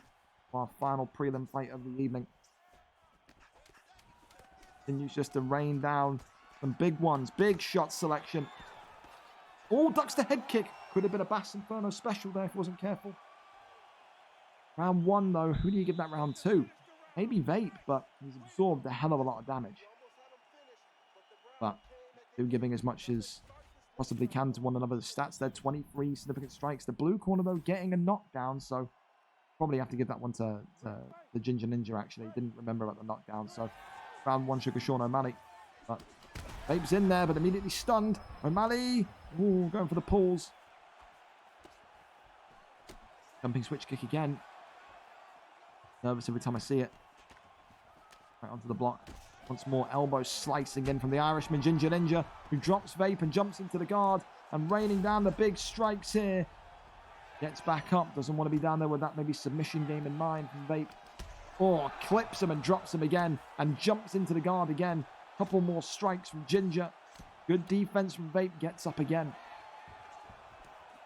You can just see how many more times can Vape stand there and absorb this punishment. Pull elbow there attempted from Vape. And connecting from Vape again, slicing back open. Sugar Sean O'Malley shoots the takedown, really nice from Vape. Completely caught Ginger Ninja off guard there. Back into half guard position. This is where the chess match engages again. Great deny from Vape there. Taps. Tries to go over into full guard, nothing there. Into full guard position. Tries to fake. Can't get round it. Down side, rolls through. Really, really nice bit of a deny battle we've got going on here between two very talented bantamweights. Good momentum. Transition switch here into top mount. That's not what Vape wants to see. Posture up here would be absolutely devastating. Manages to shimmy it back over into half guard. Side control into sprawl. The backside. Full guard is denied. Really nice. Great reactions from Ginger. Backside. Now into side control again. Elbows to deepen the cuts. You don't vape. Or onto me. You don't vape here. More and more shots to the body. Goes over to the backside position. Posture up. Rains down a couple of big strikes. Only one in there. That stun. The get up now here again. The strike from the side, that kind of pocket of space. Vape getting that uppercut there to send Ginger Ninja backwards, but that head health of Vape is absolutely in a devastating position. Is he going to step into maybe the stack guard position? Yes, he does. And Ginger Ninja could end the fight right here. Doesn't manage to though. Just gets the deny there. Really nice. Back into stack guard. Vape here, more and more punches in from Ginger Ninja, and Ginger Ninja gets it. 2 wins in a row for the former champion. The Ultimate Fighter Season 2 coaches winner, and Vape's message in the crowd, loud and clear. Vape to featherweight 2024. He continues to push for it, but again, held in there well against Ginger Ninja. Vape continuing to want to push back for a move to featherweight, but again, I mean, you can't. I mean, you've lost 2 in a row. there's more worthy names like Theo James or even Jack 13. You can't really push for it too much yet, Nick. But listen, a very, very good performance from both of them. Back and forth. Ginger Ninja, though, his experience, his quality shining through. Listen, moving on into the main card now. We're going to go and put the main card trade on. Remember, you got into the first fight of the main card to get your predictions in. If the main card starts and your prediction is not in, then of course you can't complain about not being eligible to win that cash prize. Don't forget as well, we're going to have Booba Time coming on for commentary as well as Dex Primacy, so that should be fun. Main card is now 5. And we'll put this in here and we'll get the trailer going. So again, get your prediction cards in. Make sure you're strapped up for a very action-packed main card, including some of the most hated and loved guys in the league. We will be back in T-minus 60 seconds. Don't you go anywhere.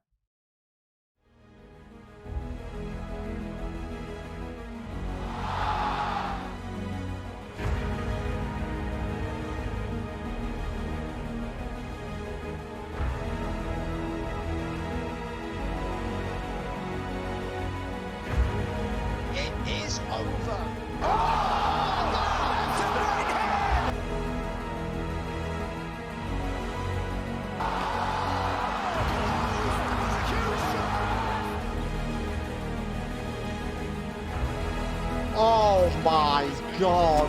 Leg beat up, man. That's the Poirier. Oh, big left from Poirier, now a right hand. Oh my God! SLG Jokers has put the former middleweight champion to sleep.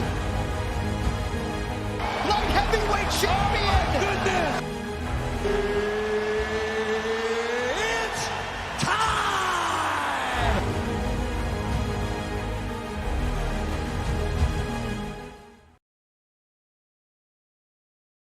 And we're back, fellas. The main card imminently on its way. I can turn this up a little bit now. So listen, DioDaDemon, Gerard tonight, closer towards around at 12 o'clock, 7 p.m. Eastern fight time. Kyle and Jack 9, Ollie and Hamburger, Assassin Banana and Wilkie, a.k.a. Dave and Warbsy. So many good fights. Evo Panda and Smiley.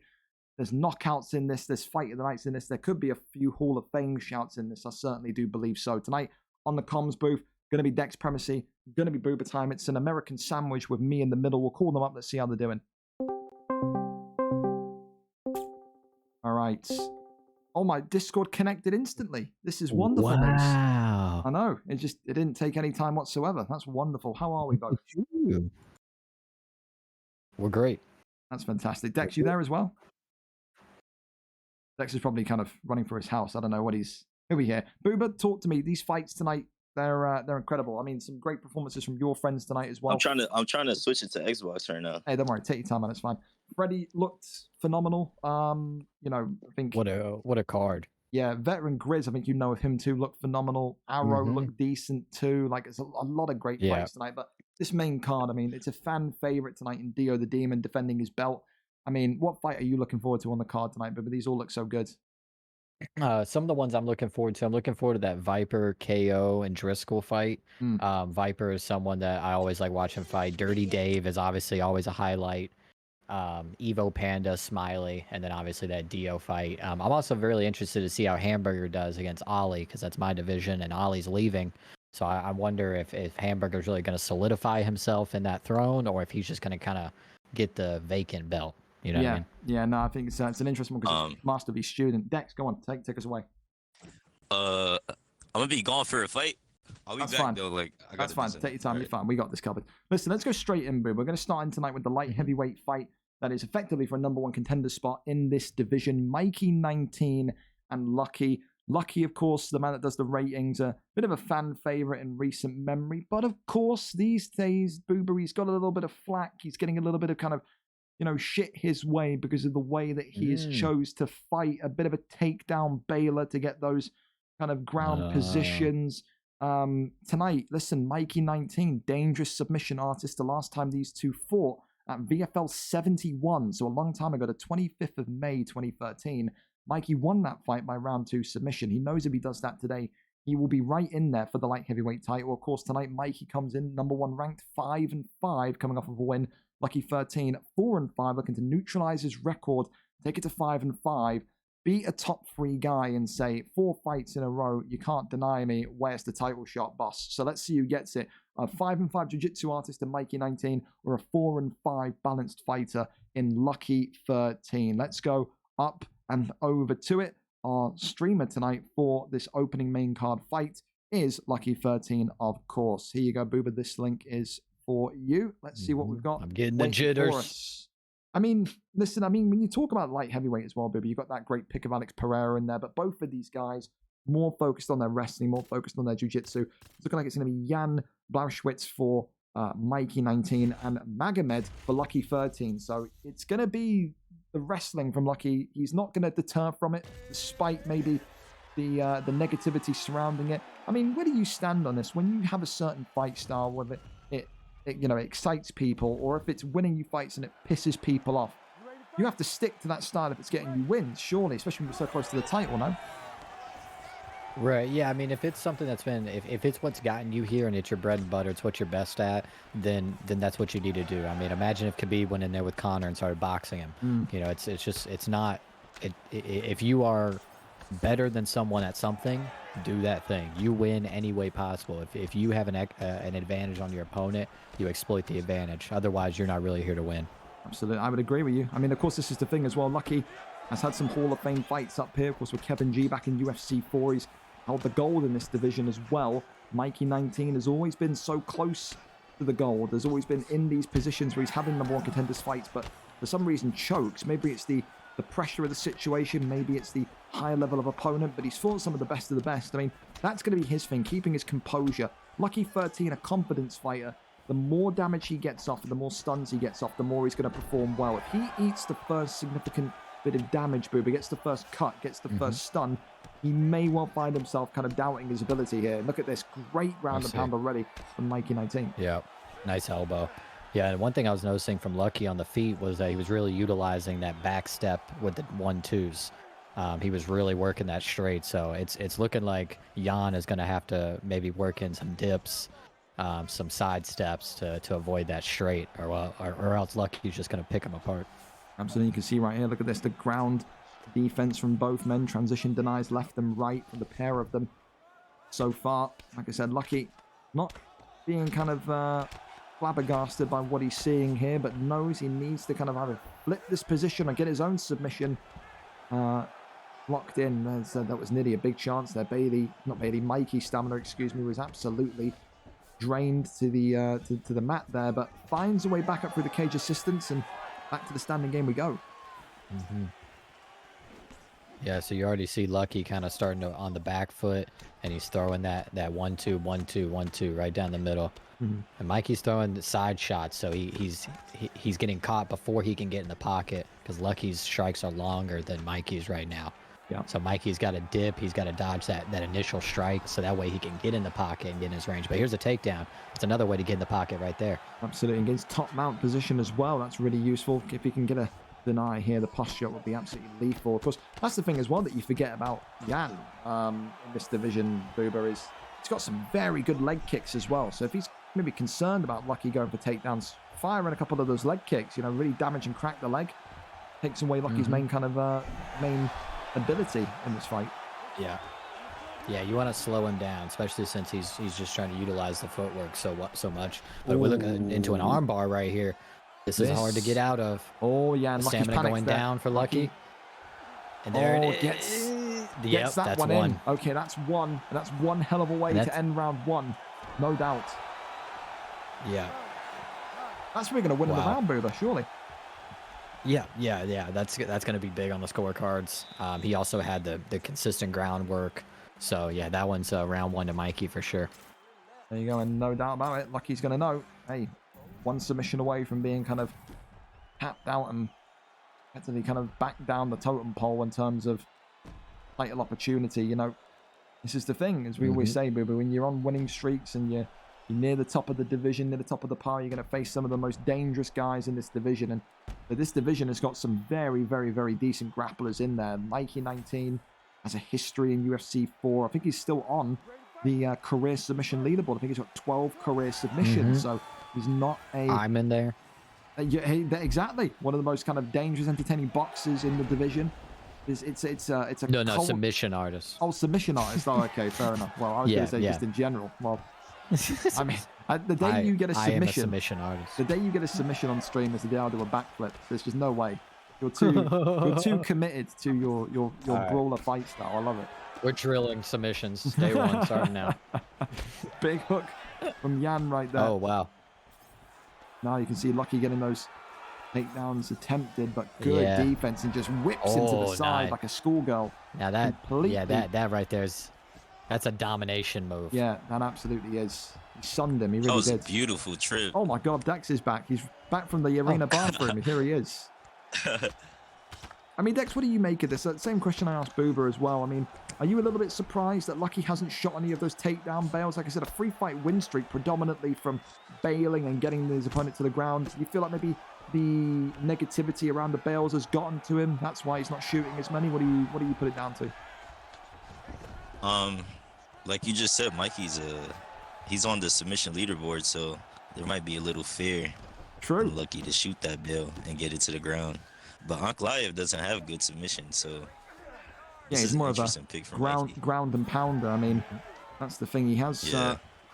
he has got TKO victories, but look at this right now as well. Jan just continuing to get the better of the exchanges on the inside in this second round, and like I said, it's just the distance management from Mikey so far has been absolutely perfect. But Mikey has been in these positions before. UFC 4. How many times did we sit there head in hands where he's dominated 2 rownds? Makes me. Oh, this could be exactly what we're talking about. This could be a commentator's I was just curse. about to say. I'm God. worried Oh my about the God. damage from the straight. Oh, shit. There it is. Oh my God. Oh, Wow. I'm convinced this brother is cursed, man.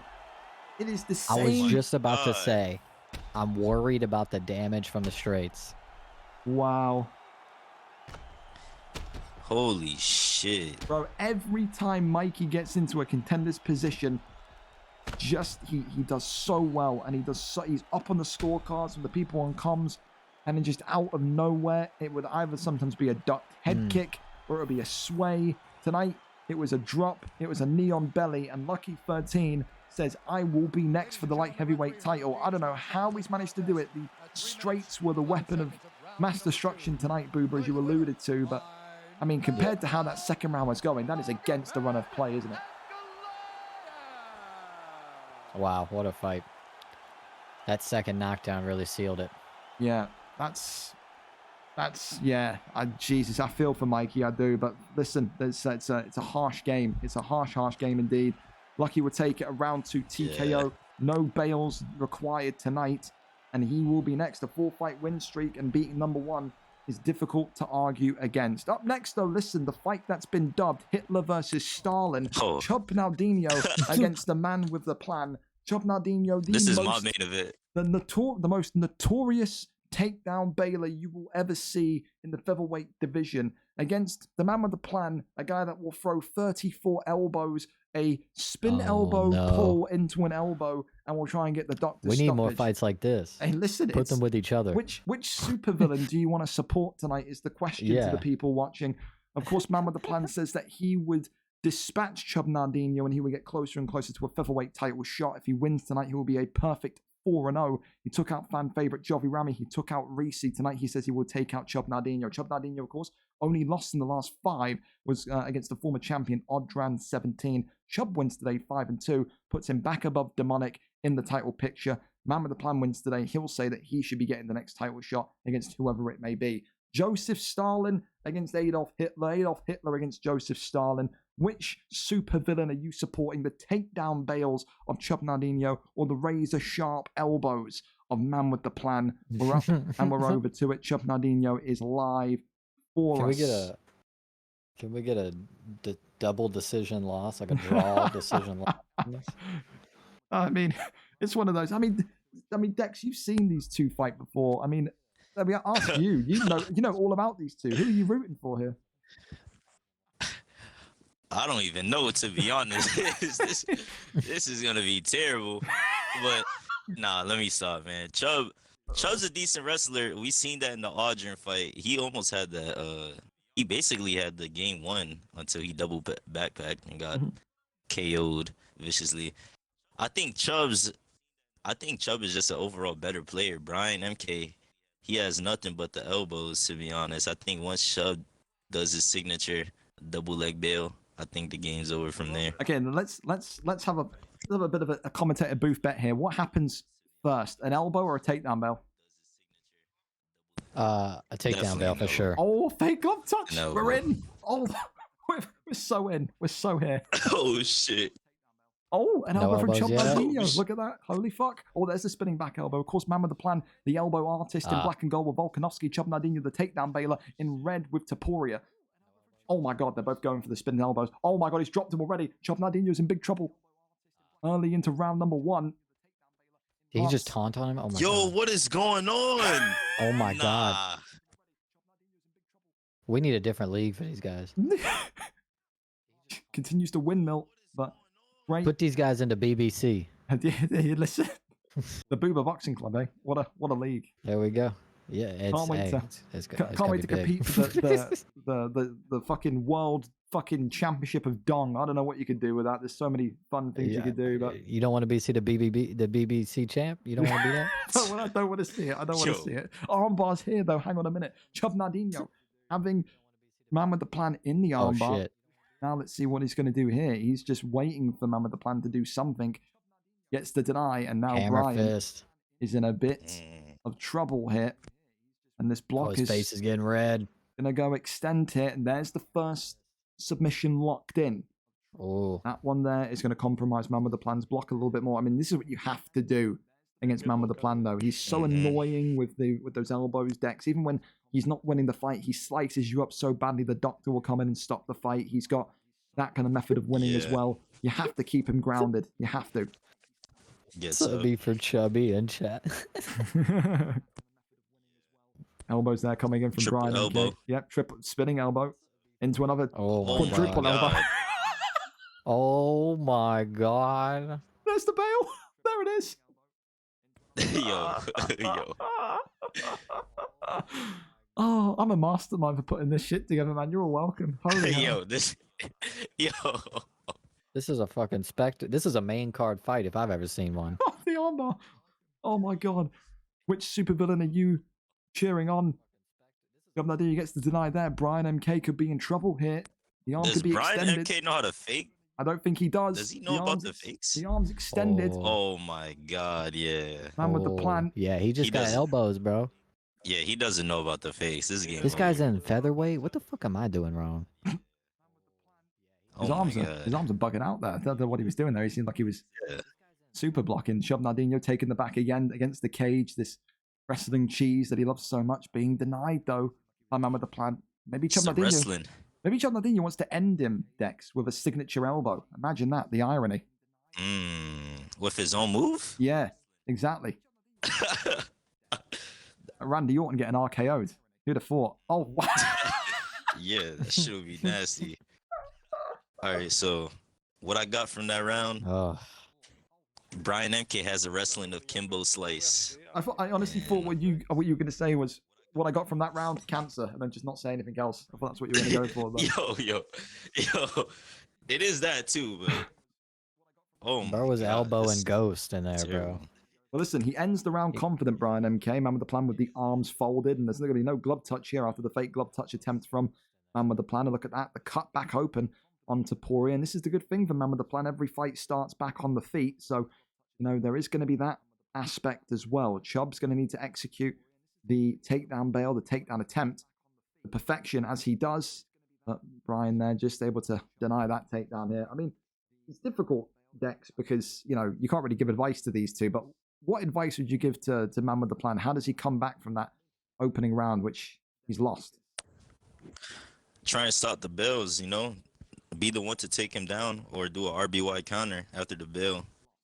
That's the best. Oh, thing to there's the do. spinning back Should have elbow. been 5 He- rounds. He's oh Oh. Chop Oh. Nardinho. Oh He- shit! oh. Oh. Oh my god. Yo, that was nasty. Oh my God. broken. And there he What is. the He's made a custom graphic. He says Brian MK no longer rules this featherweight division. Brian MK's discord Yo. on Undertaker. Yo, what is this picture? Brian MK. Is that Bray Wyatt? Oh. Brian MK. No, that's Undertaker when he No. lost. No longer Oh. undefeated, and Chub Nardino with an overhand that powerful. That's probably going Saw to the take red on the knockout. pants. I was That's like, gonna what? that's going to take knockout of the night, which is wild considering you don't assume that Chubb's often going to get many performance bonuses, but the overhand made him kind of bounce up and down like a basketball there. But Chub Nardino gets it Jesus. done. Takedown Bales against elbows. Takedown Bales tonight won and gets the job done. For Man with the Plan now, he is back to the drawing board. 3-1 could well be a fight with Fish 14 next. They are both at the same record, but I mean, did that live up to the hype for you, Dex? What did you make of that? Yeah, I love that fight personally. To be honest, I loved it. It was a cheese galore. I mean, respect to these guys though. I mean, they play kind of weird, but they love doing what they're doing, and that's pissing people off, and they stick true to it. So respect to them, to be honest. There you go. Well, listen, we go from one absolutely horrendous car crash of a fight to a fight of technical brilliance up next. Dirty Dave against Papi Gaucho, an all-star American bash to say the least. Dirty Dave, 5-3 wrestler. Papi Gaucho, a 3-3 boxer. Of course, Papi Gaucho lost in the Ultimate Fighter, but it didn't count towards his form. His last league fight in the flyweight division was a win, so therefore he fights up against Dirty Dave this evening. The first time these two have fought despite being in the league for years together. These both have been in this kind of top division, the bantamweight flyweight division, for years and years and years. But again, when you come back to Dirty Dave, he's not at his most kind of free-flowing best. 3 losses already in UFC 5. It's an adaptation period, sure. Papi Gaucho will look to pressure him, will look to kind of get his combinations going, and we'll hope and pray Dave doesn't execute the takedown button. I think when Dave shoots the takedown and controls Papi Gaucho, that's where this fight may be lost. If Dave does that, of course, he would go 6-3 with a win, and would more than likely be saying, I want maybe an easy work GG next. I want maybe a Mark the Shark next. Who knows?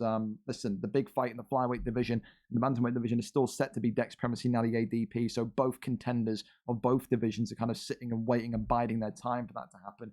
But this fight for Dave and Papi Gaucho really feels like it's up there as maybe a title eliminator, a number one contenders fight. It's one of those that feels very, very important this evening. So we go up and over to it. Do we have a link for Dirty Dave and Papi Gaucho? I imagine it'll be Papi Gaucho. I think Chubb's just leaving this picture up for the rest of the evening. Dirty Dave is live for us. We're here and we're set, fellas. Let's go and see what the picks are going to be. Pantoja against Figgy. I mean, Dex, this is your division. I mean, we never see you use a Figgy when you were on your way to the belt, when you were defending the belt, winning the belt. I mean, what is it that you don't like about Figgy? His chin. I think he has like a 91 chin, and there's way better picks than Figgy in there. You got DJ Moreno, Royval, Pantoja. Do you like Like this Pantoja? Figgy's good. He's got the power. Do you like this Pantoja pick for Dave, despite maybe Moreno having the better wrestling stats? I mean, do you think that suits him still? Yeah. Dave with Pantoja would be fucking Terminator in there. Well, let's see. Of course, Dirty Dave, the favourite tonight, in the black and gold. Pantoja, Figueiredo in the yellow for Papi Gaucho. Great to see Papi Gaucho back on a live card as well. Go on, Dex, sorry. I didn't like Pantoja at first. His straight's kind of weird. His animations are just... He's got weird animations, but his stats are fucking cracked out this world. And I think this is a good pick for Dave because I think they just gave turn and takedowns to Pantoja. Really? Okay. Yeah, Dave's look. That's going to be very good for Dave. Well, thank you so much as well for the raid. Welcome in. Main card here is live. Dex Premacy and Boober in the booth, and that's a big knockdown already for Dirty Dave, who's looking to take this pressure boxing style right to Papi Gaucho's front door. You can take that just out of reach, though. I mean, for Papi Gaucho, you've got, one of the strongest punchers, one of the hardest hitters in Figueiredo in this division. You have to kind of make your combinations and your shot selection count so crispy here, because Dirty Dave is a guy with a brain just made for this game, knows all the stages of the rocks, knows exactly what to look for, what gap to look for, what kind of negative kind of attribute you have. He studies you and he evaluates you so much in round one. it is scary. And so far you can see Papi Gaucho is feeling that, already sliced and diced open. And now this is where Dave starts to let his bread and butter kind of come to the light here. A takedown, 2 minutes and 15 seconds on the clock left. And this is now where maybe Papi Gaucho is going to need to find the way to get back up to the canvas here. Whatever Papi does, he can't let Dave get top mount. I think, you know, Just shipping that damage too. yeah, he's going right over. Oh no. Oh dear Jesus Christ. This is not where he wanted to be. And now look, the ground and pound coming in. Papi Look at the Gaucho damage. going to need to defend himself. Manages to survive that onslaught. I mean, what is the best position here to go for, Dex, when you're on, you know, Dirty Dave's kind of mercy here? Do you shift it over into a back mount position? Where do you go? Back mount position. Dave's reaction is too fast for this. You just gotta wait. He has to wait until Dave tries to posture up. Oh, one strike away. He has to wait until Dave has to posture up. Try and deny it, and just try and work off there. He's got to deny his posture up. This could be it right here. And that's what he does best. Oh my his God. idol, George St. Pierre, his favorite fighter, George St. Pierre, and he has just produced a pinpoint perfect performance. Dirty Dave with Pantoja looks like a very, very scary prospect for any of those top-ranked flyweights. And tonight, he gets it done against Papi Gaucho, who struggled against Ginger Ninja in the Ultimate Fighter Season 2 finale, but manages to get it done tonight against Papi Gaucho. Dirty Dave, a Hall of Famer. Papi Gaucho, a future Hall of Famer. No doubts Papi Gaucho will be back better than ever. But for tonight, Dirty Dave just too damn strong. And that makes your accomplishment, Dex, of beating him look even more wild when you're seeing him perform at that kind of elite level.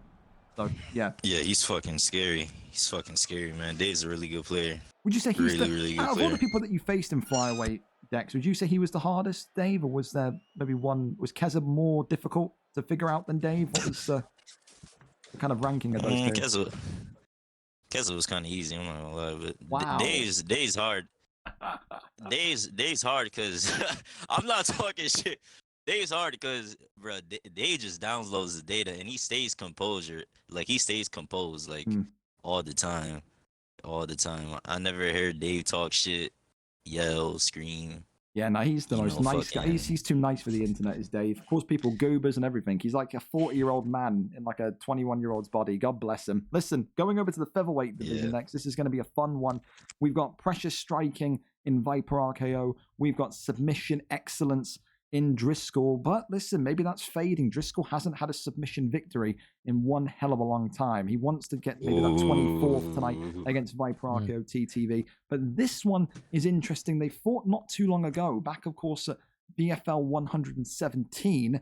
Viper on that fateful evening got a round 2 TKO victory in the featherweight division. That was back on the 11th of January, so sometime a month and a half has passed. Driscoll, of course, is back in form compared to when they first fought. He was on that end of a losing streak. Viper RKO TTV coming in today, 4-1 ranked, showed excellent wrestling attributes in his last fight.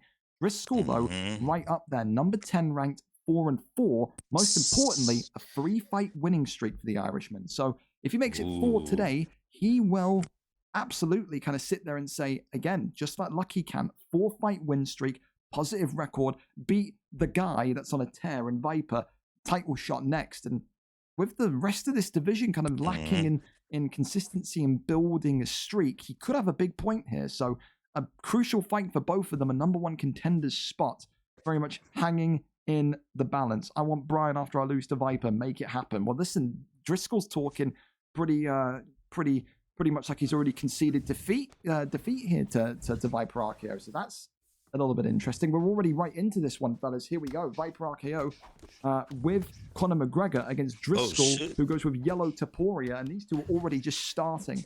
These two are just going for it. Of course, Driscoll has had that takedown bail tag attached to him. He's been unapologetic. He says you need it to win in this division, as he's already been cut open and split by Viper RKO TTV. Great takedown defense there immediately. And this is the big thing. I mean, Driscoll, this is one of the men in, Dex, this is one of the men, Driscoll, who's beaten you, one of the very few. I mean, what is he good at? What is he going to need to execute today to be able to beat Viper? He's very good at wrestling, but when Driscoll beat me, it was kind of at a weird time. You know, the Asagari was in the game, the sub mini games was in the game, and he was very good at that.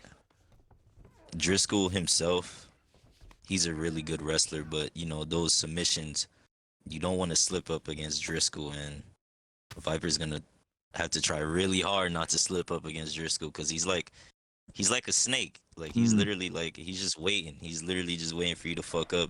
And you give Driscoll that moment on the ground. Triangle choke here. This could be the slivery kind of serpentuous, if that's even a word. Thing that he's looking for here. Look at this. Another big deny here. Viper and Driscoll engaged at a stamina drain off. That's it. And is he going to get the... He's racing him. Oh, he manages to get out. No impact on his submission bar. But this is a great time to bring you in, actually, as well. I mean, going against a guy that is very grapple orientated. I mean, I go back to your fight against Beatdown when Beatdown came back in with incredible wrestling attributes. How do you, as a stand-up fighter, kind of keep not only mentally kind of sane when those takedowns come in, but how do you beat a guy like this when you know that you're the better striker, but he's the better wrestler? Oh my god, that combo! You really, it's about working the body and keeping the strikes up the middle. You want to really focus on blocking low, blocking the takedowns, but just making sure that they're aware that you have uppercuts and front kicks coming, so they're scared to shoot that takedown consistently. But yeah, knees, all that. You basically just want to keep the pressure on them. Don't let them get comfortable, because then they'll find their spots, they'll find their holes. But if you keep their back on the fence, and you know, usually you can keep them pressured. There you go. And of course, that's the thing as well. It's a lot of luck could be involved too. It may just take Viper TTV throwing an absolute wallop of an uppercut, and Driscoll goes right into it. Flash knockout. There you go. Good evening. But it's one of those so far. I mean, Driscoll. This is the thing though, Dex, as well. Driscoll, round one, he has burned a lot of stamina early. Yeah, he has, and that's bad, especially for a guy like Driscoll who likes his subs, but he's kind of striking right now. Ooh, the damage. Good damage open. Oh, right back at the end, though. Look at that.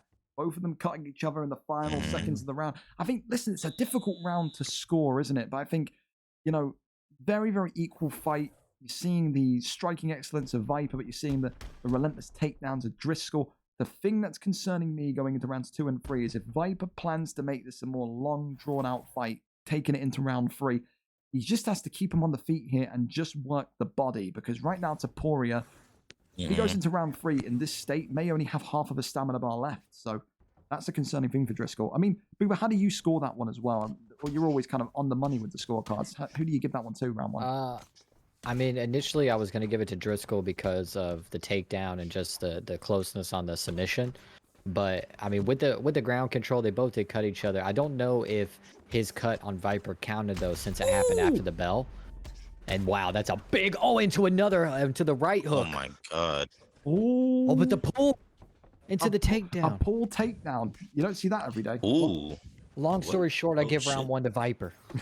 That's fair. Well, listen, he's definitely going to be up on the scorecards now. Round 2 after that big knockdown. But listen, I wonder what people will make of that. Driscoll, a pull takedown. Could have maybe got a strike off there with Taporia, especially with Taporia's power. But look at this. The hook again. The hook doing the business for Connor. Works the body. Nice body work from Viper. Really nice, clean. Oh, rocks him up. Oh my god. Yeah, Viper's flowing like water. Oh my god. Jesus. Holy shit. And Viper RKO, just like that, says not once but twice, Driscoll, you try and you fail. Viper RKO signals for the belt to be around his waist. The title fight will be next. Big chest. Was that another round 2 KO? It was, yeah. Beat him in the same way, same round. Dude, absolutely. If it was an uppercut as well, that's scary, freaky. But listen, this is was that the performance of the night? I compared to Fred, that's difficult because I thought Fred was very good. I'm going to keep it on Fred. Fred was very good. Yeah, Fred was very came good. in last minute. This is the thing, though. You can't help but feel really happy for someone like Viper RKO TTV. Back in the beginning of 2023, Booba, March of 2023, this guy was a middleweight losing stand-up battles. He's now, with that victory, going to be up there competing for the 145 strap in March. His development curve in the last kind of 10, 11, 12 months has been scary. Only one lost fight in this featherweight division since kind of making the move from lightweight up there. Dex, I mean, this is the thing to ask you, Dex. I mean, you're the current kind of guy, like Ali ADP is the current guy. Does he look, I'm not saying ready to compete for a bantamweight or flyweight belt, but do you think Viper RKO, with what you just saw, could go into bantamweight and flyweight and get wins at this point, or is he not ready yet? Yeah, he could get a couple wins. He could definitely get a couple wins. Viper has shown that he can, you know, kind of wrestle. He can strike definitely, but it's a different atmosphere in bantamweight and fly, because at that point everyone's more seasoned. Everyone knows like the ins and outs, and that famous Connor pick Viper is known for is gone. So going against Sean O'Malley or like a Pantoja or Moreno and fly or and bantamweight, it's a different. Well, I think it's different. I think as well, it's going to be the case that we know Viper can get over emotional. He can beat himself up on a loss when it happens. I think he looks ready, not to challenge for the belt, but I think, like, I agree with you. I think he can go into that bantamweight flyweight division and certainly get wins. If he can have a good month of March, win the belt in March, I think April, there is no April Fools when I say this. It's looking like he may well very much go into bantamweight flyweight if he continues to excel like he is in the month of April. This is reminiscent to what it felt like with Fish 14. Fish 14 in UFC 4 went into the featherweight division, started telling everyone, I'm going to lose every fight. He finished in the division, I think it's something like 7-0. Viper RKO is now 5-1. There has to be a conversation at some point about how good this kid has gotten, and I think it's very close to happening. Congratulations to Viper. A very good performance for Driscoll. Doesn't lose too much stock. He wants Brian MK next. Of course, everyone wants Brian MK next, but for now, listen, back to the drawing board for the Irishman, and on to our next fight. Our next fight, another rematch, and it's a middleweight #1 contenders fight. Zhao Hu against Trixie, the Portuguese maestro of middleweight, in against a very, very, very talented Trixie. Trixie, I think, of course, you fought him, Boober, at a UFN, I'm pretty sure. It was last minute, and I mean, you saw how great he was with his pressure, with his boxing especially. I mean, you sparred with him, I believe, yesterday. Wants to kind of work on his grappling and wrestling. I mean, from that spar, what can you tell us about him? He's feeling extremely sharp right now. His striking is always on point. He has really tricky counters and slips. You know, a lot of people you can definitely tell when someone's doing it purposely and when someone's just pulling at thin air. And his feel very purposeful. And he's also his grappling is getting a lot better. We worked on a lot yesterday. I think he played for quite a bit, but yeah, he was feeling pretty sharp for sure. So he's a dangerous man. Another guy that's had an incredible amount of development in the last 12 months. Last time these two fought, Zhao Hu and Trixie, nearly 9 months ago, VFL 75 on the 8th of June 2023. Trixie on that fateful evening won the light heavyweight strap with a round 5 submission. So that there is a testament, but said a lot can change in 9 months. Zhao Hu comes in today at 5-5 on a 2-fight win streak. Trixie just below him, number 3, ranked 4-1 on a 3-fight win streak. So both of these two are feeling that rich vein of form and know exactly what is required here today in order to kind of make that jump. You win this fight, it's that simple. You will compete for that middleweight title next, absolutely. Warbsy, Dave hasn't responded to me yet. I don't think he's showing. Well, if Dave isn't here, then it's another AKA guy that is going to get cut from the league. The AKA guys are just a joke at this point, aren't they? So one of those. For now, though, listen, we'll treat that when we get there. Jack DP is tagging Brian NK in the USADA fight pool as well. So listen, we wait for our stream link. I want Black Panda next. My only loss. Theo James, do you still need a replacement? I'll replace. We'll probably need it, but again, I don't know. We'll see if AKA Dave shows up or not. But we wait for a link between Zhao Hu and Trixie. We'll see if Trixie's streaming. I follow him, so we should be good in that regard. Maybe not. Maybe Trixie's fallen asleep. Who knows? That would be something. Lalo started a thread saying vouch. There you go. They're all mocking him. They're all going for Brian MK. Trixie and Zhao link plus. Again, these two are not used to doing these kind of here earlier. It'll be interesting if he has fallen asleep. Neither of these two, to be fair, are really used to these kind of later fights. So I mean, hey, you're gonna have to get Houston if you want to compete for the belt, I suppose. But if both of them are asleep, then that is a very, very tricky position, to say the least. But it would mean that they would forfeit their potential contendership opportunity. It's one of those. I mean, for now, we'll keep this this going, and we'll see if either of these two respond. And we'll go over to either Panda and Smiley. We'll drop them a message. If you're not here in 10 minutes, we'll have a talk tomorrow about your removal from the UFC league. Can't sign up to a card and then not show up. I'm going to attend this as well, especially you, Zhao. Brackets, both of you. Barely sign up to fight the stream. So let's see if either or none of them show up. There will be a replacement fight nonetheless. There always is. And like I said, if Trixie and Zhao are both not here, then it makes the middleweight division even more interesting, fun, because of course then you're talking about, it opens the door for a CJ, it opens the door for a Lawbors, a Stevo.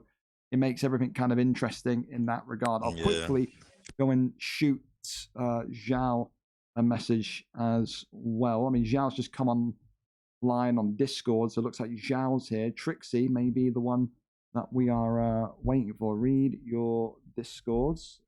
Ping him one, then we'll go straight to the Evo Panda and Smiley fight. Won't make them wait since they are they're on time. But I don't even know what Trixie's gamer tag is. But again, you can't ask for title fights and do all the fun trash talk about title fight this, title fight that, if you're 14, 15 years old or whatever, and you can't stay up past 10 o'clock. I'm not too interested in your sleeping pattern. You have the ability to tell me if you need to fight before a certain time.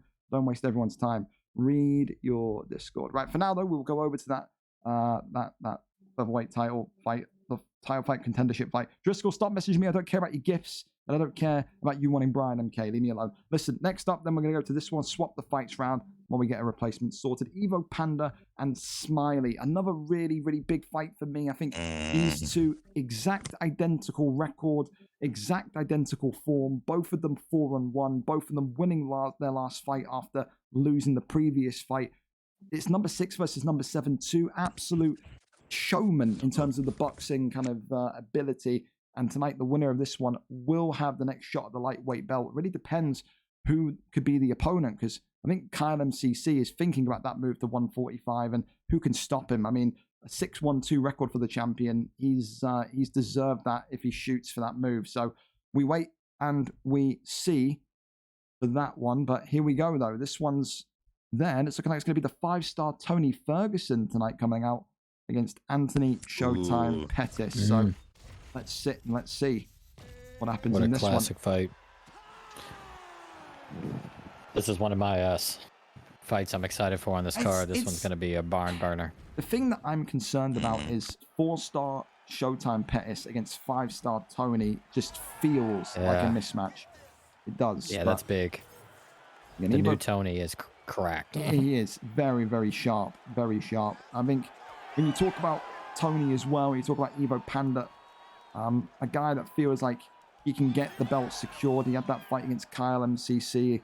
He lost the fight. That's been his only loss in this division. He knows Kyle is more than likely on the way out. He feels like this is the perfect time now to get the 155 strap. You can't really get a fight after winning one. You have to kind of beat someone of high notice, of high status. Smiley is the exact same position too. Big uppercut there already. And Evo Panda starting off the fight very, very dangerously.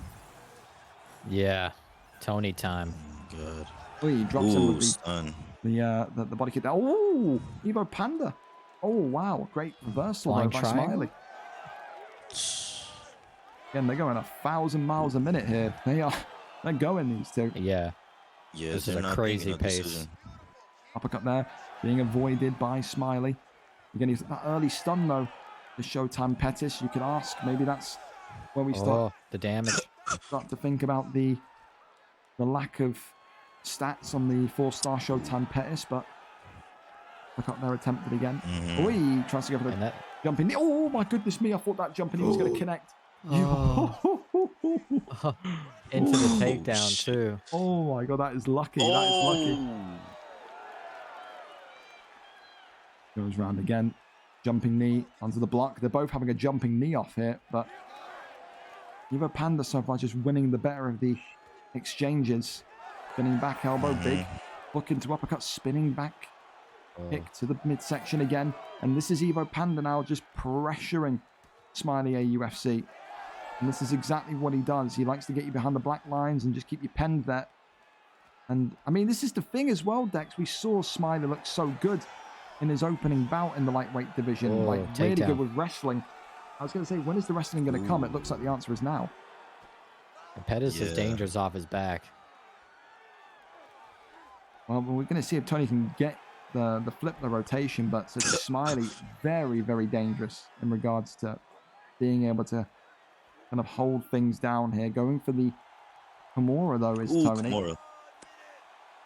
And that one there is a big deny. And look at that, Smiley losing part of his block. The submission bar loses a chunk. That's 1/3 of the bar gone. Probably going to take another 2 more.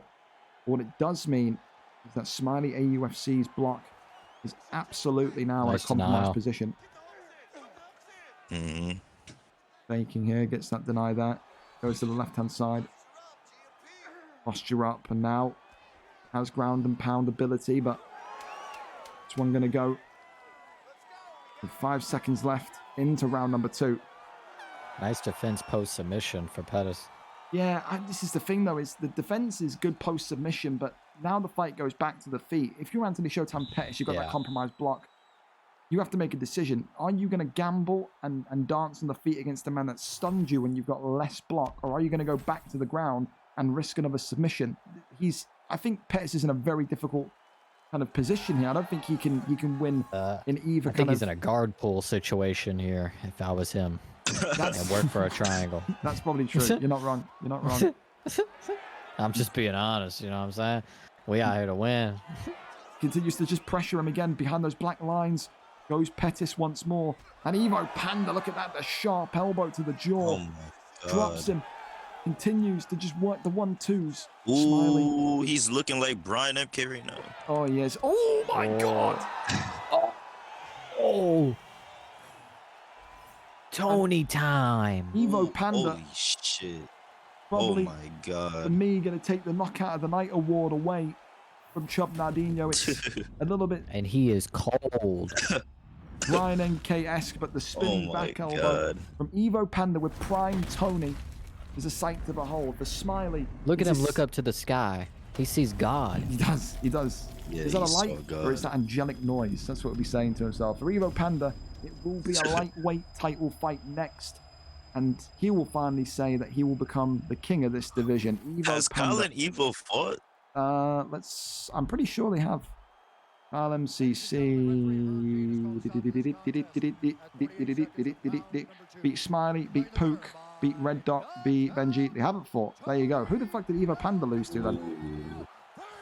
That's interesting. Evo versus Kyle would be a good one. Oh my God. Oh, but Evo lost to Matimbu. That's who Evo lost to. There you go, round 2. I knew he lost the title fight, so that's exactly, yeah, that makes more sense. Well, listen, for now, he'll revel in that tonight.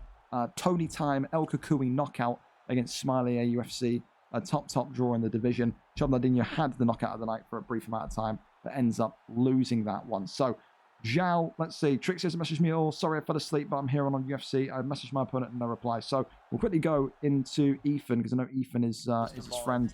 You know what I mean? Like, Boy. I'm just saying, 2 players getting 50 kills. Ethan, try and You know what I get mean? a hold Not on from the other team. of not Trixie. on from the rest of my team. Cheers. Oh, Ethan, he's coming to your stream. Gringo, right. There we go. Bye. Okay, listen, we're going to go to... Black Ops 4. Yeah, who plays Black Ops 4? Well, we're going to work on a replacement still for Trixie, for Zhao. But for now, listen, we'll go over to this next one, a.k.a. Dave. Again, another one that is part of the a.k.a. crew and can't seem to stay up. Can't ever ask for a title fight here in your life since you can never show up on the main card. Try again next week. But yeah, you'll never be able to fight for gold here. So you want to leave, that's fine. Also, 10 p.m. It's not late. unless you are 12. Thanks. There you go. That's the most polite insult you'll ever see in your life. So for AKA Dave, we're going to pull him out. And for AKA Dave coming in, you see Winter would have been perfect, man. Winter and Warbsy would have been perfect. I don't think Winter's here for it. Tomaselli would have been perfect. I would do Tomaselli, that one there. Suave Jamie would have been perfect as well. Had Ginger Ninja fight Naznim. I got you. Just shut up. You don't want that. You do not want that. Believe me, you do absolutely. I'll handle him. No, you don't want that. That is the kind of one that would make you go over the edge. Trust me on that one. Jack Hanna's asking for it, but I mean, I don't want to do Jack Hanna 1-1 against Warbsy 3-5. And then maybe it's not the worst, I guess, but maybe. See if Naznim 1-0 doesn't really make too much sense. I'm going to deny it on that basis. Easy Work says, what about me? No, 8-2. That makes absolutely no sense. That makes no sense. Opposite division as well. The Deco Hebden, I'd be interested in. Let's see if Deco's on. Let's see if he's on. Deco, you alive? If Deco's not alive, then the next best option for me would be Winter. I would be interested. This is Booba. Stop it. Winter, you alive? Let's see if Winter wants it. I'd be interested in the Winter. Keep sleeping. The Winter and the thingy fight. You'll get a replacement, Gerard, don't worry. While we wait for those two as well, the middleweight replacement I would have absolutely loved to have would have been Lawbors, but I know he's not here. Trixie will, of course, not fight for the belt. Now, Flavio was it. I think Flavio makes complete sense. Flavio and Zhao. Flavio on a 3-fight win streak. It makes absolute sense to me. Let's see if Flavio's here. Flav, yeah. Let's see if Flav wants it. If Flav wants it, that's a very, very fast-tracked way to get middleweight gold. Yo, for him. Yes. The man I fought today. Yes. Is he new? No, he RNG Melon debuted in. That dude is the VFL best 92. fighter I've fought in VFL to date. It's his ground game. His ground game's the problem. That's the problem. His ground game was not good, but his head movement, bro, I was in a puzzle box. I was literally appalled at what I was witnessing. He's dangerous. He was really good. We try Steve-O too. Steve-O would be an interesting one if we get Zhao and Oliveira's there too. Send me right into the Zhao fight. Stop it. Rang him 4 times. Well, yeah. Said Trixie's just obviously too much of a toddler to be able to stay up past 10 o'clock. So there you go. It's unfortunate. Steve-O. Yeah, if Steve-O's He's a nice guy, that's unfortunate. He's nice, but hey, when you know you're on the main card, you gotta show up. It's not like it's it's like surprise. You're fighting at 10 o'clock. You know, it's, right? And he knew it. He was ready for me. We were working all day yesterday. Like he just sounds like he just wasted time, wasted opportunities. And well, Steve-O's here, so Steve-O and Zhao looks like it's going to be the play to make here. So that's not too bad because Steve-O and Zhao have had similar journeys in this division. They're similar fighters, both with a wrestler's background as well. I beat Steve-O. Let me fight him. But great. They've also never fought before, so that's also an interesting factor. So for Steve-O, it's very, very, very interesting because you're coming off of the back of a win where maybe you didn't think there was going to be too much kind of topic of conversation around it. Now you find yourself against Zhao. You beat Zhao tonight. You're in for a title fight. That's like the situation that Steve-O finds himself in. So, I mean, hey, listen, when in Rome, go for it. So Zhao Hugh and Steve-O is the new replacement fight. This will, of course, not count on your predictor cards. That is where we're going to go. You're in, get on. A number 1 contenders fight at short notice for Steve-O after Trixie fails to show up. But, hey, there's always an opponent waiting. And the opponent tonight is going to be Steve-O. So he's getting on and he's getting ready to go. We'll go over to Steve-O's channel and go from there. And then the next task will be to get the bantamweight flyweight replacement. And if it is likely to be Jack Hanna, then looks like it will have to be Jack Hanna, but it's not one that I'm overly sold on.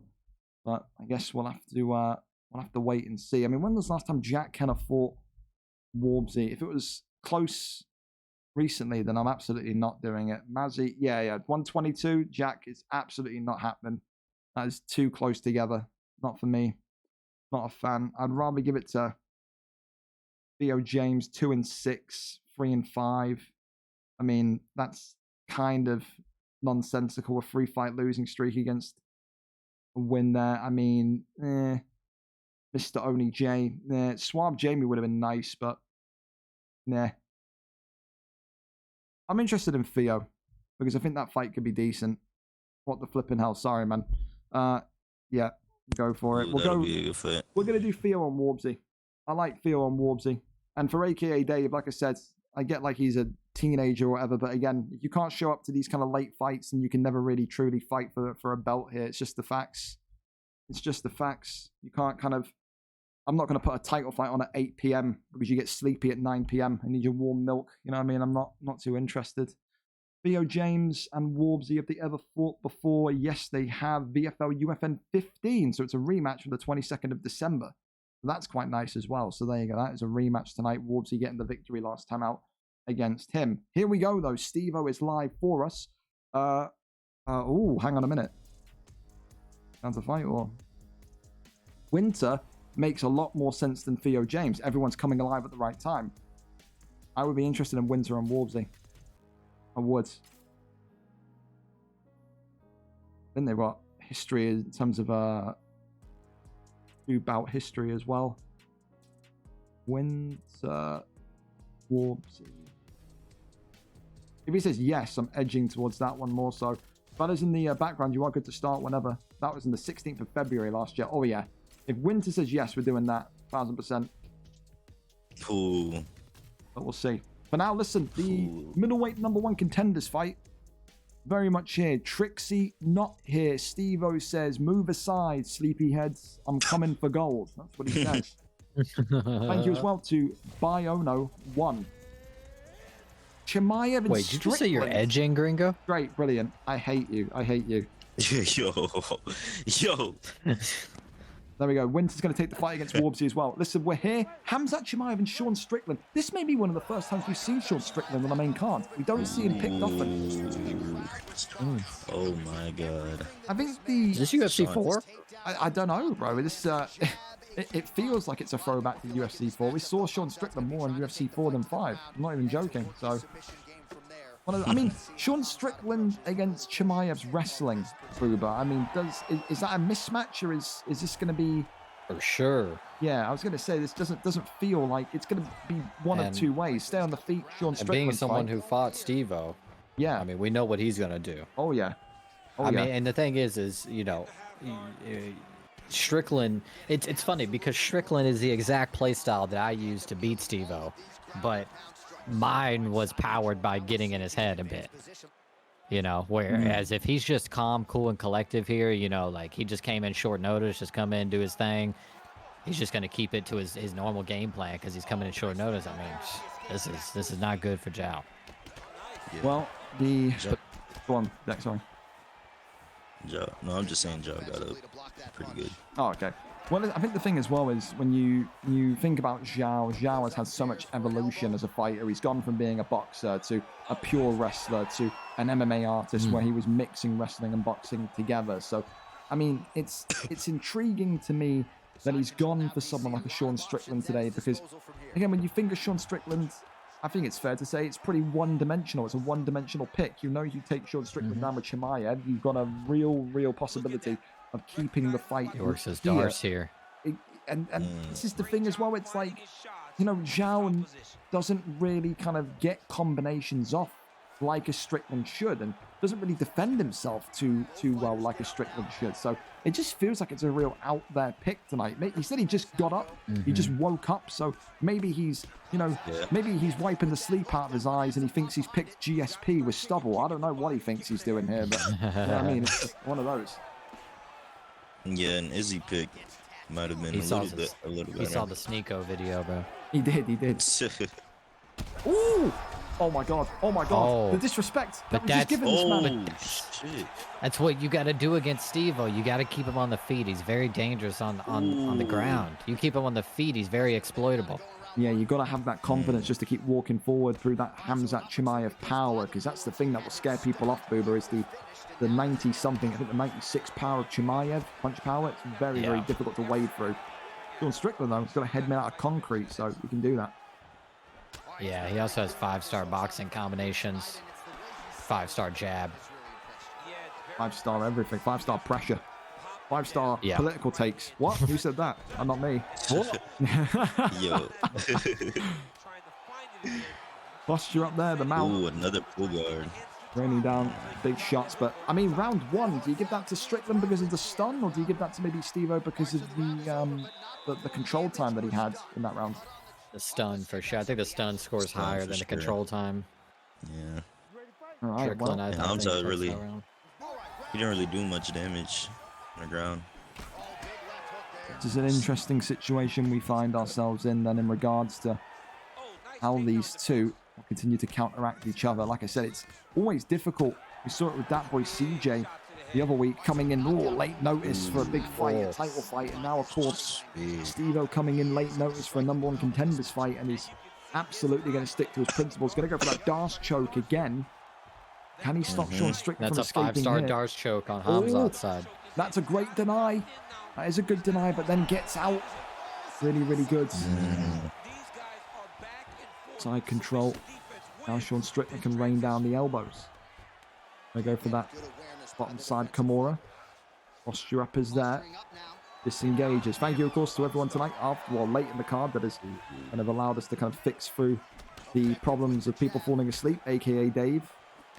Part of the infamous AKA camp that just continuously just no-show cards and fights. So.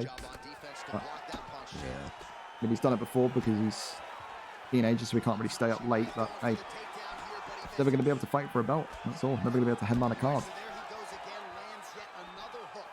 I'm going to miss. Shoots the takedown. Nothing there.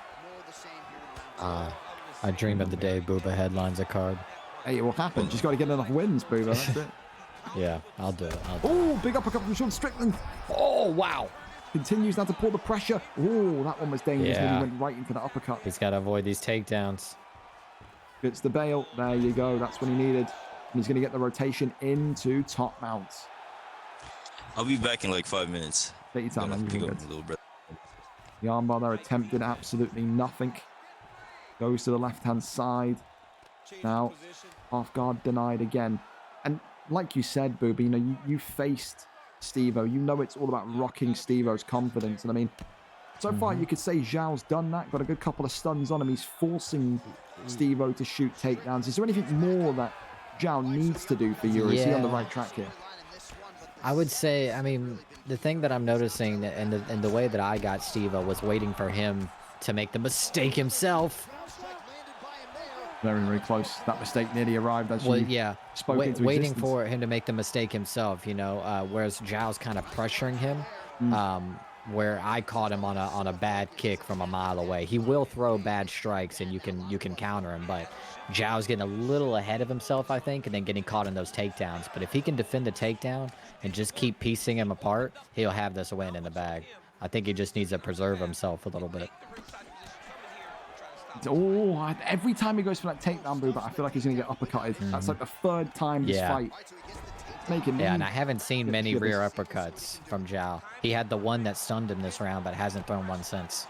That would be the only bit of advice I would give to him while he's in his corner. Keep working the jab, but you've got to throw that rear uppercut whenever you feel like he's going to shoot, because you could clip him. 2 rounds in, Boo, but I mean, is this as simple as a 2-0 to Strickland? Yeah, for sure. Both of the stuns in each round. The control time, it's good, but he's not doing enough on the ground. He's not rocking him. He's not submitting him. He's not even putting him in submission positions. So, yeah, 2 rounds to Strickland. Khamzat needs a finish here. Oh my goodness me, uppercut there lands, and now look at this. There's the rear uppercut. This could be it right here. Zhao Q not able to get the finish just yet. It's the deny though. I mean, it's good practice as well. You know, Zhao being able to come in there against Steve-O, a very, very talented grappler, shows that he can do it all, the Portuguese. Oh, he continues just a matter of time right here. Bloody the cut on Steve-O. Steve-O's froze now, Booba. He doesn't know where to go, what to do, how to move. Yeah, the block is gone. And this is what we've seen from Steve-O, the confidence. is gone, and then he just kind of collapses. Top Mount Boomer. Man. And this one, Zhao Q, not finished yet. Elbow. Wow. The damage. His face, a crimson mask. How much more punishment can Khamzat Chimaev, can Steve-O take it? And look at the stamina of Steve-O right now. Triangle choke. Oh, but a triangle. Oh, into an armbar. Into an armbar. But look at the stamina for Chimaev, absolutely gone, so it's going to result in absolutely nothing. Yeah. Yeah, it's actually going to hurt his stamina and put him right back into... Oh, but he goes back to the feet. He knows he can KO him here. The block of Khamzat is just shredded. He's got to get it back to the ground. He can't just back up. Drops yeah, him. He's going to punch right through the block. Yeah, and this one, game, set, and match. Zhao Hu says, I will be the champion of the middleweight division. I will bring gold back to Portugal once again, like Portuguese Prince did and Rafa did in 2023. That there, a wonderful performance for Zhao Hu. An opponent change in the last minute, but it doesn't deviate him from his plans to become, of course, middleweight champion of the world. He gets it done, a round 2 TKO for Zhao Hu this evening. Wonderful performance, and like I said, he's lucky he woke up because he could have missed his middleweight ticket if he didn't. Yeah. So the official fight that we're making then, of course, in this one is Warbsy against Winter. I'm still going to allow Warbsy to keep fighter priority because, of course, it's an opponent change. So it's only fair. Winter and Warbsy, of course, it's the second time they fought. The last time they fought back, of course, all the way here in VFL 51, just in time of the big fight. The 16th of February, 2023, Winter got it done in a third round classic. Winter, of course, has not been in the greatest bit of form. He is maybe kind of down about his efforts in this division. A 5-4 resume. A loss last time out, but there's no way better to bounce back from a loss than against a Hall of Famer like Warbsy. Warbsy 3-5, coming off of a win. Confidence is high. Wants to get that win back from February of last year. If he does, it will be monumental. It would be 4-5, and it would put him into the top 5 of this division once again. Let's go up and over to it. Winter and Warbsy is live for us. Let's go and see if Winter or Warbsy are live. Which one will it be? Which one will it be? It's going to be Winter. There we go. Winter is live for us. We're here. We're set. And we are ready to go. There you go, gentlemen. Steve-O, you're an absolute hero for that, man. Thank you so much again. Said you risked it all. At least you'll get to know that Trixie will forfeit his chance at going for the belt because of that sleep in. So I'm sure he'll be apologetic. He's a nice enough kid. But again, it's just all of you watching, replay, whatever. If you can't stay up past 10 o'clock at night, it's difficult for me to ever be able to tell you you're going to fight for a title. Earliest time title fights are going to be ever is 10 o'clock. If you can't stay up past 10, then you're going to have to be fighting on the prelims forever. You have to be like a Paul Felder. No one wants to grow up and be like Paul Felder, right? No one. Here we go. He's got a nice mustache, though. He does. He's got a nice mustache, but that's about it. Everything else is negative from his commentary to everything. Winter in the green with Sugar Sean O'Malley takes on Warbsy. Of course, Jakey B's sparring partner is Warbsy. I don't know if Winter is in BFAP with Jakey or not. He may well be, but again, these two will know each other like the back of their hand. Two very, very cataclysmic strikers. You think about Warbsy, you think about his dominance in UFC 4 with Sugar Sean O'Malley. Loved those longer fighters. Really enjoyed kind of using that kind of pitter-patter striking, as Doctor called it, to kind of put his opponents into a coma. Winter, though, of course, former champion, Hall of Famer, lethal striker. A guy, again, tonight that isn't going to be thinking about the ground game, but more about kind of out-jousting Warbsy. I mean, Dex, this is, again, the kind of division that you are the spearhead of. Look at that for Warbsy, though. Stunning. Oh, wow. Winter already. Oh, damn. Oh, nah. It's clean and crispy from Warbsy. Starts off the first round reminding everyone just exactly who he is. Of course, won the BMF title last month in the Grand Prix. He is one of the best. He is one of the best in the stand-up business. I'll keep you posted in regards to the ads, don't worry. So far, those ducking roundhouse attempted by Winter as they get round the side, round the corner. The jab straights here, leg kicks coming on in. Winter again, shimmying underneath that one though. Oh, and now it's the sun right back. Wow. For Winter. Yeah. Even now. Again, you talk about fights Winter's kind of... doing falling into our lap, Booba. We're getting an absolute treat here. Yeah, and Winter's doing a really good job with the footwork in and out. Jan's throwing a lot of whiffing shots, and Winter's using that footwork expertly. He's in, fast combo, and then he's out before you can even get off. Yeah. Oh, clipped him right back, though. But he gets it there. Oh, it's an And he absolute clipped classic. him with that outside hook. Ooh, Oh, with the another uppercut one. too. Oh. Oh no. Windsor Oh, the dropped straight against the cage. fence. No. Top mount for Warbsy. Full mount. He got top mount. Warbsy, can he get it done against a top-ranked Elbow. opponent? Elbow so Oh, close. Shit. Warzy didn't deny. No way. The body work now. And No look at way the he stamina doesn't. too of Winter. Yeah. Yeah. Yeah. Ooh, top Full mount mount. again. Oh, we got the deny there, though. Deny. You can get this posture up. It's going to be big. You're Winter. You've got to get to round number 2 somehow, Fake. some way. It's fake. Elbow there Oh, comes in again. Elbow again. Ooh, nice elbow. Oh, he denies him again. Deny tell you, again. He's got to survive here, Winter. He has to. Deny again. And this is exactly what he's doing. He's just Deny denying. He knows again. he's going to get denied purely just to try and get into round number 2. Ooh. And he Oh does. man. Oh my Saved god. by the bell. This is the most was- complete Warbsy, the most complete Yeah. performance from the former BMF champion that I've seen in months, Dex. That is one hell of a round from Warbsy. That's a scary round. I'm not gonna lie. He looked like the Terminator that round. Holy Taking fuck. advantage of opportunity. Yeah. I mean, right there. Yeah, no, absolutely. And again, he was supposed to go up against AKA Dave, who was just ranked just slightly below Winter. Of course, Winter coming off of a loss. Made sense to make And I mean, this respect match. the winner. Oh, absolutely. Short notice fighting down, you know. Absolutely. Oh, Oh, big clip the there. overhand. Uppercut again. Flies on in. Warbsy continuing to look sharp at the start of round number 2. The Yan pick, Or the duck. ducking and using his movement to perfection. Works off the Yeah, jab, Warbsy continues sharp. to go forward. That jab again, jab and move is the message.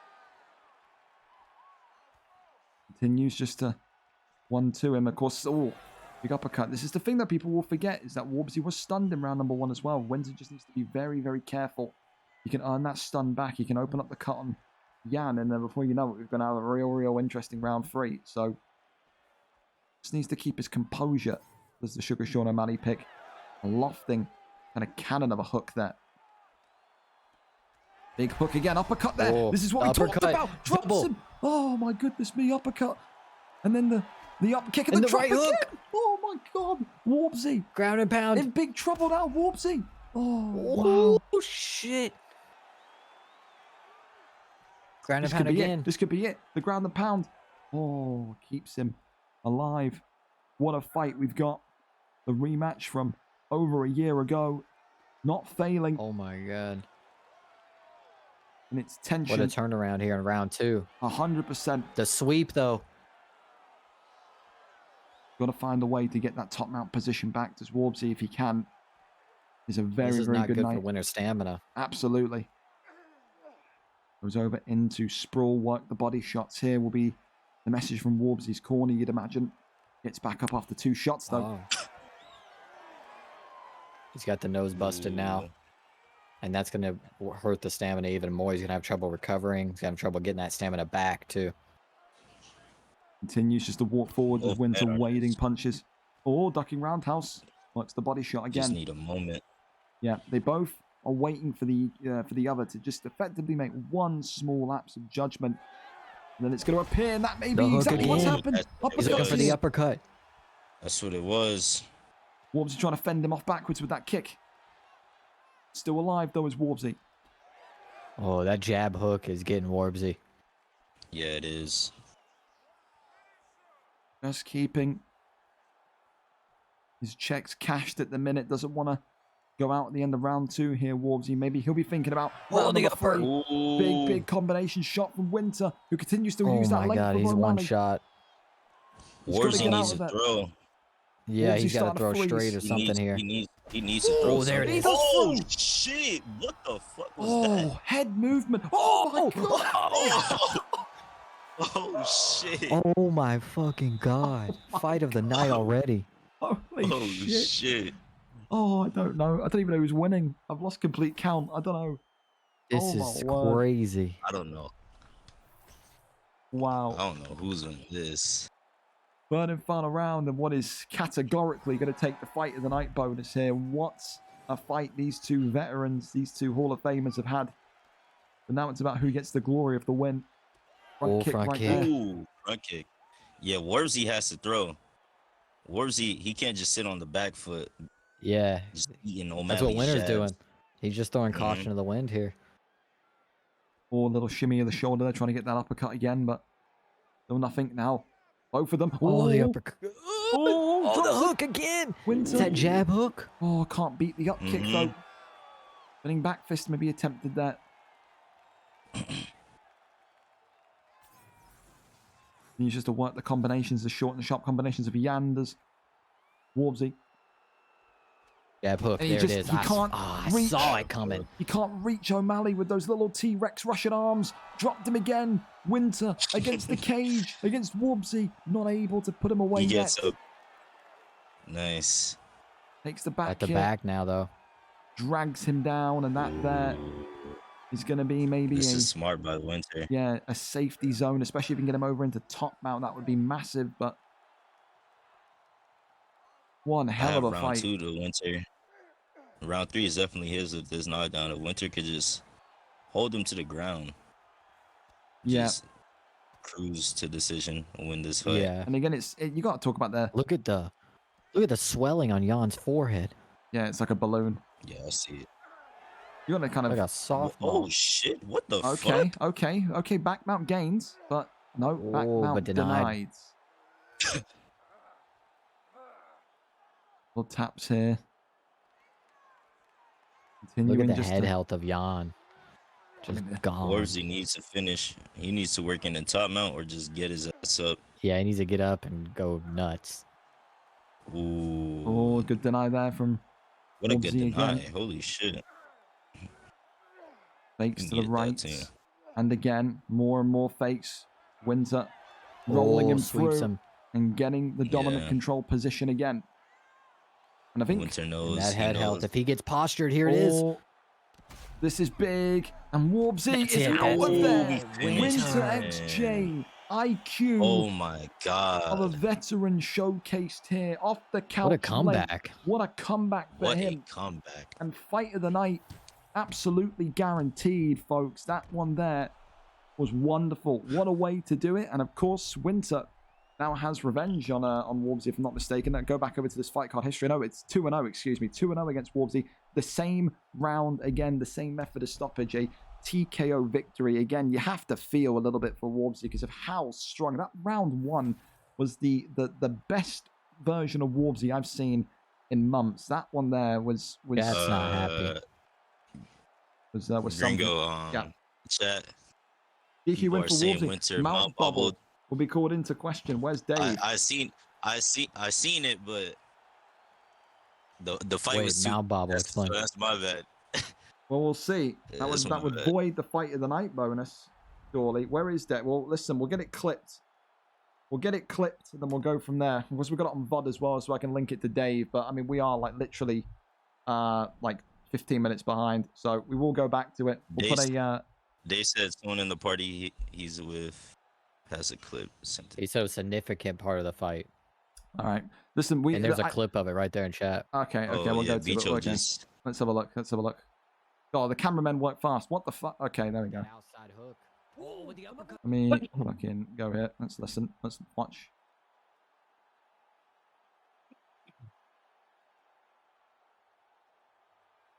one. Yeah, he bobbled. Oh yeah. Oh yeah. You can see the little shake there. Yeah. Yeah. Especially with the health, head health. I mean, listen. We'll leave it into Warbsy's hands. I mean, we did the same when Ali A had the bobble against Nightfall. Warbsy can decide. Does he want it to be a no Winter contest? says he didn't. And well, I mean, that's kind of in 4K. Maybe I did. Yeah, I think you saw it. Yeah, he said it was his head. Oh yeah. Okay. He He said said maybe my I head did. was shaking off the hit. I get scared. I get scared. Bro denied it to the end, but I don't think he did it intentionally. We'll leave it into into Warbsy's kind of decision. Warbsy can either opt for a disqualification win, or he can opt for a no contest and we run it back. Because I tell you what, that fight was fucking fantastic. I would not be opposed to running that back next week at 126. Yeah. That was very, very good. So, I mean, if Warbsy's still here, then we can see DQ that whole Warbsy. Ali ADP saying hands on head, just seen Winter throw and bubble in the car. Ali ADP is absolutely not happy with it, but we'll let Warbsy make the judgment call.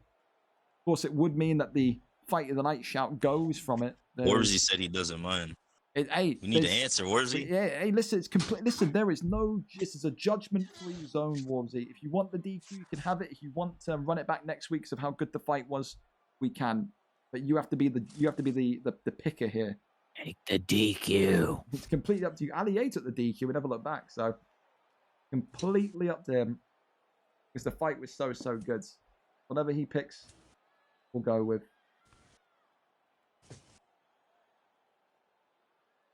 Let Warbsy decide. Exactly, Dave. Exactly. Let him pick. The officials should make these kind of calls. Yeah, and my call is I let the fighters pick.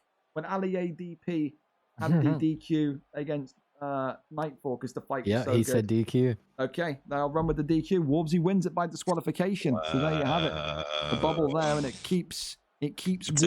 the DQ, that's nasty. The Warbsy's run in this division continues to go on. It is another victory for him in a great fight that will maybe kind of be ruining back as maybe not being able to get the rematch because again the fight was so good, but it is what it is. Warbsy takes it by disqualification, and the people that will be most happy for that decision will be TP Feng and Morgs, who of course keep their fight of the night bonus alive. So they'll be doing a little bit cheering as well. Listen, title fight time, fellas. The final 4 fights of the evening: Dio versus Gerard, Kyle Jack, Ollie Hamburger, Assassin Wilkie. What fight are you two looking forward to the most, and why? Is it the fan favorite DioDaDemon and Gerard, or you got maybe something else that you're looking at here and being interested in? We'll start with you, Booba. Go ahead. Dio's obviously a big highlight. I'm looking at that Ollie and Hamburger fight though. Ollie moving on from light heavyweight. I'm really interested to see if Burger claims a spot or if it's going to be Burger and someone else for a vacant, or if Burger just pops out of the picture whatsoever. But if Burger beats Ollie here, then Ollie moves on and Burger kind of moves into a different light than if he loses to Ollie here, because then we're always going to be left wondering. True. I mean, same question to you, Dex. What one are you looking forward to? You're looking for? I know you said that Jack 9 fight interests you. Is that the pick of the bunch for you? Yeah, you see, like Kyle, man, he's just methodical in there, man. I love seeing Kyle fight. I'm always looking to his fights. He's just a different breed. Yeah, I'm looking forward to that. Just balanced, didn't he? That's the great way to describe it. So much of a balanced fighter, you love to see it. But listen, we start off tonight then with the middleweight title up for grabs. Assassin Banana coming in to defend against Wilkie. Assassin Banana, a 4-fight win streak, 4-1, his first defense since picking up the gold. His opponent tonight, an unlikely man, Wilkie, 4-5 on a 2-fight losing streak, but gets this opportunity after beating Holdy in the season finale of The Ultimate Fighter. With that win against Holdy, where he won Ultimate Fighter, he qualifies for an immediate title match in his weight class. Tonight, he gets it against Assassin Banana, a man that's known for his boxing, known for his kickboxing, but Wilkie, known for his jiu-jitsu, known for his wrestling. He will feel like this is stylistically his best chance of claiming middleweight gold. Let's go over and see who gets this one. Will it be Wilkie or will it be Assassin Banana? We are there, we are ready, and we are set for this one. The title fights are up and ready to go. Wait, what was it in for? A single straight punch which makes Mount Bubble useless. I just watched it. It doesn't change the outcome at all. I trust Dave. When Dave is sat there saying it's a Mount Bubble, I trust him. I don't think Dave cares enough to defend Warbsy because he's gone against decisions with Jakey before. When Jakey got fucking beat by Nightfall, we went against Jakey. So I trust Dave. I mean, I think I haven't got really too many complaints with that one, but it's unfortunate because the fight was so good. I think if that fight didn't result in a controversial ending, we would talk about that as a Hall of Fame nominee as well, which is a shame because we love that. Yeah, that was crazy. Yeah, that was very fun. Well, listen, Assassin Banana opting with Alex Pereira. It's Poetan time, it's Chama time, and of course, Wilkie tonight getting his title shot with Dricus Duplessis. I mean, we don't see a lot of Drickuses either, Boober. I mean, you had a short stint in the middleweight division. What do you make of this matchup? It's Pride or kickboxing, it's not Pride, but kind of kickboxing Pereira against kind of Drickus. This is just a straightforward kind of, oh my God, this could be quick. This could be quick. What? Wilkie. Yeah, I was about to say Pereira is crazy right now in the middleweight division. He's really hard to deal with. He's very fast and super long, but Dricus has got to utilize that full MMA prowess here and probably take him down, just burn him out. Yes, goodness. My God. And I don't, he's got to shoot on him. Why Wilkie is trying to strike here. Wilkie is a jiu-jitsu man, and there he is, gets the takedown. There we go. Assassin Banana notoriously not known for his takedown defense, his submissions, of course. I mean, Dex, you'll know this quite well. Yazan had some battles with Captain Waffles and Assassin Banana. You know, he knows these kind of guys well, and that's the big thing. Captain Waffles and Assassin Banana, both very good strikers, but just can't do much on the ground. And it's over just like that. 1 minute and 40 seconds in, and Wilkie looks like a fish out of water. The best boxer, the best kickboxer in the middleweight division, keeps his gold tonight. Assassin Banana topples Ultimate Fighter winner Wilkie. Wow. That's Pereira for you. Oh, my God. Body shots, man. Oh. Oh, my God. Wilkie said that was boring. You got to How is that boring? How is that boring? He finished you. You got to shoot the takedowns. That's nothing to do with him. He fought a perfect fight. You can't call him boring because he just fucking lit you on fire, Wilkie. I'm sorry, man. Love you, mean it, but you went in there with Drickus and tried to box Pereira. You should have been shooting takedowns for dear life. A brilliant performance by as soon as he seen Glory, he should have picked Kamaru or GSP or somebody. Exactly. Exactly. And I think Wilkie has to look at himself on that one. Has to. Thank you so Hawk for the resub with your prime as well. I would say my predictor is still he stood going. in the pocket there for way too long with Pereira.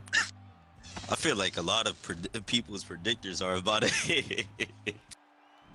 Assassin Banana saying was going to go Dana versus Bruce Buffer, but he wasn't up for it. There you go. Well, listen, it is what it is. Assassin Banana's still champion, and he says, I'm still the best kickboxer in this division. We move upwards and quickly to Ollie and Hamburger. So you ain't going to have to wait too long for this one, Boo. But Ollie, of course, having the rare opportunity to be a man that gets double-digit victories in the division. If he wins today, he will go 10-5. He is on a 4-fight win streak, won the belt, and then has defended twice. Could be a third successive title for defense today. Hamburger, of course, in the number 2 position, 4-2 as a boxer, 3 wins in a row. He's been cornered in nearly all of his fights by Ollie. It is master against student, student against master. Does Ollie sail out of this light heavyweight division with a 10-5 record and 3 title defenses, or does Hamburger manage to pip his friend, his coach, his partner, and start a new reign of dominance in this division? We are up and over to it. The champ, Ollie, against the number 2 contender, Hamburger, 65-55. Let's go and see what the stream link is saying. Sanjeed, Ollie is live for us. We are there. We are set. And we are ready. We're here. And I wonder, I think they're both going to go random. I think their teammates, of course, you can see that 64 wins to 25 in the spars. Wow. And I think they're going to go random. And of course, I will allow it. If they both get a mirror, I will allow it. I'm completely down for it in these circumstances. Friends turn rivals. Let's go and see what the picks are going to be in this light heavyweight title fight this evening. And it's going to be Saki versus... Oh, God. That's not good. Gokhan and Latifi? That is the... Oh, that is not good. That's the worst title fight in history? Oh my God. A 3-star versus a 3.5 star. Oh my God, Ollie. Spear. Yeah, spearing him. Brock Lesnar. There's going to be no agreements here about that's Edge. No wrestling, nothing. And now into side control, back into sprawl here. And you would maybe think, hey, these two are sparring partners. Maybe there'll be an agreement for no wrestling, but very much the case that Ollie's saying, I want that 10th victory on my record before I leave here. And Hamburger being taken through the Ollie experience. This is a guy that says he wants to go into that welterweight division at minimum, lightweight division if possible. And listen, it's one of those where his game has just absolutely exploded. His boxing has gotten better. His jiu-jitsu has come alive. And we always said with Ollie, once that jiu-jitsu comes back in December and November, if it came then, he would run through this division. It came, and he has absolutely done what we said and we expected.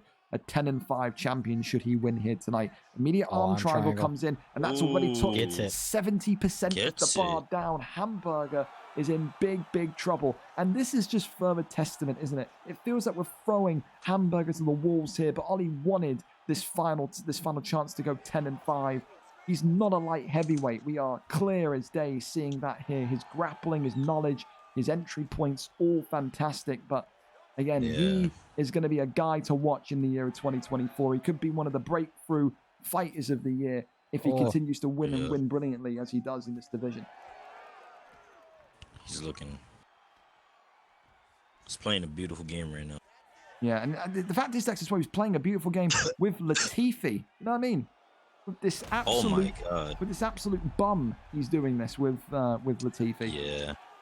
I mean, you can always say that you can have a puncher's chance, but again, can you even say that, Booba? Because, you know, Gokhan Saki, he's got the punching power of my fucking cat. You know what I mean? Like, just doesn't exist. Latifi's head is so damn big. That's the only thing I'm noticing about this fight. Yeah, he's got a big-ass head. Goes back to the body there. But also, yeah, Ollie looks locked in right now. This is, I mean... And this is a 3-star versus a 3.5-star right here. The damage now. The wet cat. Oh, the taunt as well. Oh, and he taunts him. Oh, hang the fuck on a minute. Oh my god, the taunt again. Oh, he's taunting. Taunts his master. Oh my god. Oh, right shit. back. Oh, there's the taunt. Taunts him. Oh, shit. Oh, these two are just swinging in the middle right now. Oh my word. Ollie not wanting to lose. Is 3 takes the backward rounds. step. I don't think this is going. I don't think rounds. this is. I think this is going to go.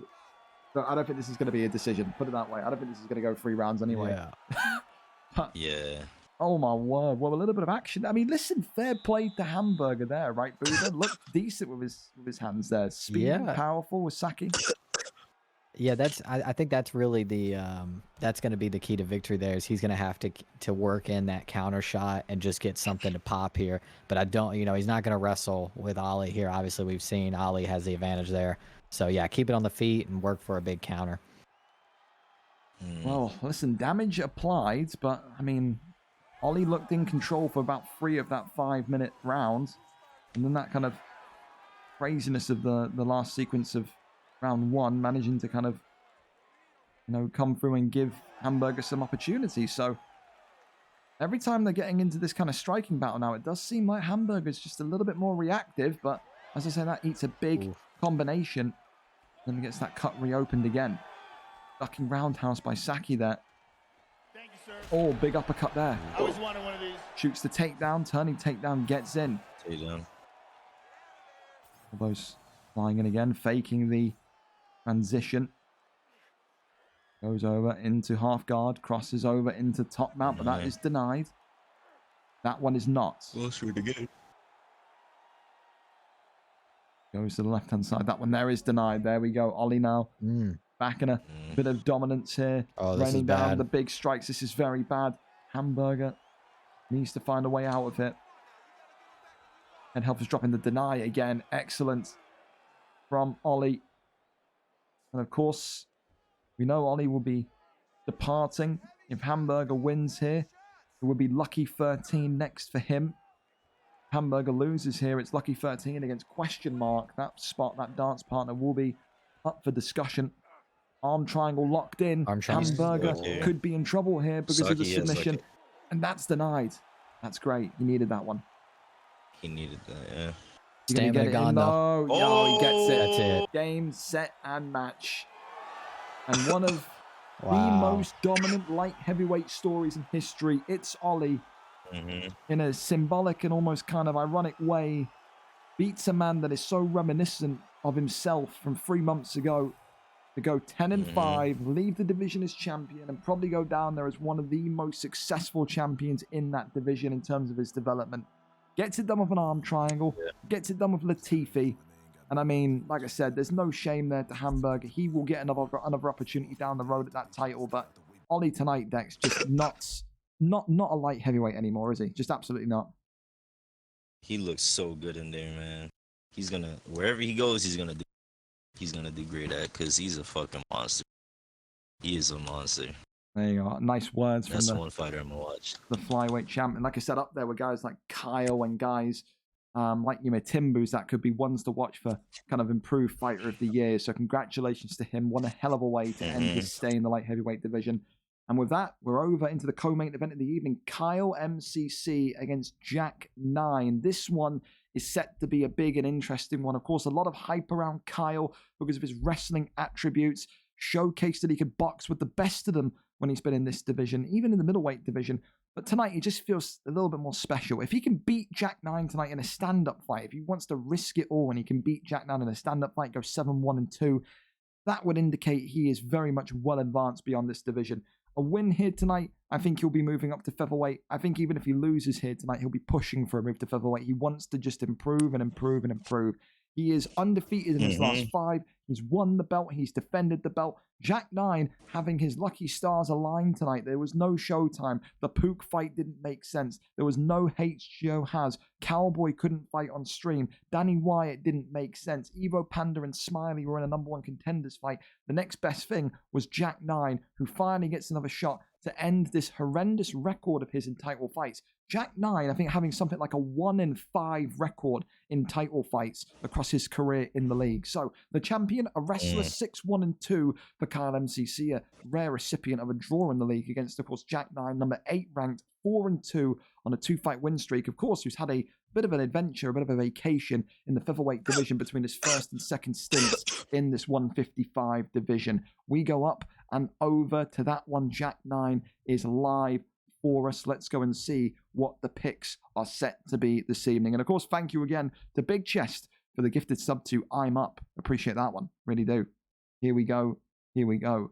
Conor McGregor and Dustin Poirier. The McGregor pick indicates to me, Dex, that he's going to look to box him here tonight. That is, I don't know, cocky, dangerous, wild. What word would you use to describe that? I think he's just confident. Believes in his ability to strike now. We've on Kyle more of a wrestling side, but I think he's gotten better to the point where he could trust to stand up and hang with the best in lightweight. Understand, but Jack 9 is not no easy fight, man. Nah, he is not. He's got Poirier. The thing as well is that Jack 9 with Poirier has very good takedown defense also. I mean, McGregor and Poirier always a kind of nice kind of equalizing matchup, especially for Jack, in case Jack wants to flip the script and go to the ground and initiate jiu-jitsu, but I can't see it. Fights like his cousin Tomaselli, he is a blitzer. He starts the round so fast. It's difficult to adapt with the pace of things. But, I mean, Booba, Poirier against Conor in this division. Poirier packs some mean punch power. McGregor's left hand. I mean, who do you like in this one? Poirier for sure. I think it's going to be all about the inside boxing in this fight, and those sideways punches, the hooks, the uppercuts from Poirier are going to hurt a lot more than Conor's. So I like Poirier a lot better in a striking match and in a grappling match as well. There you have it. I mean, this is the thing as well, is Jack's pressure very reminiscent to that of Evo Panda. Like he very much likes to get you behind the black lines and keep you kind of guessing, keep you moving. I mean, the thing that would make a lot of neutrals happy as well is if Jack 9 does get this victory, it opens up the door for him and Evo Panda. What a fight that would be in the 155 division. But again, Kyle not thinking about maybe matchmaker's delight. He's thinking about sailing into that featherweight division, the 145 division, with an incredible resume across the 2 spells that he's had in middleweight and also lightweight. So far, though, Dex, I mean, listen, a little bit of criticism towards Kyle, my side. He's not really being able to find the distance, the range with Conor. He's going to have to fix that, because so far, right now, the entry and the exit of Jack, perfect. Getting in, letting off a couple shots, getting the cut, and then disengaging. He's got to do better with the distance, doesn't he? He needs to feint a little bit more. Use the straight to McGregor. When Dustin comes in, straight right there and work off the straight. really want to use the straights on McGregor. And I mean, this And is you the also other, don't want this is the other thing as back foot well. here. He's really doing well getting those kind of spin kicks to the body, two decks, drain that stamina in case this fight goes to kind of longer rounds, the championship rounds. Yeah. It's true, but it's a very even fight right now. Can't. That left hand is going to be a heat-seeking missile. Look at the pulls here. How is that elbow not Ooh, pull connected? party. How is that elbow from Poirier not connected? He's going to be furious with that one as Jack 9. Oh, and again, pull party again. These two. And then they're strong. Oh, lightning fast. Oh, nice. From McGregor. Told you, work off that straight. Hope one of these boys can make a read after their pulls. After the bell. shit. What the hell? Come on, Herb. Herb doesn't know what's going on. Herb's fine. Herb's got the most CT out of everyone in the octagon right now. 100%. Too busy tackling people off of them. So, you know what I mean? Round one, though, listen, maybe the stun will just be enough to get that one down the pipe for the champion. But listen, look at the cut differential as well. A slightly darker orange for Kyle. He's got to avoid these jabs to the eye, these straights to the eye, these hooks to the face in general from Jack 9. Because right now, listen, I think Jack 9 lost the first round, but damage-wise is in the driving seat. Oh my goodness me! I could have It's jinxed a it. straight. Oh. It's really the tale of two different types of boxing here. If they're outside boxing, then Connor can work the straights. If they're inside boxing, Poirier can work the hooks. And it's up to that, whether Connor can keep it in distance or Poirier can get it in close. Oh, I tell you what, every time Jack makes that forward step, I get very, very concerned. And also, like you said, but the doctor is getting very close to coming in here. Kyle now has to fight in a way where he can't step backwards. He has to be on the front foot. If he creates enough distance, this is the thing. If I was Jack 9 right now, I'd walk completely backwards. Walk backwards, Jack. Get the doctor in. Oh, Jack, what have you done? Get the doctor in. Kyle, stop working off your back foot, Kyle. Oh shit. Oh my God. Oh, the jab hook. Oh my God. Oh shit. Oh my God, that was an ass clincher. I'm not even gonna lie. Pause. Oh, if the doctor came in, he had the belt. Yeah. Wow. He just needed to walk backwards, I think. The doctor would have came in and probably stopped it. Kyle MCC. Yeah. What a journey in UFC 5 he's had. Another knockout victory. And he is going to be moving up into that 145 division. And he is unstoppable recently. He is on a tear. He is on a streak. He is improving every month. And he's beating one of the best boxers in that lightweight division tonight. A round 2 stoppage. Isn't he known as a title fight choker? Jack 9, yes, he is. Yes, he is. He is. Unfortunately, that's not good. It's not great, but he only takes the name. He takes the hardest fights, man. There's nothing to really say more about. He's an entertainer. He won fights. most of that fight. He won. He wins so many performance bonuses for the way he fights. He's so close constantly, but tonight just not close enough. Kyle MCC, still lightweight champion, and going to move into that featherweight division with a 7-win, 1 draw, and 2 loss record. You go back and you just talk about the kind of the journey of this young man in UFC 5. UFC 5 alone, where he came into UFC 5 as a middle-of-the-pack light heavyweight from UFC 4. He's only lost to Skelly. He's lost to HGO Haz. He got a draw against Axledge. And then in the middleweight division, I think he was completely undefeated. So only 3 people have not lost against him.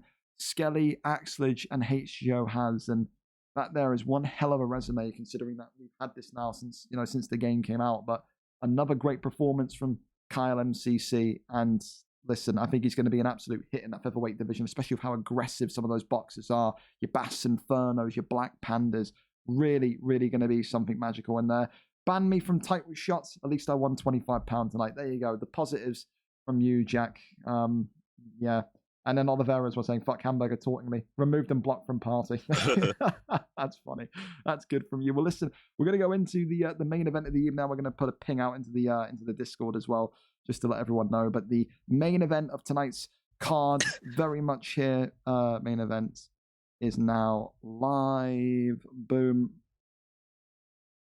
Twitch.tv gringo_AFC. Right, so the big one here, fellas. DioDaDemon against Gerard. Only one blue corner victory on the main card tonight. That's maybe going to put DioDaDemon in a bit of a happy mood here. But listen, Dio comes in after about a 3-week hiatus. Of course, he's been working. He's been busy. How much time has he really been investing into keeping this belt on his side of the pond? DioDaDemon, 6-1 kickboxer.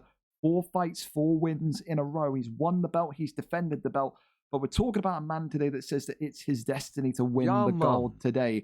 5-3 record, lost 2, and then went on this incredible streak, this 3-fight winning streak, which has just been blitzes. He starts the fight like a featherweight. He starts the fight so aggressively, so front-running. He beat Gazito, he beat Chopper, and he beat SLG hitters. Today, he says it's his time to hold championship gold and beat DioDaDemon. Keep in mind, the last time Gerard was in a title fight, VFL 69, the 18th of May, 2023, he lost that against Ethan NTK in the middleweight division. Dio will probably go with his Shavkat pick if he does. He's known for those extravagant kind of attacks. He'll throw in the flying knee, which can sometimes put him backwards. He'll throw in a wild head kick with Kamaru Usman, which is unexpected. But Gerard is known for his pressure. He starts the fight at 60 miles an hour. Some people will say you either need to match that pace of Gerard or you need to kind of take the sting out of the fight and really move at a kind of slow pace to get this into round number 2 or into round number 3. With that,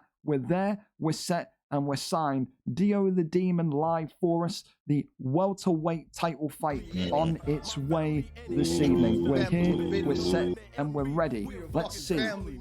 He's in the dressing room with his crew. J.O. Salmon, of course, is a top contender of this division. He's absolutely going to be rooting on his guy.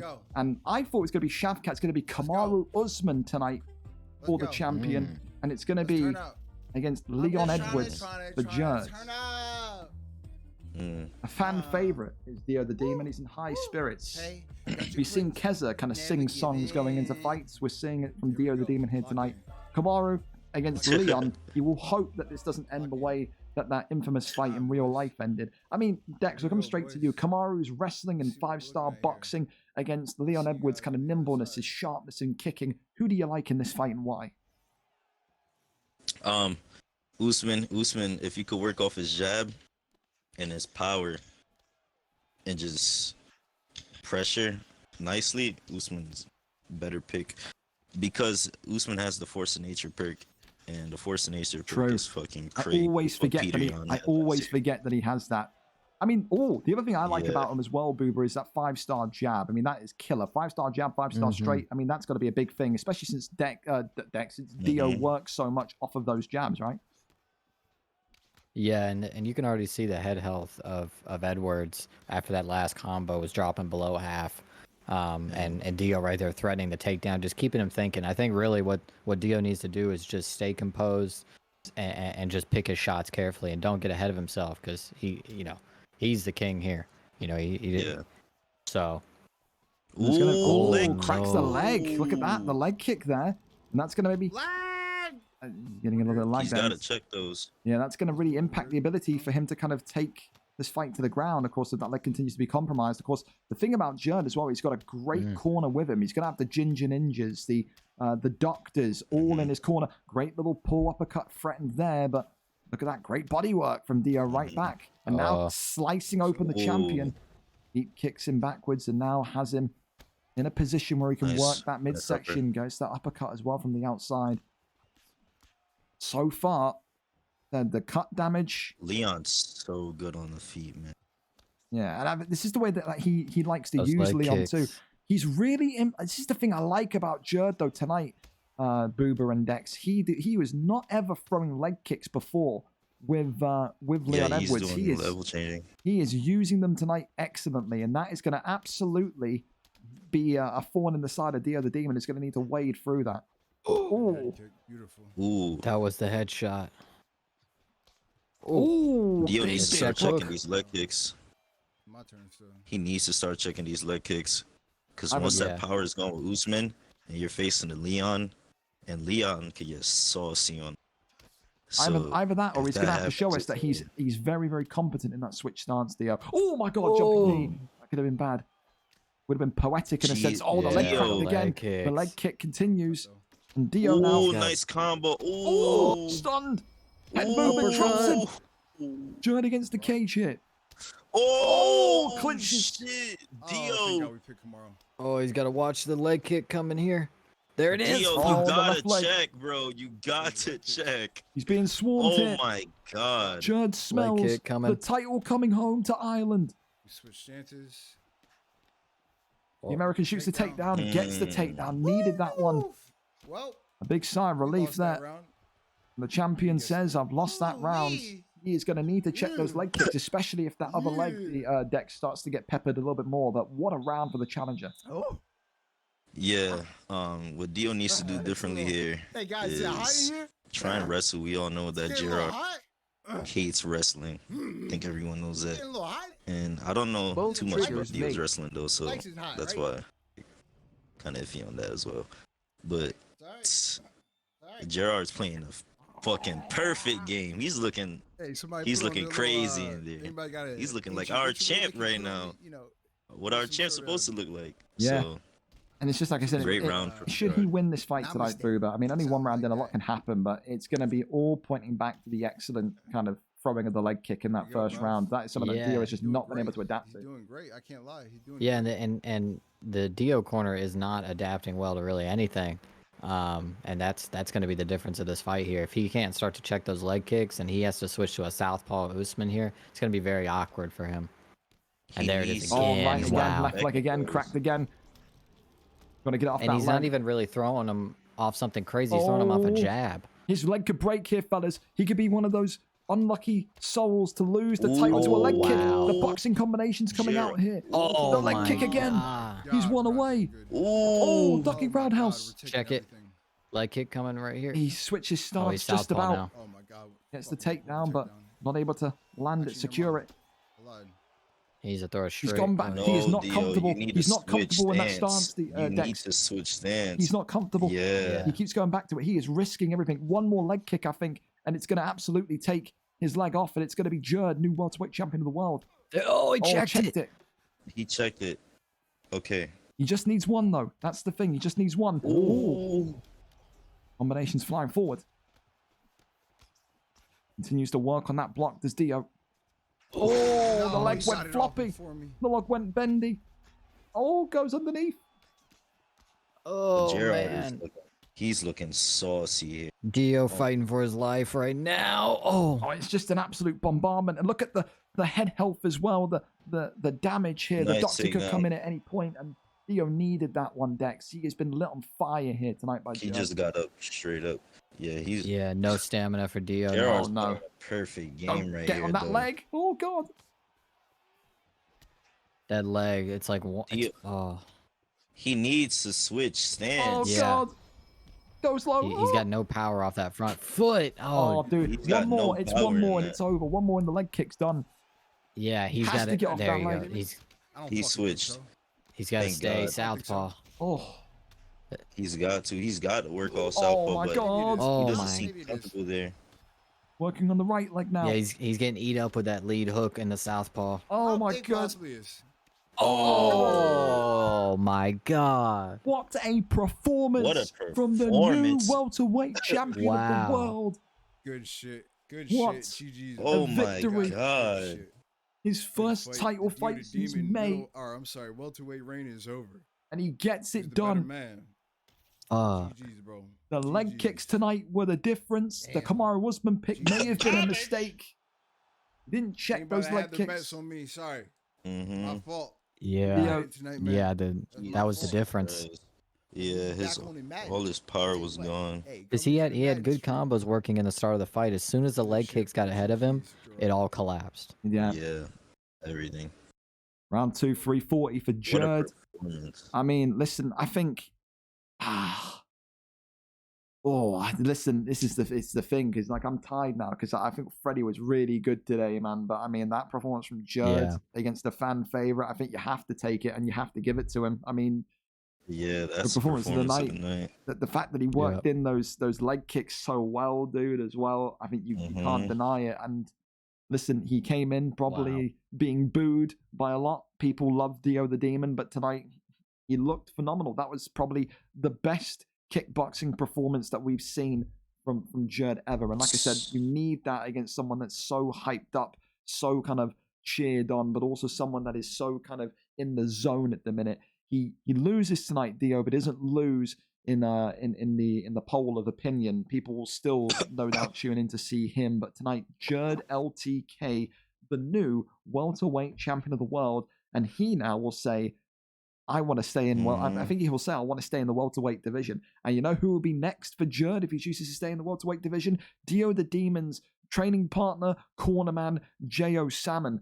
4-1 on a 4-fight win streak. That could be vengeance on the good name of DioDaDemon through a regular associate of his. But I mean, what a card tonight. We've seen controversy, titles change. We've seen the worst fight in history of Chub Nardino and Man with the Plan. We've seen DQs. We've seen a Tony knockout. We saw everything tonight. What a card it was. I mean, Okan and Latifi title fight. Yeah, Latifi and Gokhan Saki title fight. I mean, Booba, I mean, your immediate thoughts. Anything that you want to say about the card tonight? It was definitely a card for the books, for all the right reasons, for all the wrong reasons. I mean, it's going to go down in history for something.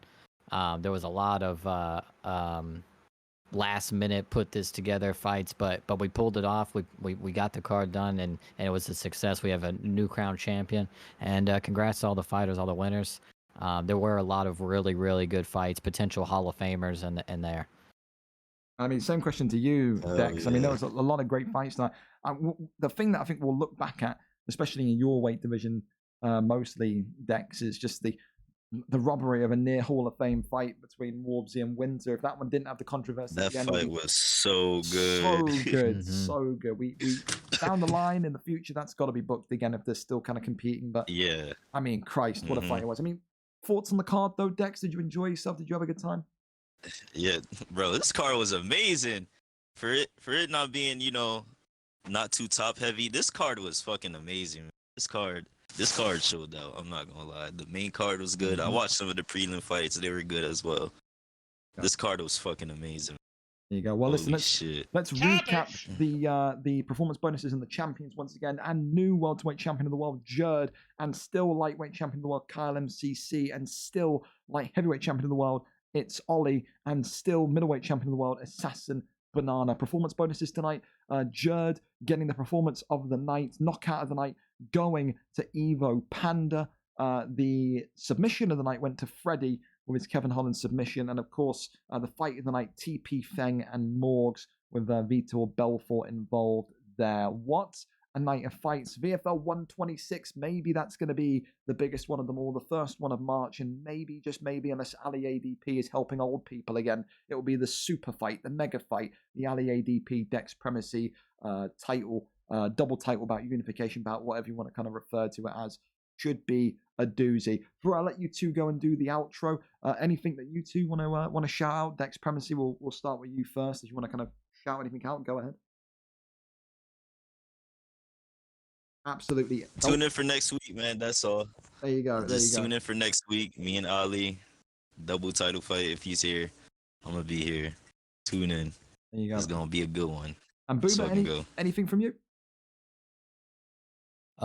Yeah, shout out all the fighters tonight. Everyone who watched. Watch next week. Super fight. That's gonna be big shit there.